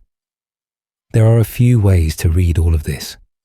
One option is to treat the games as entirely separate universes, self-contained branches where the kid's fantasy escalates into RPG-level chaos and then politely resets. Another is to see them as exaggerated retellings of real events, the way the show already treats things like Imagination Land or the Coon and Friends saga. Did something smaller happen in the main timeline, which the games then blow up into an operatic campaign? Or are these fully canon branches that the show simply does not mention on Wednesdays at 10 p.m? Long before in this video we reach the streaming specials, the series had already taught us that multiple futures can coexist.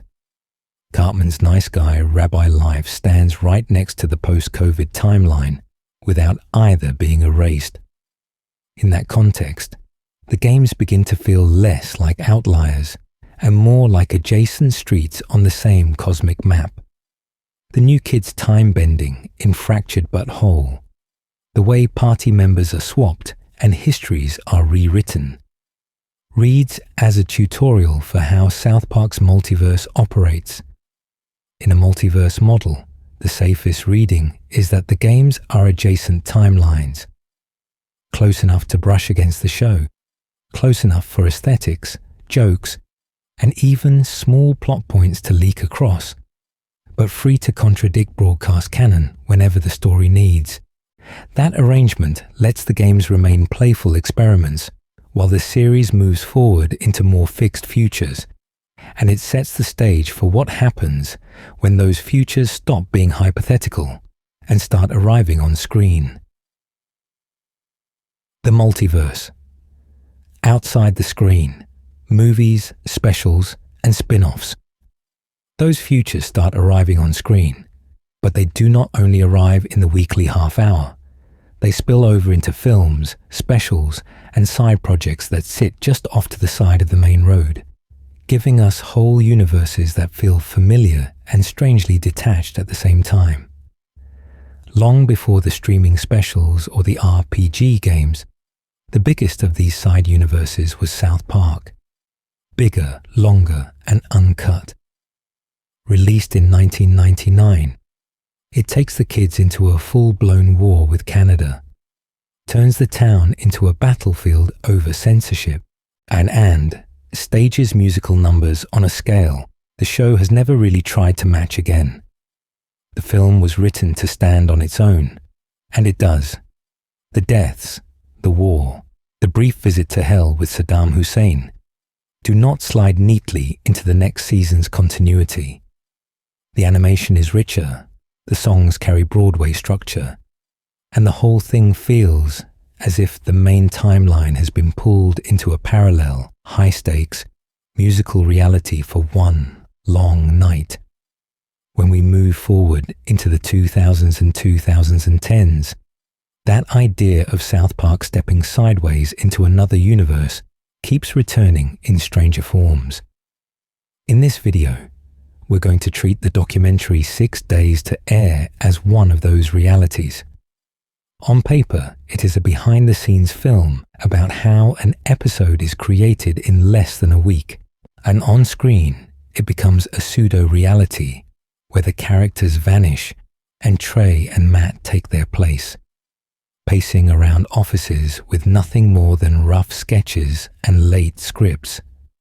It is the same town and the same show, but seen from a dimension where everyone remembers that it is a television production. Around that, there are live events and promotional shorts that push things even further. There are the live read performances where the voices stand on stage in front of microphones, breaking the illusion while still performing the kids as if they are present.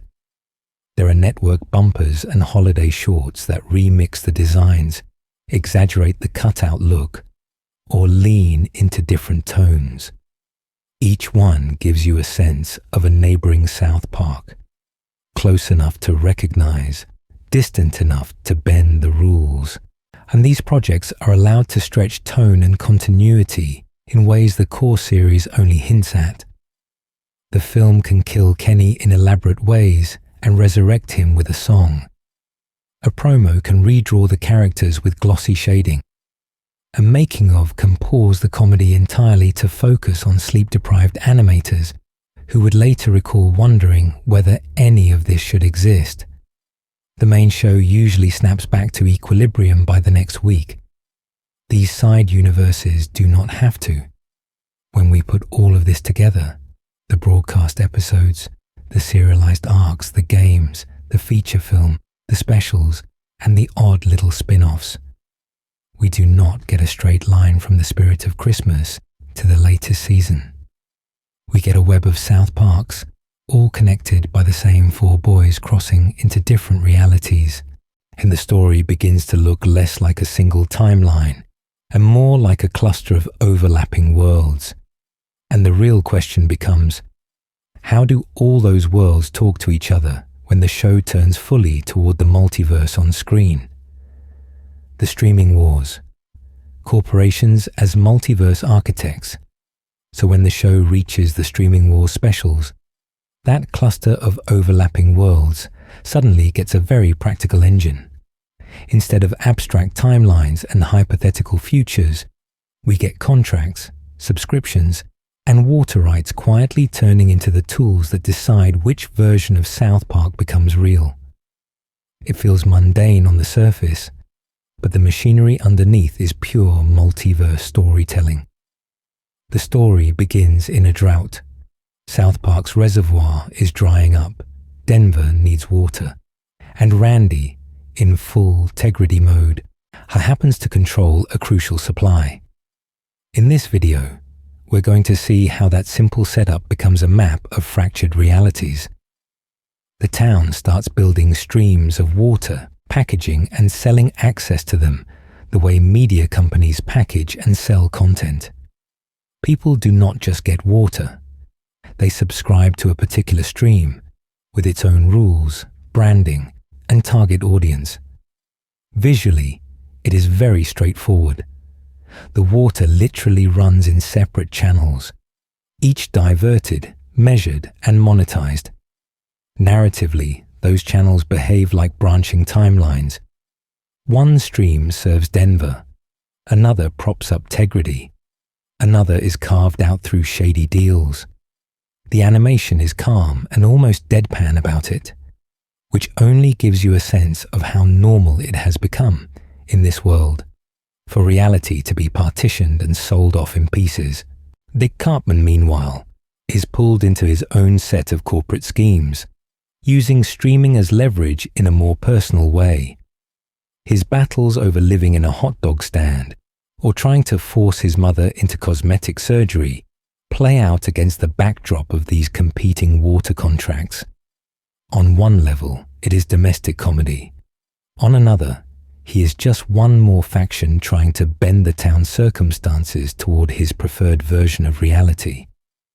Randy is doing the same thing at a larger scale, treating Tegridy's water stream as the backbone of a universe where he remains important. As the specials go on, the metaphor becomes harder to ignore. Different corporations own different pieces of the water, and by extension, different pieces of what can happen in town. That commodification of water mirrors the commodification of content, but it also mirrors something more specific. The way South Park's own continuity has been chopped up between weekly episodes, feature film, games, and now platform-exclusive specials. Who owns which part of the story?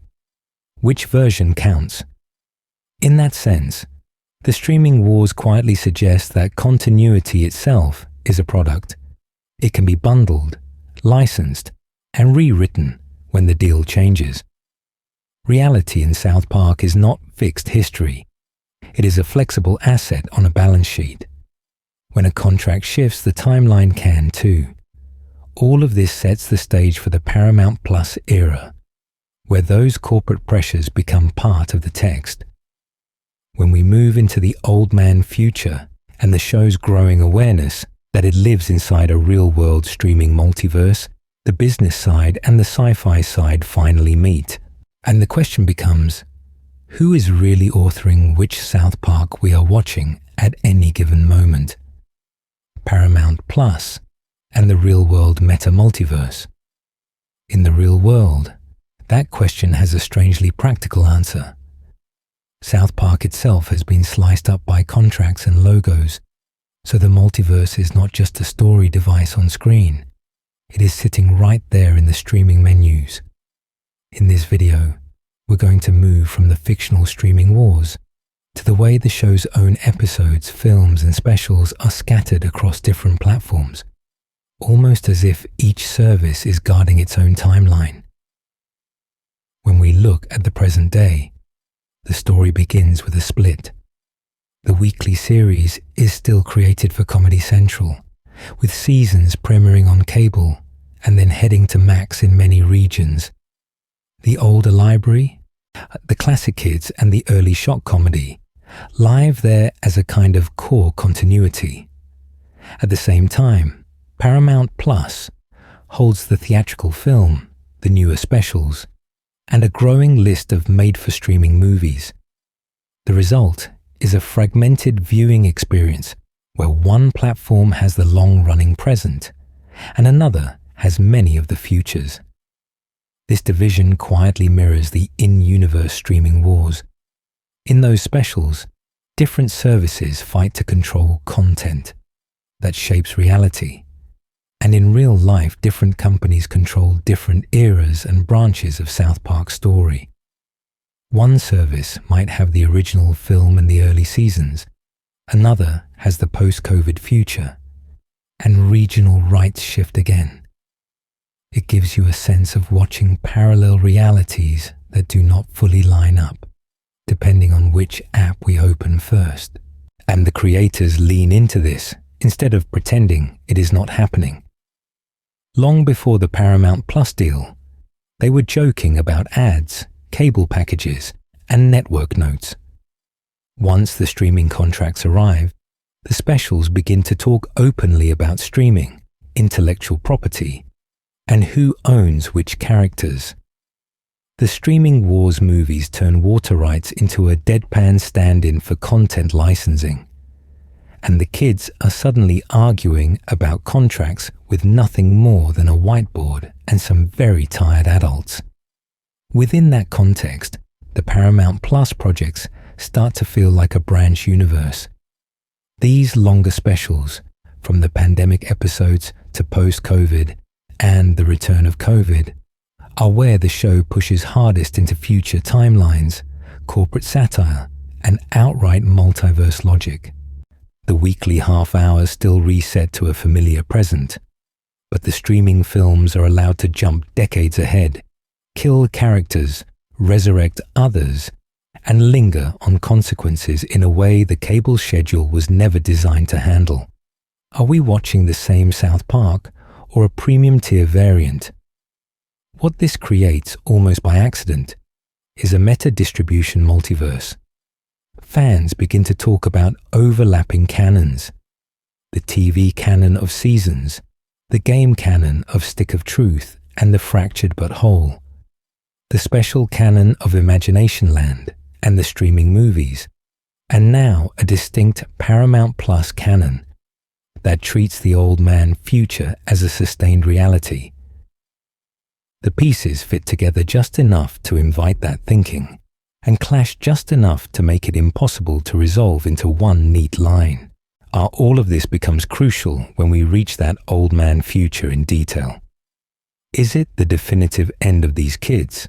a single possible branch created for a specific contract, or one of many corporate-sponsored futures running in parallel? The next part of the story takes that question seriously and follows the adult versions of the characters as if their timeline is real, while never quite letting us forget how easily another platform could spin up a different ending. The Old Man Future Timeline. South Park's darkest possible ending. The story begins in the Old Man Future with a town that feels familiar and wrong at the same time. Decades after the pandemic, South Park has been stretched and remodeled by streaming wars, tech monopolies, and a long hangover from decisions that, in this video, we've just seen the kids make in real time. The boys are no longer boys. They are scattered adults who barely speak, and the easy, low-budget chaos of the early seasons has hardened into something slower, sadder, and strangely plausible. When we first meet Old Man Stan, the animation is smoother, but the emotions are rough. He is burned out, divorced, and living in a kind of rural exile, still tethered to Tegrity farms and to a father who would later recall every trend as if it were a personal war. That gives you a sense of how the timeline treats old jokes as long-term damage. Kyle has become a responsible professional, still moral, still anxious, now weaponizing therapy and video calls instead of classroom speeches. Cartman, in the most pointed extension of his character, appears as a reformed Orthodox rabbi with a family, a transformation so extreme that it only works because we know how often his schemes lean on performance. Kenny, the poor kid who always died as a gag, is now a successful scientist whose death actually matters. The old man's setting is built as a logical endpoint rather than a random sketch. Long before the specials, we saw hints of adult futures in episodes where Cartman becomes a nice guy family man or a miserable fast food worker. Those were short, self-contained jokes. Here, the future is a full project, created with nothing more than the accumulated weight of the pandemic seasons, streaming culture, and the boys' unresolved grudges. The town has voice assistants in every room, VR escapism, and a constant sense that corporations quietly won. From a timeline perspective, and this feels less like a fixed destiny and more like a branch that depends on very specific pandemic-era choices. If the kids do not fracture over vaccines, misinformation, and who abandoned whom, does this future still happen? The specials lean into that question. The time travel device, the repeated trips back to the early 2000s, and the way small changes ripple forward, all echo classic multiverse science fiction, where one altered decision spins off an entirely new reality. Visually, the Old Man world keeps reminding us that it is conditional. We see glitchy time jumps, alternate presents, and characters openly discussing changing the future. Cartman's fate, in particular, swings wildly depending on how the timeline is nudged, which quietly tells us that even this bleakness is negotiable. The bleak tone functions as a cautionary tale about what happens when the boys drift apart and the town loses its strange balance between cruelty and affection. It is frightening, but it is not guaranteed. So is the Old Man timeline canon, or just one more parallel shelf in South Park's growing multiverse library. The specials do not answer that with a simple yes or no. Instead, they push the kids through time travel, paradoxes, and reality rewrites that seem to both validate this future and erase it. And in the next section, we're going to follow those jumps closely to see what, if anything, actually survives the reset. Time travel and course correction. Rewriting the Old Man future. So the specials take that Old Man future we have just spent hours in and immediately start poking at its foundations. And the story begins with a classic science fiction escape. An adult Stan and Kyle teaming up with a desperate future Butters, now the crypto magnate Victor Chaos, to send someone back and nudge the past. It feels playful on the surface, but the way the project is framed with schematics, arguments, and genuine stakes gives you a sense of how seriously they want this reset to land. In post-COVID and the return of COVID, the mechanism is not a random magic portal. It is a constructed time travel machine, built around Clyde's DNA and a carefully targeted point in the pandemic era. Long before, South Park had treated time travel as a throwaway gag, with the time child from Go God Go or background sci-fi devices that appeared, did their joke, and vanished. Here, the machine is argued over, sabotaged, and repaired, and the kids in the past actually have to decide whether to trust the message from their older selves. When adult Stan and Kyle finally manage to influence their childhood, the narrative does something important. It does not say they are fulfilling a prophecy. It shows them actively erasing the old man timeline. We watch Cartman's bleak future as a homeless drunk dissolve into a radically different version, where he is a rabbi with a family, and then watch that version threatened as well. The future is not one sacred endpoint. It is a branch that can be cut away. Small changes matter. A slightly different choice at the Broflovsky house. A different way the kids respond to the pandemic. A moment of reconciliation between Stan and Kyle that did not happen the first time through. All cascade into a completely altered adult world. That is straight out of multiverse storytelling, but done with nothing more than familiar South Park locations and a few adjusted character beats. We are meant to feel the butterfly effect without a character ever needing to say the phrase. This stands in contrast to earlier, lighter time travel bits. The Time Child arc treated the future as a playground for atheist dolphin jokes. My future self and me used future versions mainly as a parenting gag. Those episodes were funny, but the structure reset instantly. In the post-COVID specials, the reset is the story. The kids are painfully aware that their choices are overwriting entire lives. Does that future Cartman, the one we have just watched suffer, still exist somewhere? Or has the show quietly deleted him? In this video, we are going to keep returning to that question, because the specials turn the reset into meta-commentary.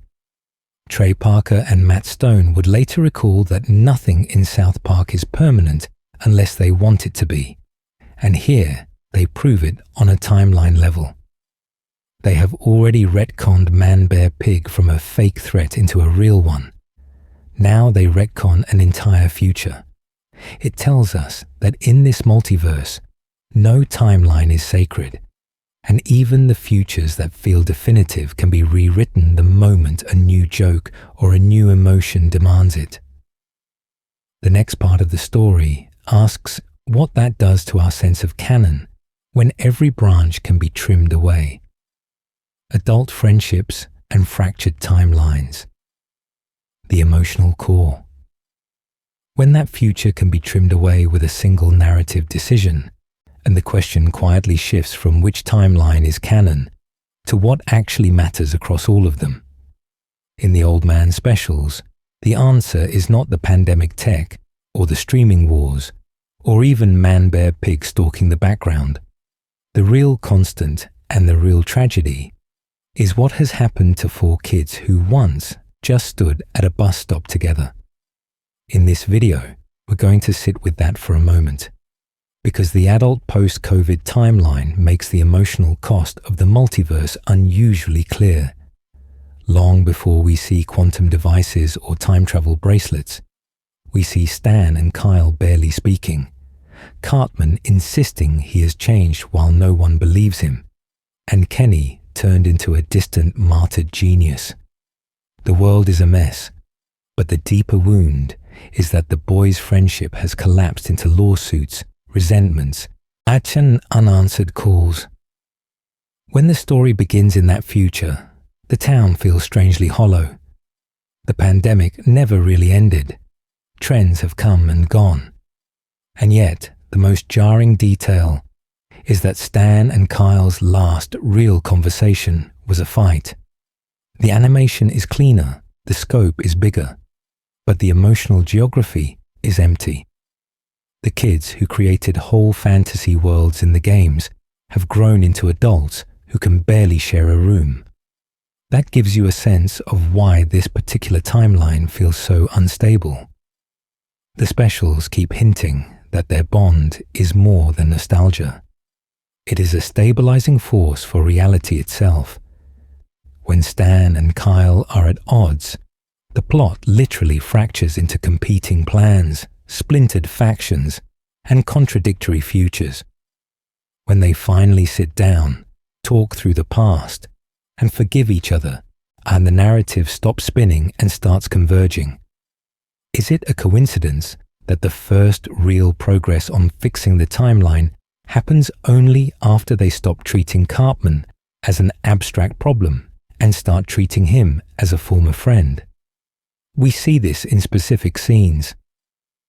Stan and Kyle sharing a quiet, awkward drink in the hotel room, finally admitting their guilt over Kenny, directly precedes the group committing to a unified plan.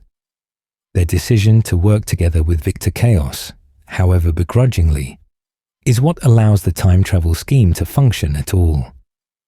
Even Cartman's brief, almost tender moments with his future family become pivot points. When he feels genuinely included, his worst impulses ease, and the world briefly looks repairable.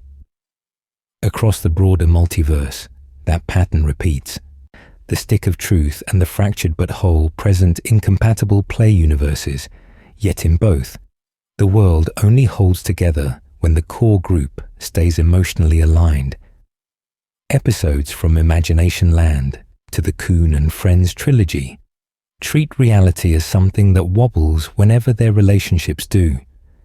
The sci-fi devices, from alien probes to pandemic time machines, are elaborate, but the real variable is whether these four kids can stay in the same story. That is what gives weight to the absurdity. Time travel, future tech, and streaming era chaos become less about mechanics and more about whether friendship can survive retcons. And as we move from the old man future back out into the wider South Park multiverse, that emotional thread will quietly decide which realities endure and which are thrown away with nothing more than a cut to black. Cartman's final joke, a rabbi in one timeline, a monster in another. From that emotional thread, the strangest branch of all is the one where Cartman grows up and becomes a rabbi. In the post-COVID future, the story begins with a quiet shock. Old man Cartman walking into frame in full religious garb, surrounded by a loving Jewish family, speaking with warmth about faith and community. The animation is still South Park, the comedy is still dry, but the premise is almost disorienting. This is Eric Theodore Cartman, and he is genuinely kind. Long before this future, everything about the character was pointed in the opposite direction. For decades of episodes, Cartman's defining traits were anti-Semitism, manipulation, and a bottomless selfishness that turned schoolyard cruelty into something operatic. We remember the Scott Tenorman revenge plot, the constant targeting of Kyle, the elaborate schemes that would derail entire stories just so Cartman could win. That history gives you a sense of how wildly improbable the rabbi timeline really is. If any kid in town was destined to end up anywhere but a synagogue, it was him. In this video, we're going to treat that improbability as a clue. The specials lean into the surprise at first, letting old man Cartman's domestic life play as almost suspiciously wholesome. He dotes on his kids, he defends his beliefs, he insists that his conversion and his family have changed him. Yet, as the narrative pressure builds around the boys trying to repair the timeline, small cracks appear in Cartman's need to control conversations, his instinct to guilt-trip people, his talent for self-pity under stress. These familiar tendencies begin to bleed through the beard and the yarmulke. By the time return of COVID loops events back and forth, the project has effectively turned Cartman into a living stress test for the multiverse. When the timeline shifts, his fate swings the hardest. In one branch, he is reformed and centered by faith. In another, he is a bitter, failed version of himself, alone and miserable. In still another, he edges back toward the monstrous, the same old Cartman stripped of the fragile scaffolding that made the rabbi future possible. Other characters change, but his volatility stands out. The dark punchline is that, in the altered ending the kids fight so hard to create, Cartman's life collapses into a cruel joke. While the world around him improves, he ends up destitute and raging, a far cry from the warm family table we saw earlier. It plays as karmic justice, but also as a reminder that this universe rarely grants him lasting happiness. The comedy is bleak, and deliberately so. Taken together, these futures position Cartman as the show's chaos censor. If his life is gentle, the timeline is unusually stable. If his life is wildly off the rails, something fundamental has shifted.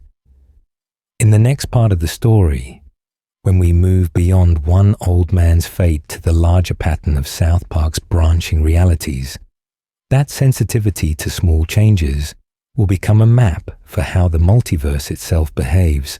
Quarter. Kenny the scientist, from immortal gag to multiverse engineer. When we leave Cartman's branching futures and pull the camera back, the next piece of the pattern arrives in a white lab coat.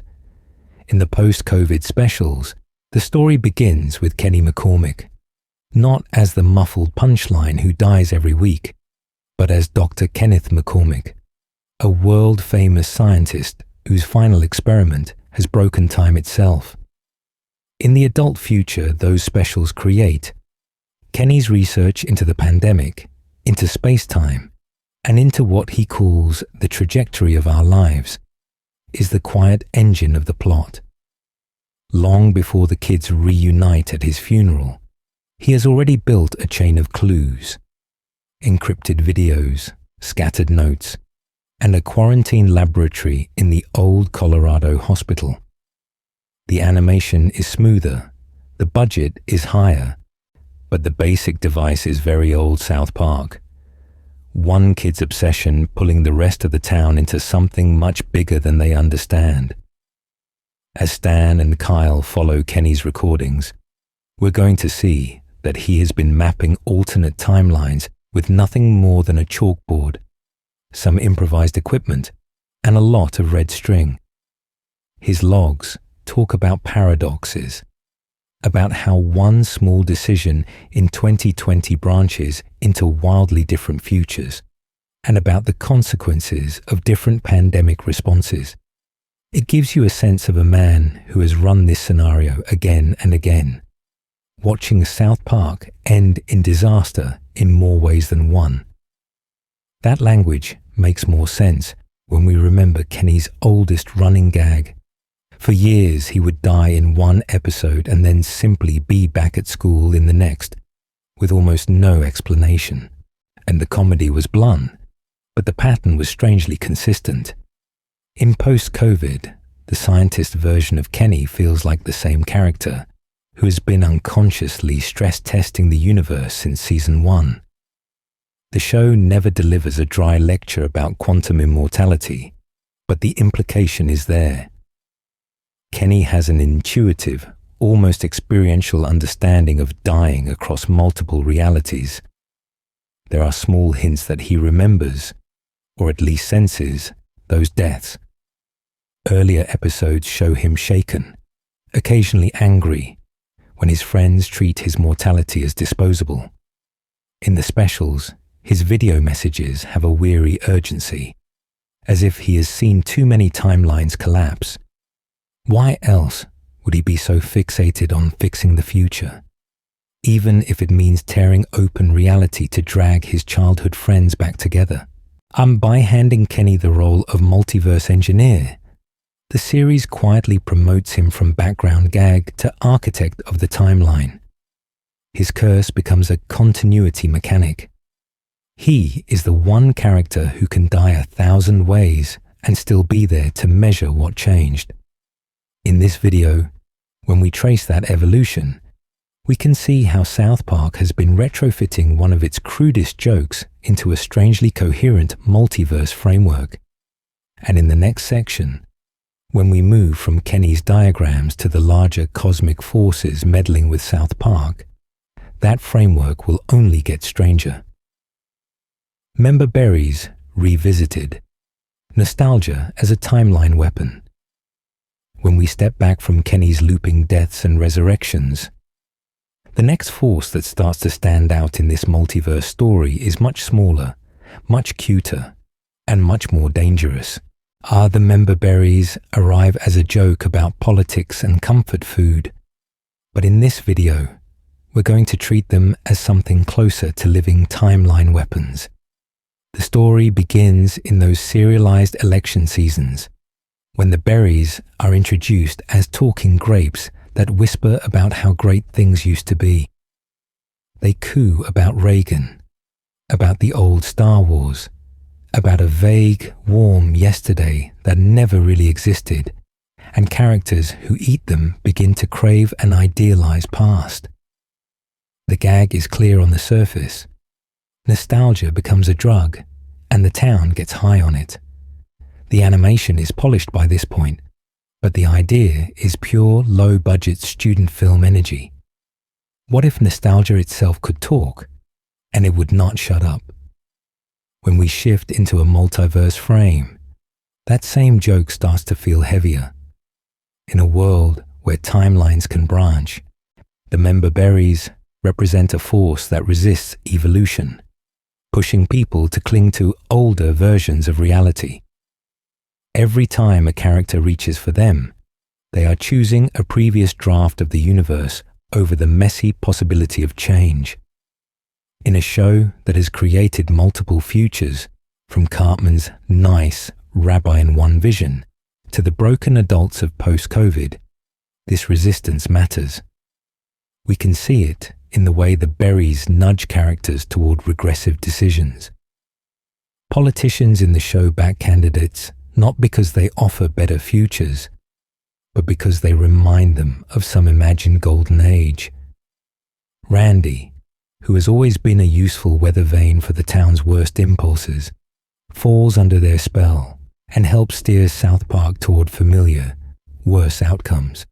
Why move toward a healthier branch of the timeline when the old branch feels safe, even if it is rotting? That pull backward connects directly to South Park's own struggle with its legacy. Long before streaming specials and multiverse diagrams, the series was already wrestling with whether to repeat old jokes or let the kids and the town grow. Fans want more Cartman schemes, more Kenny deaths, more shock-based comedy that gives you a sense of watching those early, crude seasons again. The creators, who would later recall how quickly the show was expected to react to the news cycle, are tempted by the same loop. The Member Berries simply make that temptation literal. If we treat the berries as real within the fiction, they function almost like multiverse parasites. They feed on timelines by keeping them stuck, preventing divergence into healthier possibilities, whispering that the branching path ahead is scary and the rerun behind is safe.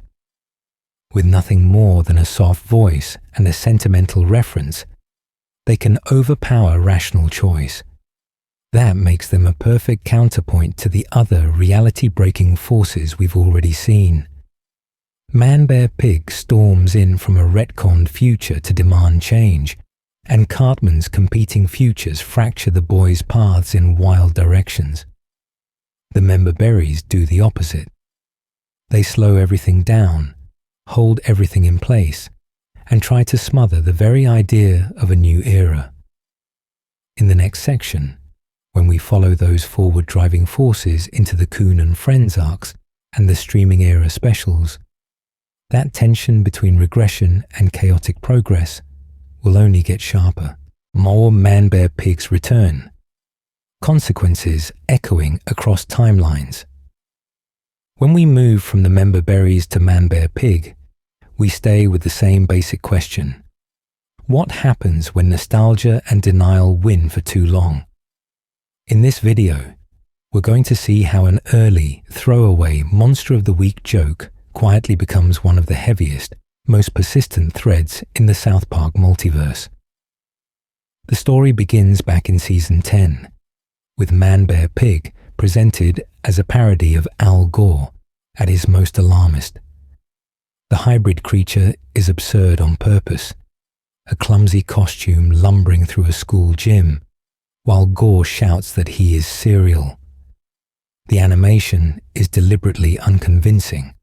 The threat is never quite real, and the kids treat the whole thing as media hysteria made flesh.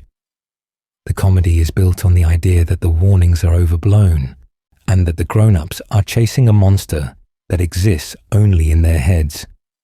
Long before the streaming specials, that episode stood as a neat time capsule of mid-2000s climate fatigue.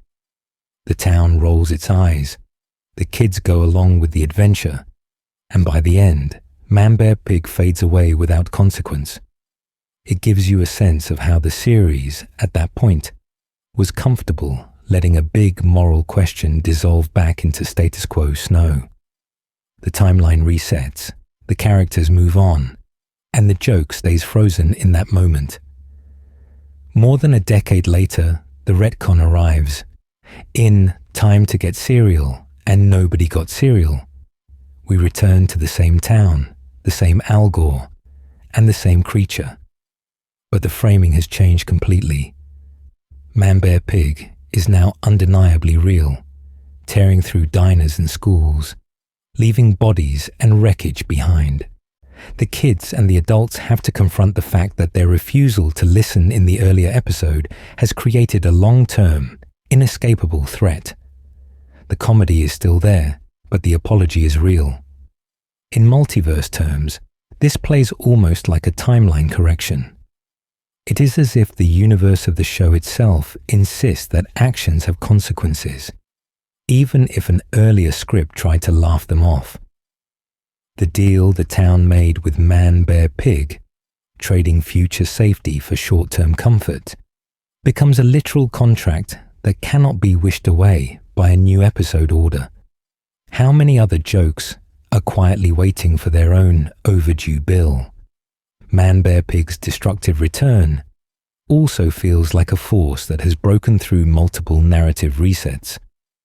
We have had alien retcons, Imagination Land, superhero trilogies, almond streaming specials that bend reality.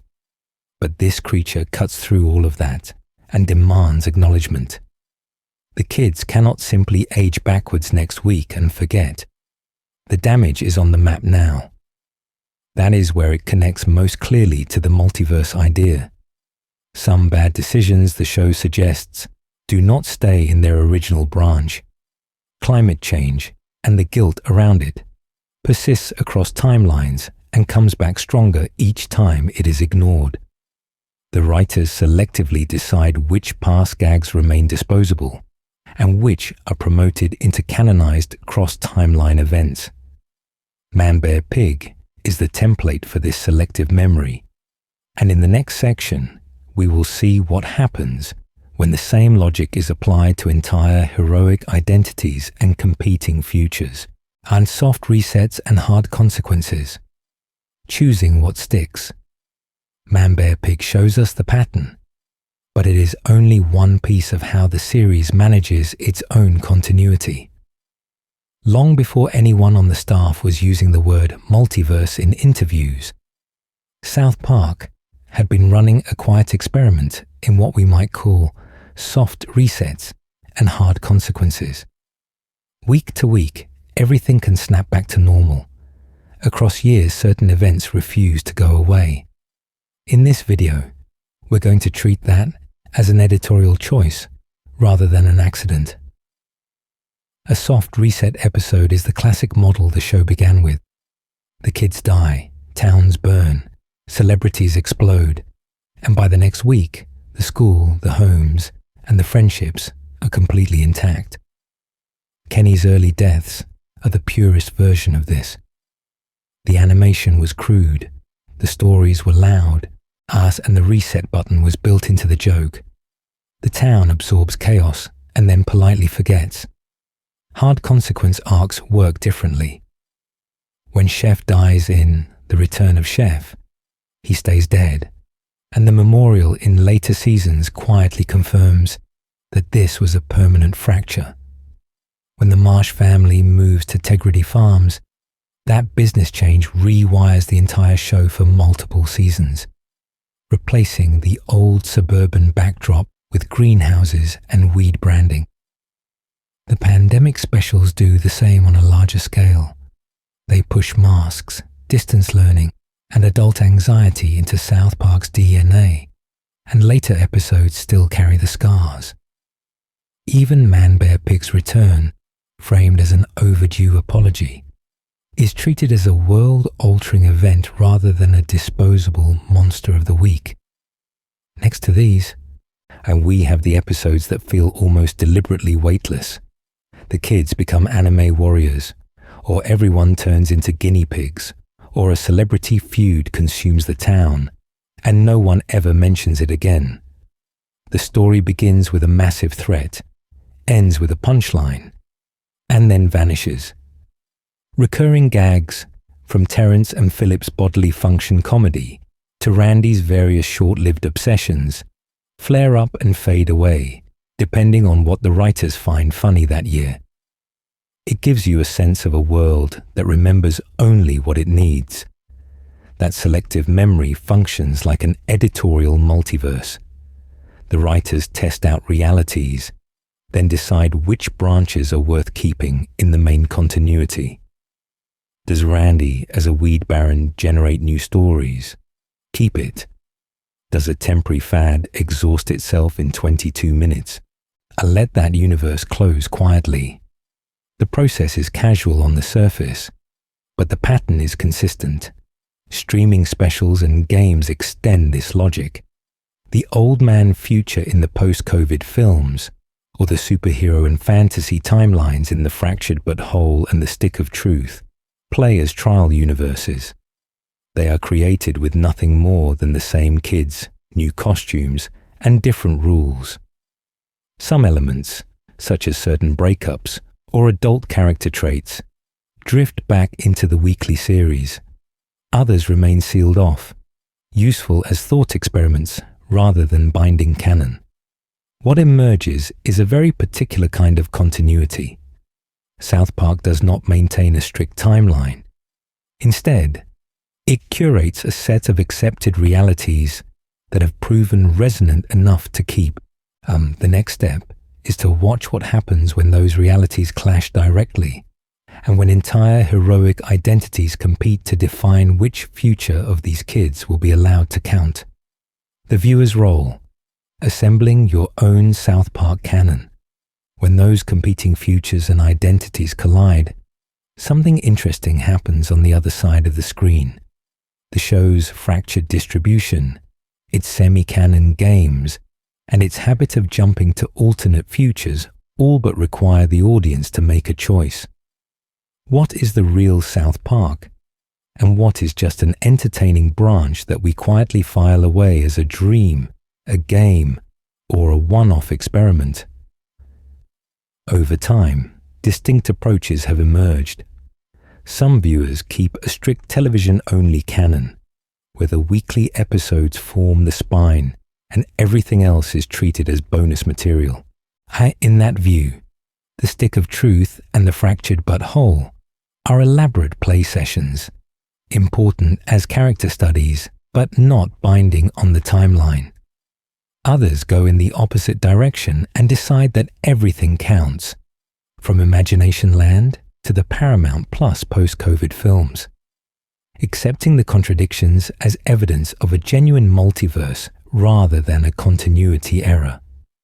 There are also game-heavy timelines, where the kids' fantasy campaigns become the main reality, and the show is treated almost as commentary on those larger adventures. In that reading, the Coon and Friends and the Cthulhu trilogy is not just a parody of superhero comics, but a central crossover event. The kids began as ordinary fourth graders, then expanded into warring superhero factions, with the games functioning as full-scale multiverse crises. Long before the term was fashionable, South Park had created its own comic book-style continuity. Then there are future-focused canons built around the streaming specials. Viewers who favor the old man timeline treat post-COVID and return of COVID as the definitive adult fates of the kids, even though earlier glimpses, from Cartman's rabbi life to other flash-forwards, point in completely different directions. Which adult Stan is the real one? The show never settles the question, and that ambiguity is the point. In this video, we're going to see how the series quietly encourages this pick-and-choose behavior. The writers rarely declare one timeline official and another discarded. Instead, they play with multiple possibilities at once, from ManBearPig's sudden promotion from throwaway gag to existential threat, to Imagination Land treating fictional worlds as physically accessible territories. Each move gives you a sense of a reality that can be edited, rewritten, or split without warning.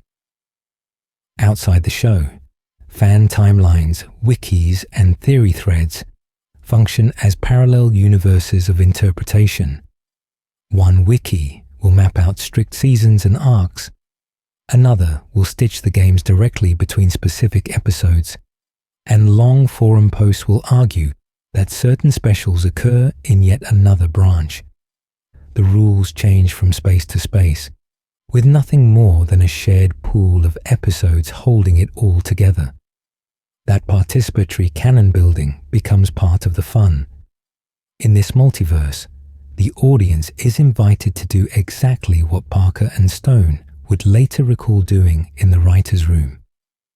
Keep what feels rich, ignore what no longer works, and treat every new project as a possible reality rather than a binding decree. The story begins to look less like one official line and more like a cluster of overlapping possibilities. From here, the next step is to look at South Park as a holistic multiverse, where official content and fan interpretation blend into a single, ever-shifting reality that keeps rewriting itself in real time. Reality-breaking episodes. When the show admits it's a show from that point, the next layer up is where the show stops pretending it is only a town and quietly reminds us it is also a television project about a town. The story begins to bend back on itself in episodes where the kids, the network, and even the animation process become part of the plot, and the multiverse we have been tracing suddenly includes the writer's room. Long before streaming specials and elaborate continuity maps, we had Terrence and Phillip in Not Without My Anus, an April Fool's bait and switch that openly toyed with audience expectations. Here, the joke is that South Park can vanish for a week and be replaced by another show entirely, which gives you a sense of how replaceable any single episode is in the larger structure.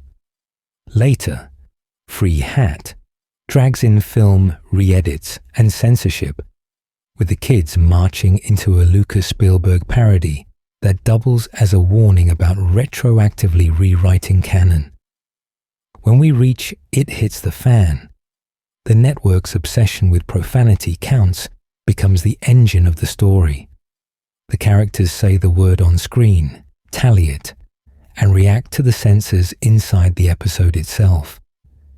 Then Cartoon Wars folds in Family Guy, Comedy Central, and the Muhammad controversy, with Cartman trying to get another animated show cancelled from within his own animated show. In this video, we are going to treat those moments as brief visits to a higher floor of the building, where South Park is just one series among many competing for airtime. Cancelled makes that metaphor literal. The boys discover that Earth is a galactic reality show, and that their whole history can be edited or pulled from the schedule at any time. The animation style is mocked. The theme song is reframed as a credit sequence within a bigger program. And we are reminded that if this is a show inside an alien network, then alternative versions could be airing somewhere else. How many unused pilots or scrapped timelines are implied by that premise? Across these episodes, characters sometimes acknowledge the weekly reset directly. Cartman complains that nothing will matter next week, or a death is brushed off with the unspoken understanding that the town will be back to normal by Monday night. The flexible timeline becomes a running gag, and that gag quietly functions as multiverse logic. If events can be undone without explanation, then somewhere a version exists where they stayed. These reality breaks also act as safety valves. When ManBearPig is retconned from a throwaway joke into a deadly threat, or when continuity snarls around Kenny's deaths and returns, the show can always retreat to that meta layer and admit that the rules are being rewritten. With nothing more than a wink at the audience, contradictions turn into features rather than errors. Taken together, these self-aware chapters form a kind of meta-multiverse above South Park streets, a space where creators, networks, and fictional worlds all overlap. In the next section, we will move even further out and look at how that highest layer connects the series, the film, the games, and the specials into one sprawling, many-tiered reality. Creators as gods, Trey, Matt, and the top-level universe. From that meta-space, there is still one level higher, and this is where the story begins to feel almost theological. Above the boys, above the town, above the animated camera that swoops through those paper-flat streets, we have Trey Parker and Matt Stone themselves, operating as the quiet gods of this entire structure. Long before streaming deals and game studios entered the picture, the show had already started to gesture at those gods. Episodes would occasionally bring in Trey's voice directly, or let Matt slip into a background character, and commentary tracks would later recall how they animated themselves into crowd scenes with nothing more than a quick cutout. It was a gentle reminder that outside the frame, there were real people deciding whether Kenny lived, whether Cartman suffered, and whether an alien probe joke went too far on a Wednesday night.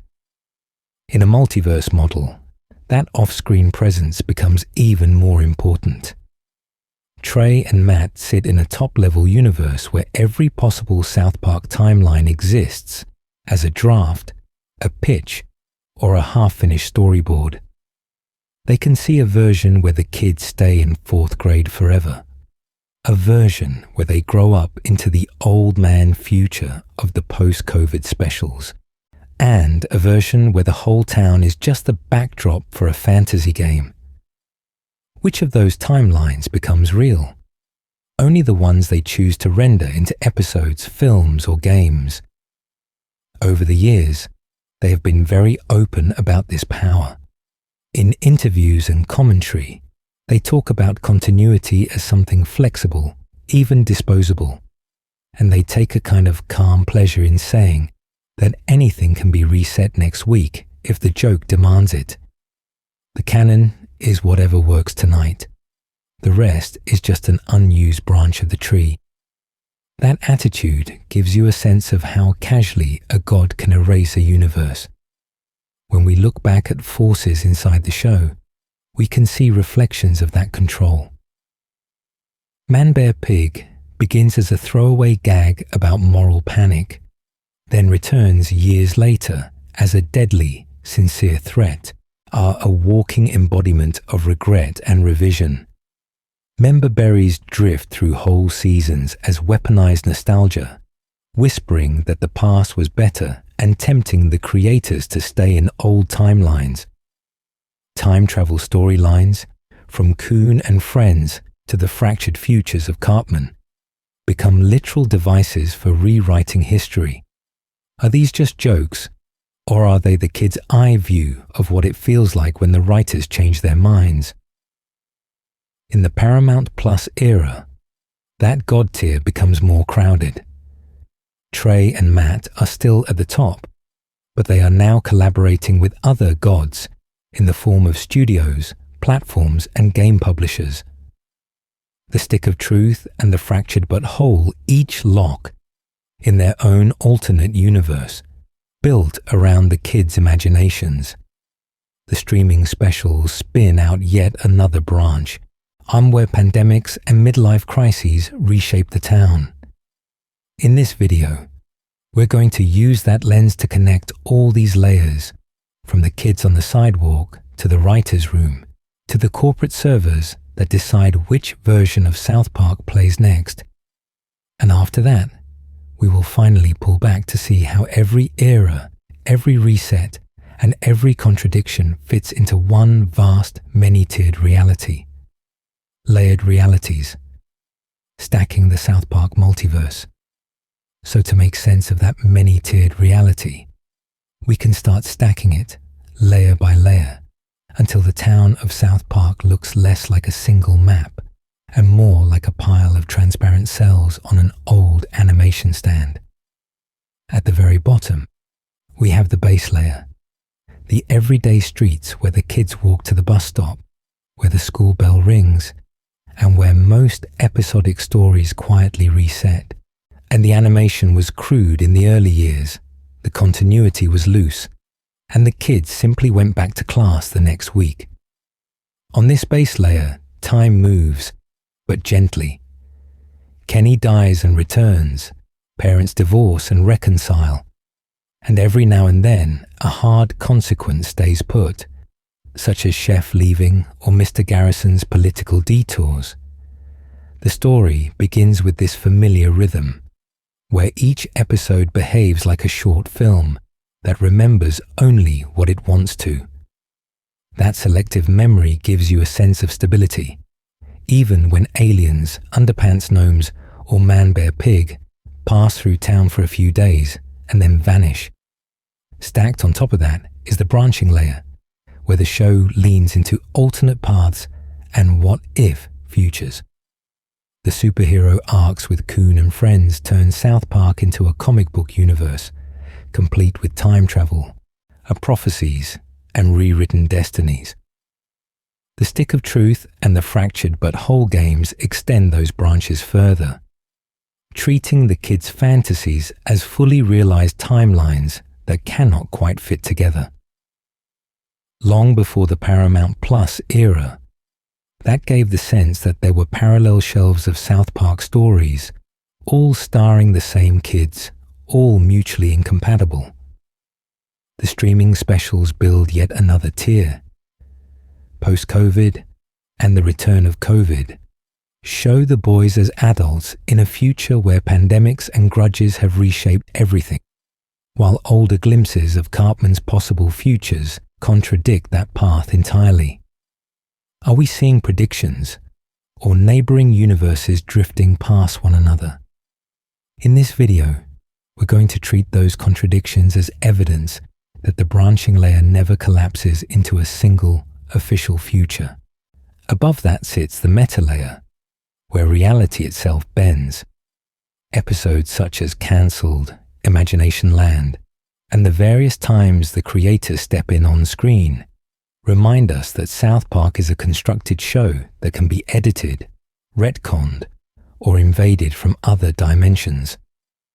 ManBearPig's evolution from throwaway gag to deadly apologetic allegory feels less like a mistake and more like a timeline rewrite performed in front of the audience. Then there is the corporate and distribution layer, which might be the strangest of all. Contracts, platform deals, and specials determine which universes are accessible at any given moment. One set of future streams on Paramount Plus, another era lives on Comedy Central reruns, and the games occupy their own interactive corner. With nothing more than licensing paperwork and server menus, our entire branches of the multiverse appear or vanish from view. Characters drift between these layers in ways that are almost symbolic. Cartman is chaos, constantly generating new realities, from genocidal villain to oddly pious family man, depending on which branch we follow. Kenny is the continuity glitch, dying across episodes, timelines, and even games, reminding us that the rules are flexible but persistent. Randy is franchise expansion made human, growing from background dad to weed mogul and pandemic protagonist whenever the show needs a new spin-off direction. All of these layers coexist rather than replace one another. The base town, the branching futures, the meta jokes, and the corporate scaffolding stack into a dense, overlapping multiverse held together by tone, by the core kids, and by that snowy main street. The question, and then, is how this layered model changes the way we read each era of the show, and how it prepares us for whatever new reality the next contract or special will create. Living with infinite South Parks. What the multiverse really means. So when we step back from that stack of overlapping realities, we realize something quietly radical has happened.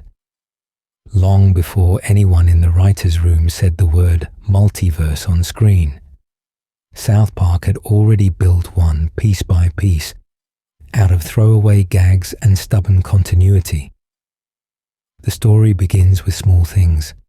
Kenny's early cycle of deaths and returns, the way ManBearPig shifts from an Al Gore punchline to an existential threat, or how Cancelled casually reveals alien producers editing the planet as if it were a cheap TV show. Over time, those jokes deepen. The Coon and Friends and Cthulhu trilogy treats the town as a superhero universe, with alternate futures, time travel, and branching destinies for the kids. Imagination Land opens a literal gateway where every fictional character can invade. The games, from the Stick of Truth's fantasy war to the fractured but wholes clashing superhero continuity, sit beside the main series as full timelines where the same kids fight different, incompatible battles. None of this is formally labeled a multiverse in this video or in the show, but it gives you a sense of how dense the background architecture has become. That structure gives the series enormous freedom.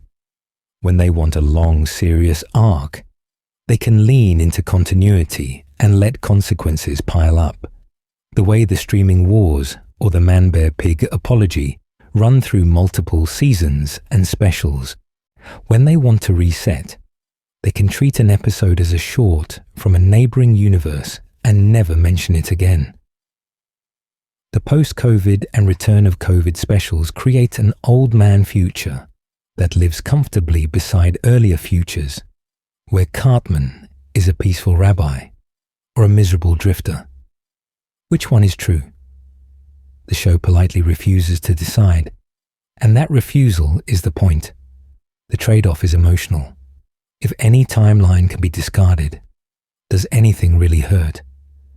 When we watch adult Stan and Kyle limp through midlife trauma in the Paramount Plus specials, we carry the knowledge that another universe could wipe those scars away next week. That tension makes the futures that do recur feel strangely heavy. when an old man version of a character survives multiple specials, or when a retcon sticks around long after the initial joke, and it signals that this branch matters, at least for now. One way to live with that is to adjust how we watch. Instead of treating South Park as a single straight line, we can see it as a constellation of stories orbiting the same core kids. The film, the games, the serialized seasons, the one-off experiments made with nothing more than a new streaming mandate or a late-night idea all become parallel angles on Stan, Kyle, Cartman, and Kenny. Some fans already rank their preferred futures the way comic readers choose favorite runs. Why wouldn't that trend continue as more projects appear? Looking ahead, it seems far more likely that new games, specials, or even stranger formats will widen this constellation than narrow it.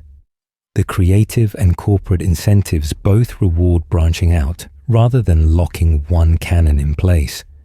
We're going to see more adult timelines, more genre riffs, more realities where one decision sends the town in a completely different direction. Yet no matter how many universes they sketch, the story always begins in the same place. A weird little town in Colorado, a bus stop, 4 kids in the snow. That recurring image holds all these timelines together as one show, even when the details disagree. Pulling the threads together. How South Park accidentally built a multiverse.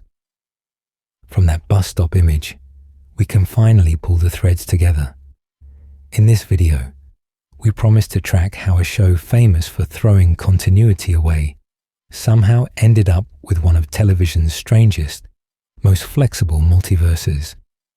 Now we can see that it did not arrive in a single explosion of canon, but in a long, quiet drift. Long before anyone used the word multiverse on screen, the foundations were being laid in small ways. A background gag that quietly referenced an earlier episode, a side character who reappeared with no fanfare, a running joke about Kenny's deaths that reset the world and still, somehow, accumulated meaning. The animation was cleaner. The production was no longer a student project made with nothing more than cardboard and tape, but the attitude stayed loose. Episodes would end, the town would shrug, and the next week behaved as if several versions of events were all hovering around the edges. When the big genre swings arrived, they sat neatly on top of that looseness. The Coon and Friends and Cthulhu trilogy treated the kids as comic book heroes, complete with time travel, alternate futures, and retconned origins. The same 4 kids at the same bus stop suddenly had superhero aliases, tragic backstories, and world-ending stakes. That gave the show a superhero-style branching reality, without needing to declare any of it the real timeline. The games extended that feeling. The Stick of Truth and the Fractured But Whole presented 2 incompatible eras of the boys' imaginations, fantasy and superheroes, each one acting as if it were the definitive version. The characters were the same, but their roles, powers, even friendships shifted, as if we were watching different builds of the same save file. Trey and Matt would later recall how those projects let them experiment with continuity in a way the weekly schedule rarely allowed, and it gives you a sense of how comfortable they had become with parallel outcomes. Around that, the meta elements kept bending the frame.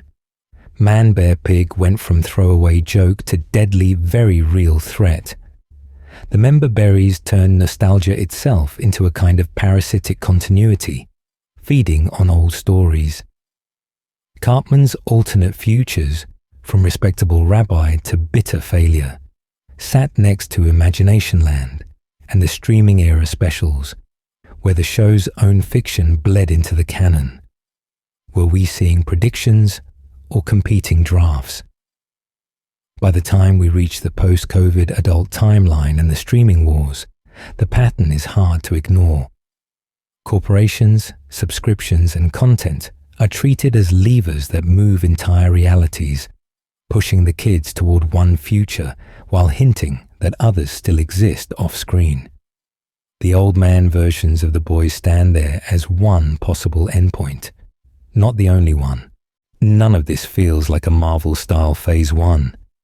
It feels like Trey and Matt constantly rewriting, contradicting, and then quietly recanonizing their own work until the show behaves as a cluster of branching timelines. That gives South Park an unusual advantage. It can reset whenever it wants, but it can also decide that an old joke, a forgotten character, or a one-off plot was always part of something larger. Once we start seeing the town that way, even a basic Monster of the Week story begins to look different. In the next section, we're going to follow that idea into the practical question. How do we watch a simple South Park episode once we know there may be other versions running in parallel just out of frame? Reading the map. A simple timeline of South Park's multiverse eras. So to keep that in mind without getting lost, and we're going to lay out a simple timeline, a calm map of how the South Park multiverse has unfolded over the years. The story begins with what we can call Era 1, the Wild West years, covering roughly seasons 1 through 5. In this stretch, continuity is mostly a running joke. Kenny dies again and again, side characters appear and vanish, and the town resets every week with nothing more than a shrug. The animation is rough, the edges are visible, and that looseness quietly plants the idea that reality here can bend without breaking. When we move into Era 2, the emerging continuity phase around seasons 6 to 10, something changes. The kids still get thrown into wild plots, but certain events begin to matter. Kenny's real death, the way Butters steps forward, the growing presence of Randy, and small references to past episodes all suggest that the show remembers itself. The canon is still flexible, but it is no longer disposable. This gives you a sense of a world where some branches get trimmed and others are allowed to keep growing. Era 3 arrives with event storylines and a proto-multiverse. Imagination Land, the Coon and Friends saga, and the Cthulhu arc feel almost like short films embedded in the series. They run across multiple episodes, switch genres into war stories and superhero epics, and introduce reality-breaking concepts. Imagination Land opens doors between fiction and the town. Coon and Friends plays with time, alternate futures, and comic book logic. These arcs behave as self-contained universes that still feed back into the main show. Long before streaming specials, Era 4 pushes that branching into the interactive space with the stick of truth and the fractured but whole. In this video game era, players choose classes, builds, and powers for the kids, turning them into customizable variants. One project is a fantasy quest, the other a superhero feud, and they cannot both be the timeline at once. The games treat South Park as a set of neighboring realities that overlap, then fold back toward the core series. Era 5 is the serialized, topical canon, starting in the PC principal seasons and running through the ManBearPig's and ManBearPig's return. Here, the show begins to revisit its own past, treating earlier jokes as mistakes, warnings, or alternate takes that can be corrected. ManBearPig shifts from absurd punchline to deadly threat. ManBearPig's weaponized nostalgia itself. The town's history is not fixed. It is something they can rewrite when the world changes. Finally, Era 6, the streaming special age, arrives with the pandemic special, post-COVID, return of COVID, and streaming wars. These specials show concrete future timelines, corporate-controlled realities, and older versions of the kids whose lives diverge based on technology and media.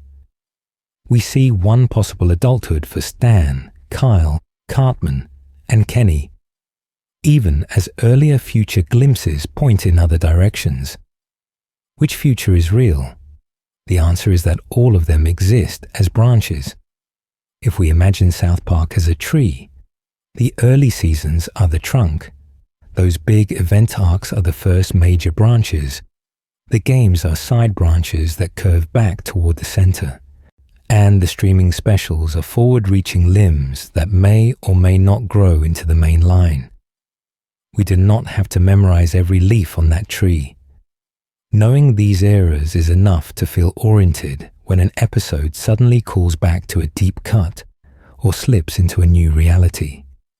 In the next section, we're going to slow down again and watch how a single episode feels once we keep this entire branching structure quietly in mind. How to watch South Park now, a multiverse viewer's guide. So now that we have that branching structure in mind, the next question is simple. How do we actually watch this without turning South Park into a homework assignment? The answer is that we do not have to.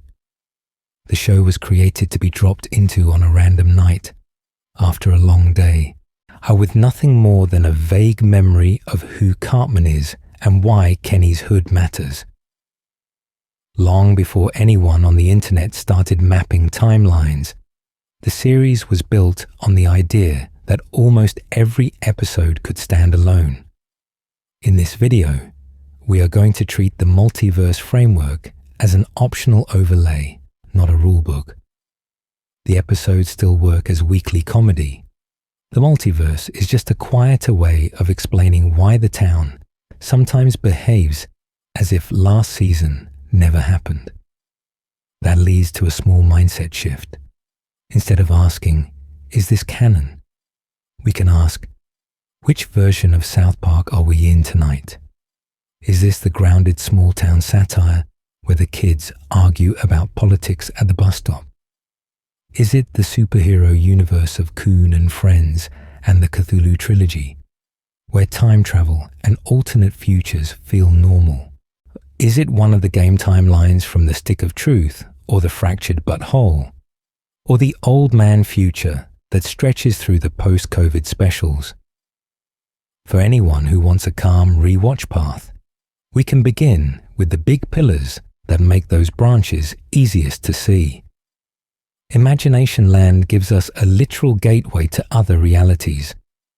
The Coon and Friends run, paired with the Cthulhu episodes, turns the kids into comic book characters and treats continuity as something to be played with. The two RPG games quietly sit beside those stories as neighboring universes, while the post-COVID and return of COVID specials carry the story forward into a concrete adult future that would later recall earlier what-if episodes. On a second or third pass, it helps to notice the small continuity jokes that once seemed throwaway. ManBearPig's evolution from obvious hoax to deadly, very real threat gives you a sense of a timeline being rewritten in hindsight. Memberberries echo older nostalgia episodes and make the town's obsession with its own past feel almost parasitic. Cartman's many imagined futures, from reformed family man to bitter old man, line up eerily with the old man branch, as if we are watching competing variants argue for control. When a new episode appears to contradict an older one, that tension does not have to be a mistake.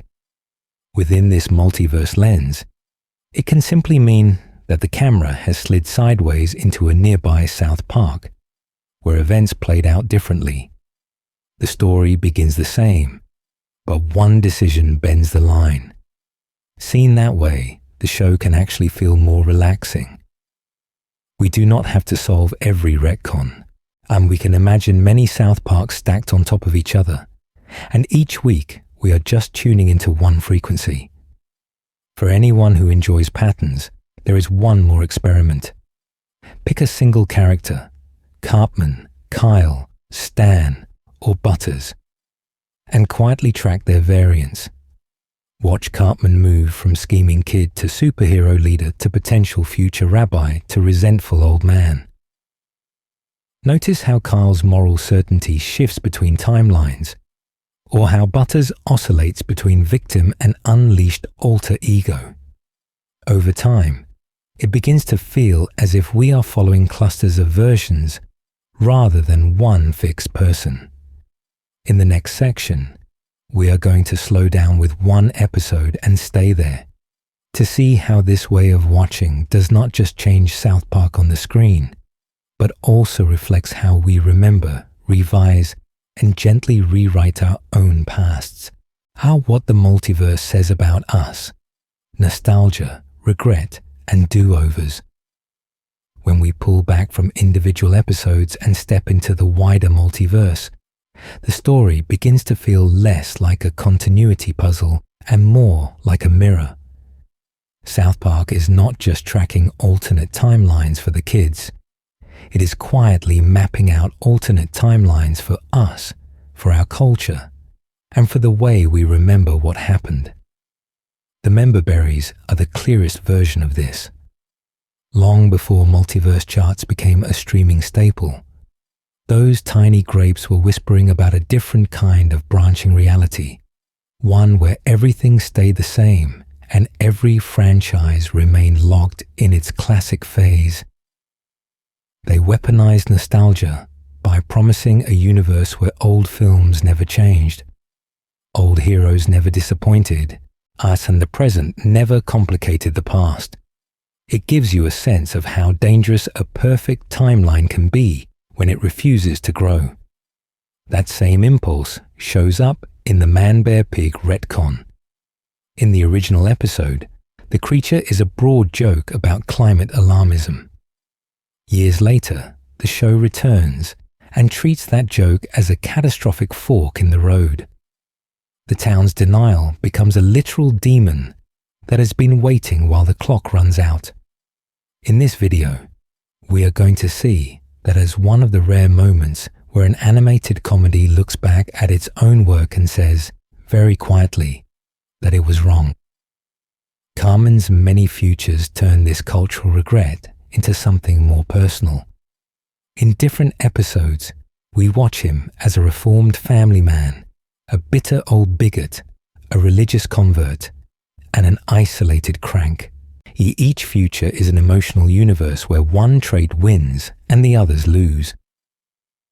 The old man timeline in the post-COVID specials pushes this further, treating his fate as a moving target that shifts every time his relationships and choices shift. Which version is real? The show's answer is that all of them are, at least for a moment. In those specials, the boys' friendship becomes the core variable. The future grows colder and more absurd when they drift apart, and it softens when they reconnect. For a series that began with nothing more than cutout kids swearing at bus stops, that is a surprisingly gentle thesis. The most important branch points in any timeline are the people we keep or abandon. Around the same time, the streaming era stories about subscriptions and competing platforms turn media itself into a multiverse. Different corporations hold different pieces of the past, and everyone lives in slightly different cultural timelines depending on which services they can access. The comedy is broad, but the premise is familiar. We no longer share one canon. We rent dozens. Underneath all of this, South Park's constant rewrites and contradictions feel less like mistakes and more like memory. We downplay some moments, exaggerate others, and quietly reframe whole chapters once we know more. The show began as a short throwaway project and ended up as a long experiment in second chances and missed chances, in what it would mean to go back and take responsibility for what once seemed harmless. By the time we reach the recent seasons, There is a strange freedom in knowing that every ending is only one possible branch. The creators can close the story in many ways, and we, as viewers, carry our own preferred timelines in our heads. In the next section, we are going to stay with one episode and watch how this freedom plays out on a smaller, more intimate scale, where a single decision can feel as vast as a universe. Where it can all go from here, future timelines and infinite endings. From that intimate scale, we can widen the frame again and look ahead, because the multiverse structure does something very gentle for South Park's future. It tells us that the old man era we saw in the post-COVID specials is one ending, not the ending. The story begins to feel less like a straight line and more like a map, where that bleak, funny, oddly heartfelt future is one marked destination among many others still unvisited. When those specials first arrived, and they presented a concrete fate for the kids. Stan and Kyle estranged, Cartman apparently redeemed, Kenny a tragic martyr to curiosity. In an older version of the show, that would have been a definitive where they end up answer.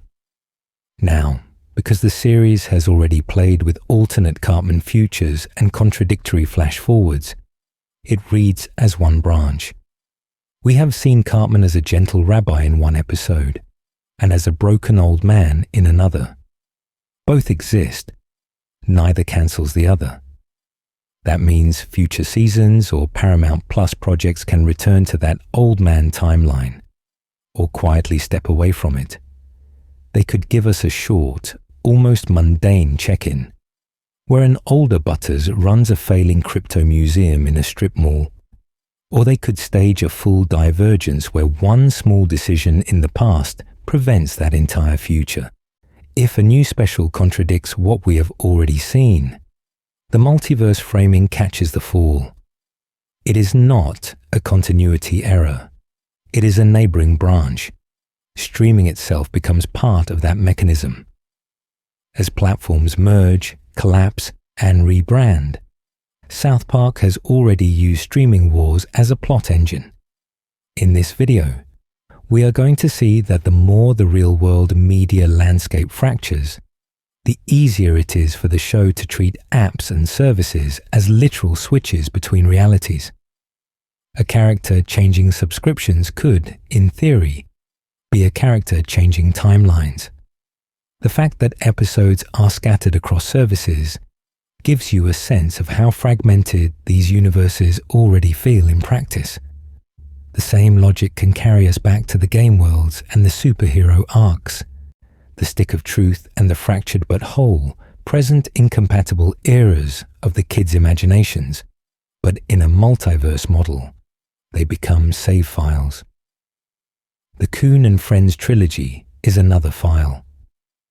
The show can always decide to load one of those again, not as a reboot, but as a deliberate visit to a specific branch, with older, wiser versions of the characters remembering what they once pretended to be. There is even room, someday, for a full multiverse convergence, not as a prediction, but as something now completely plausible.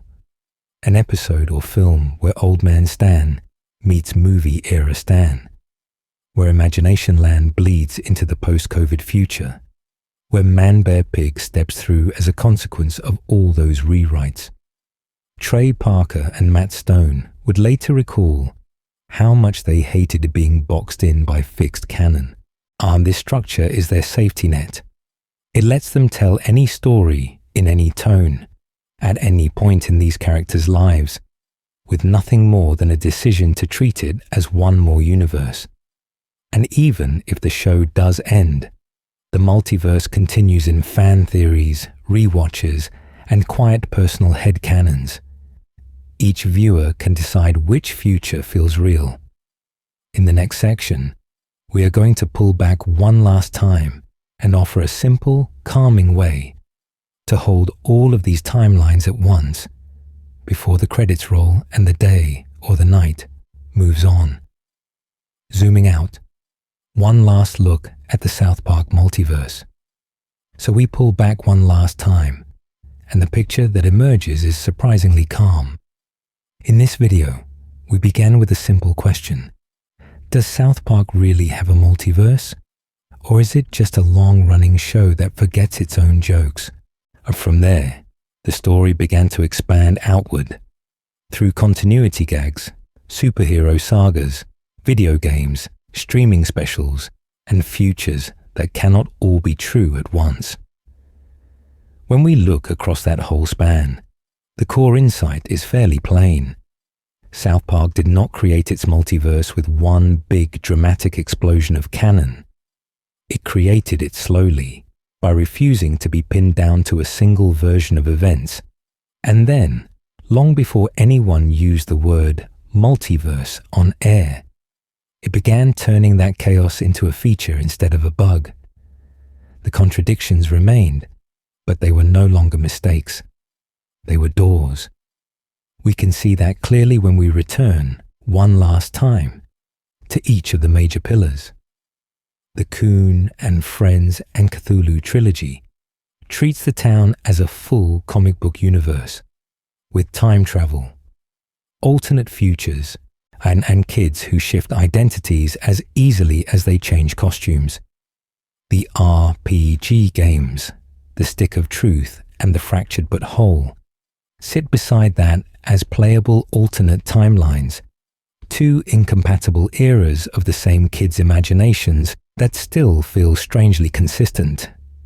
It gives you a sense of how comfortable the series became with parallel versions of the same afternoon. Then, there are the retroactive shifts. ManBearPig, once a throwaway joke about a made-up threat, returns as a deadly, very real creature, as if the universe had been quietly rewritten. Member berries drift through the later seasons, pulling characters and even the show itself back toward earlier realities. The post-COVID specials move even further, presenting an old man future where the kids have grown into adults, and while other episodes preserve completely different futures for Cartman and the rest. Which one is real?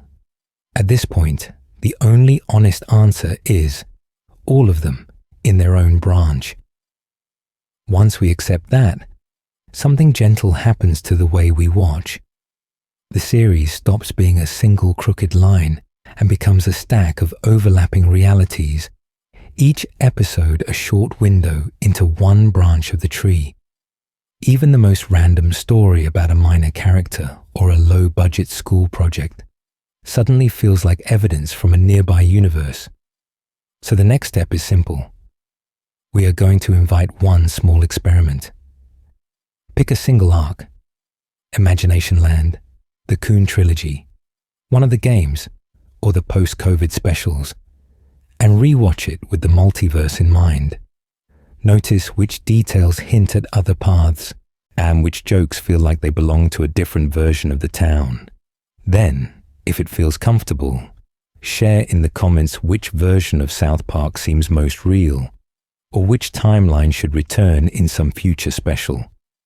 As the credits approach, we can imagine the town sitting quietly under the mountains, existing in countless slightly different forms at once, with the kids always about to make one more choice that branches reality again. We have walked through decades of chaos, jokes, and contradictions, and seen how they quietly form a map. So the next time we tune in, we are not just watching an episode. We are dropping into one small corner of the South Park multiverse for a short visit, before the story moves on without us.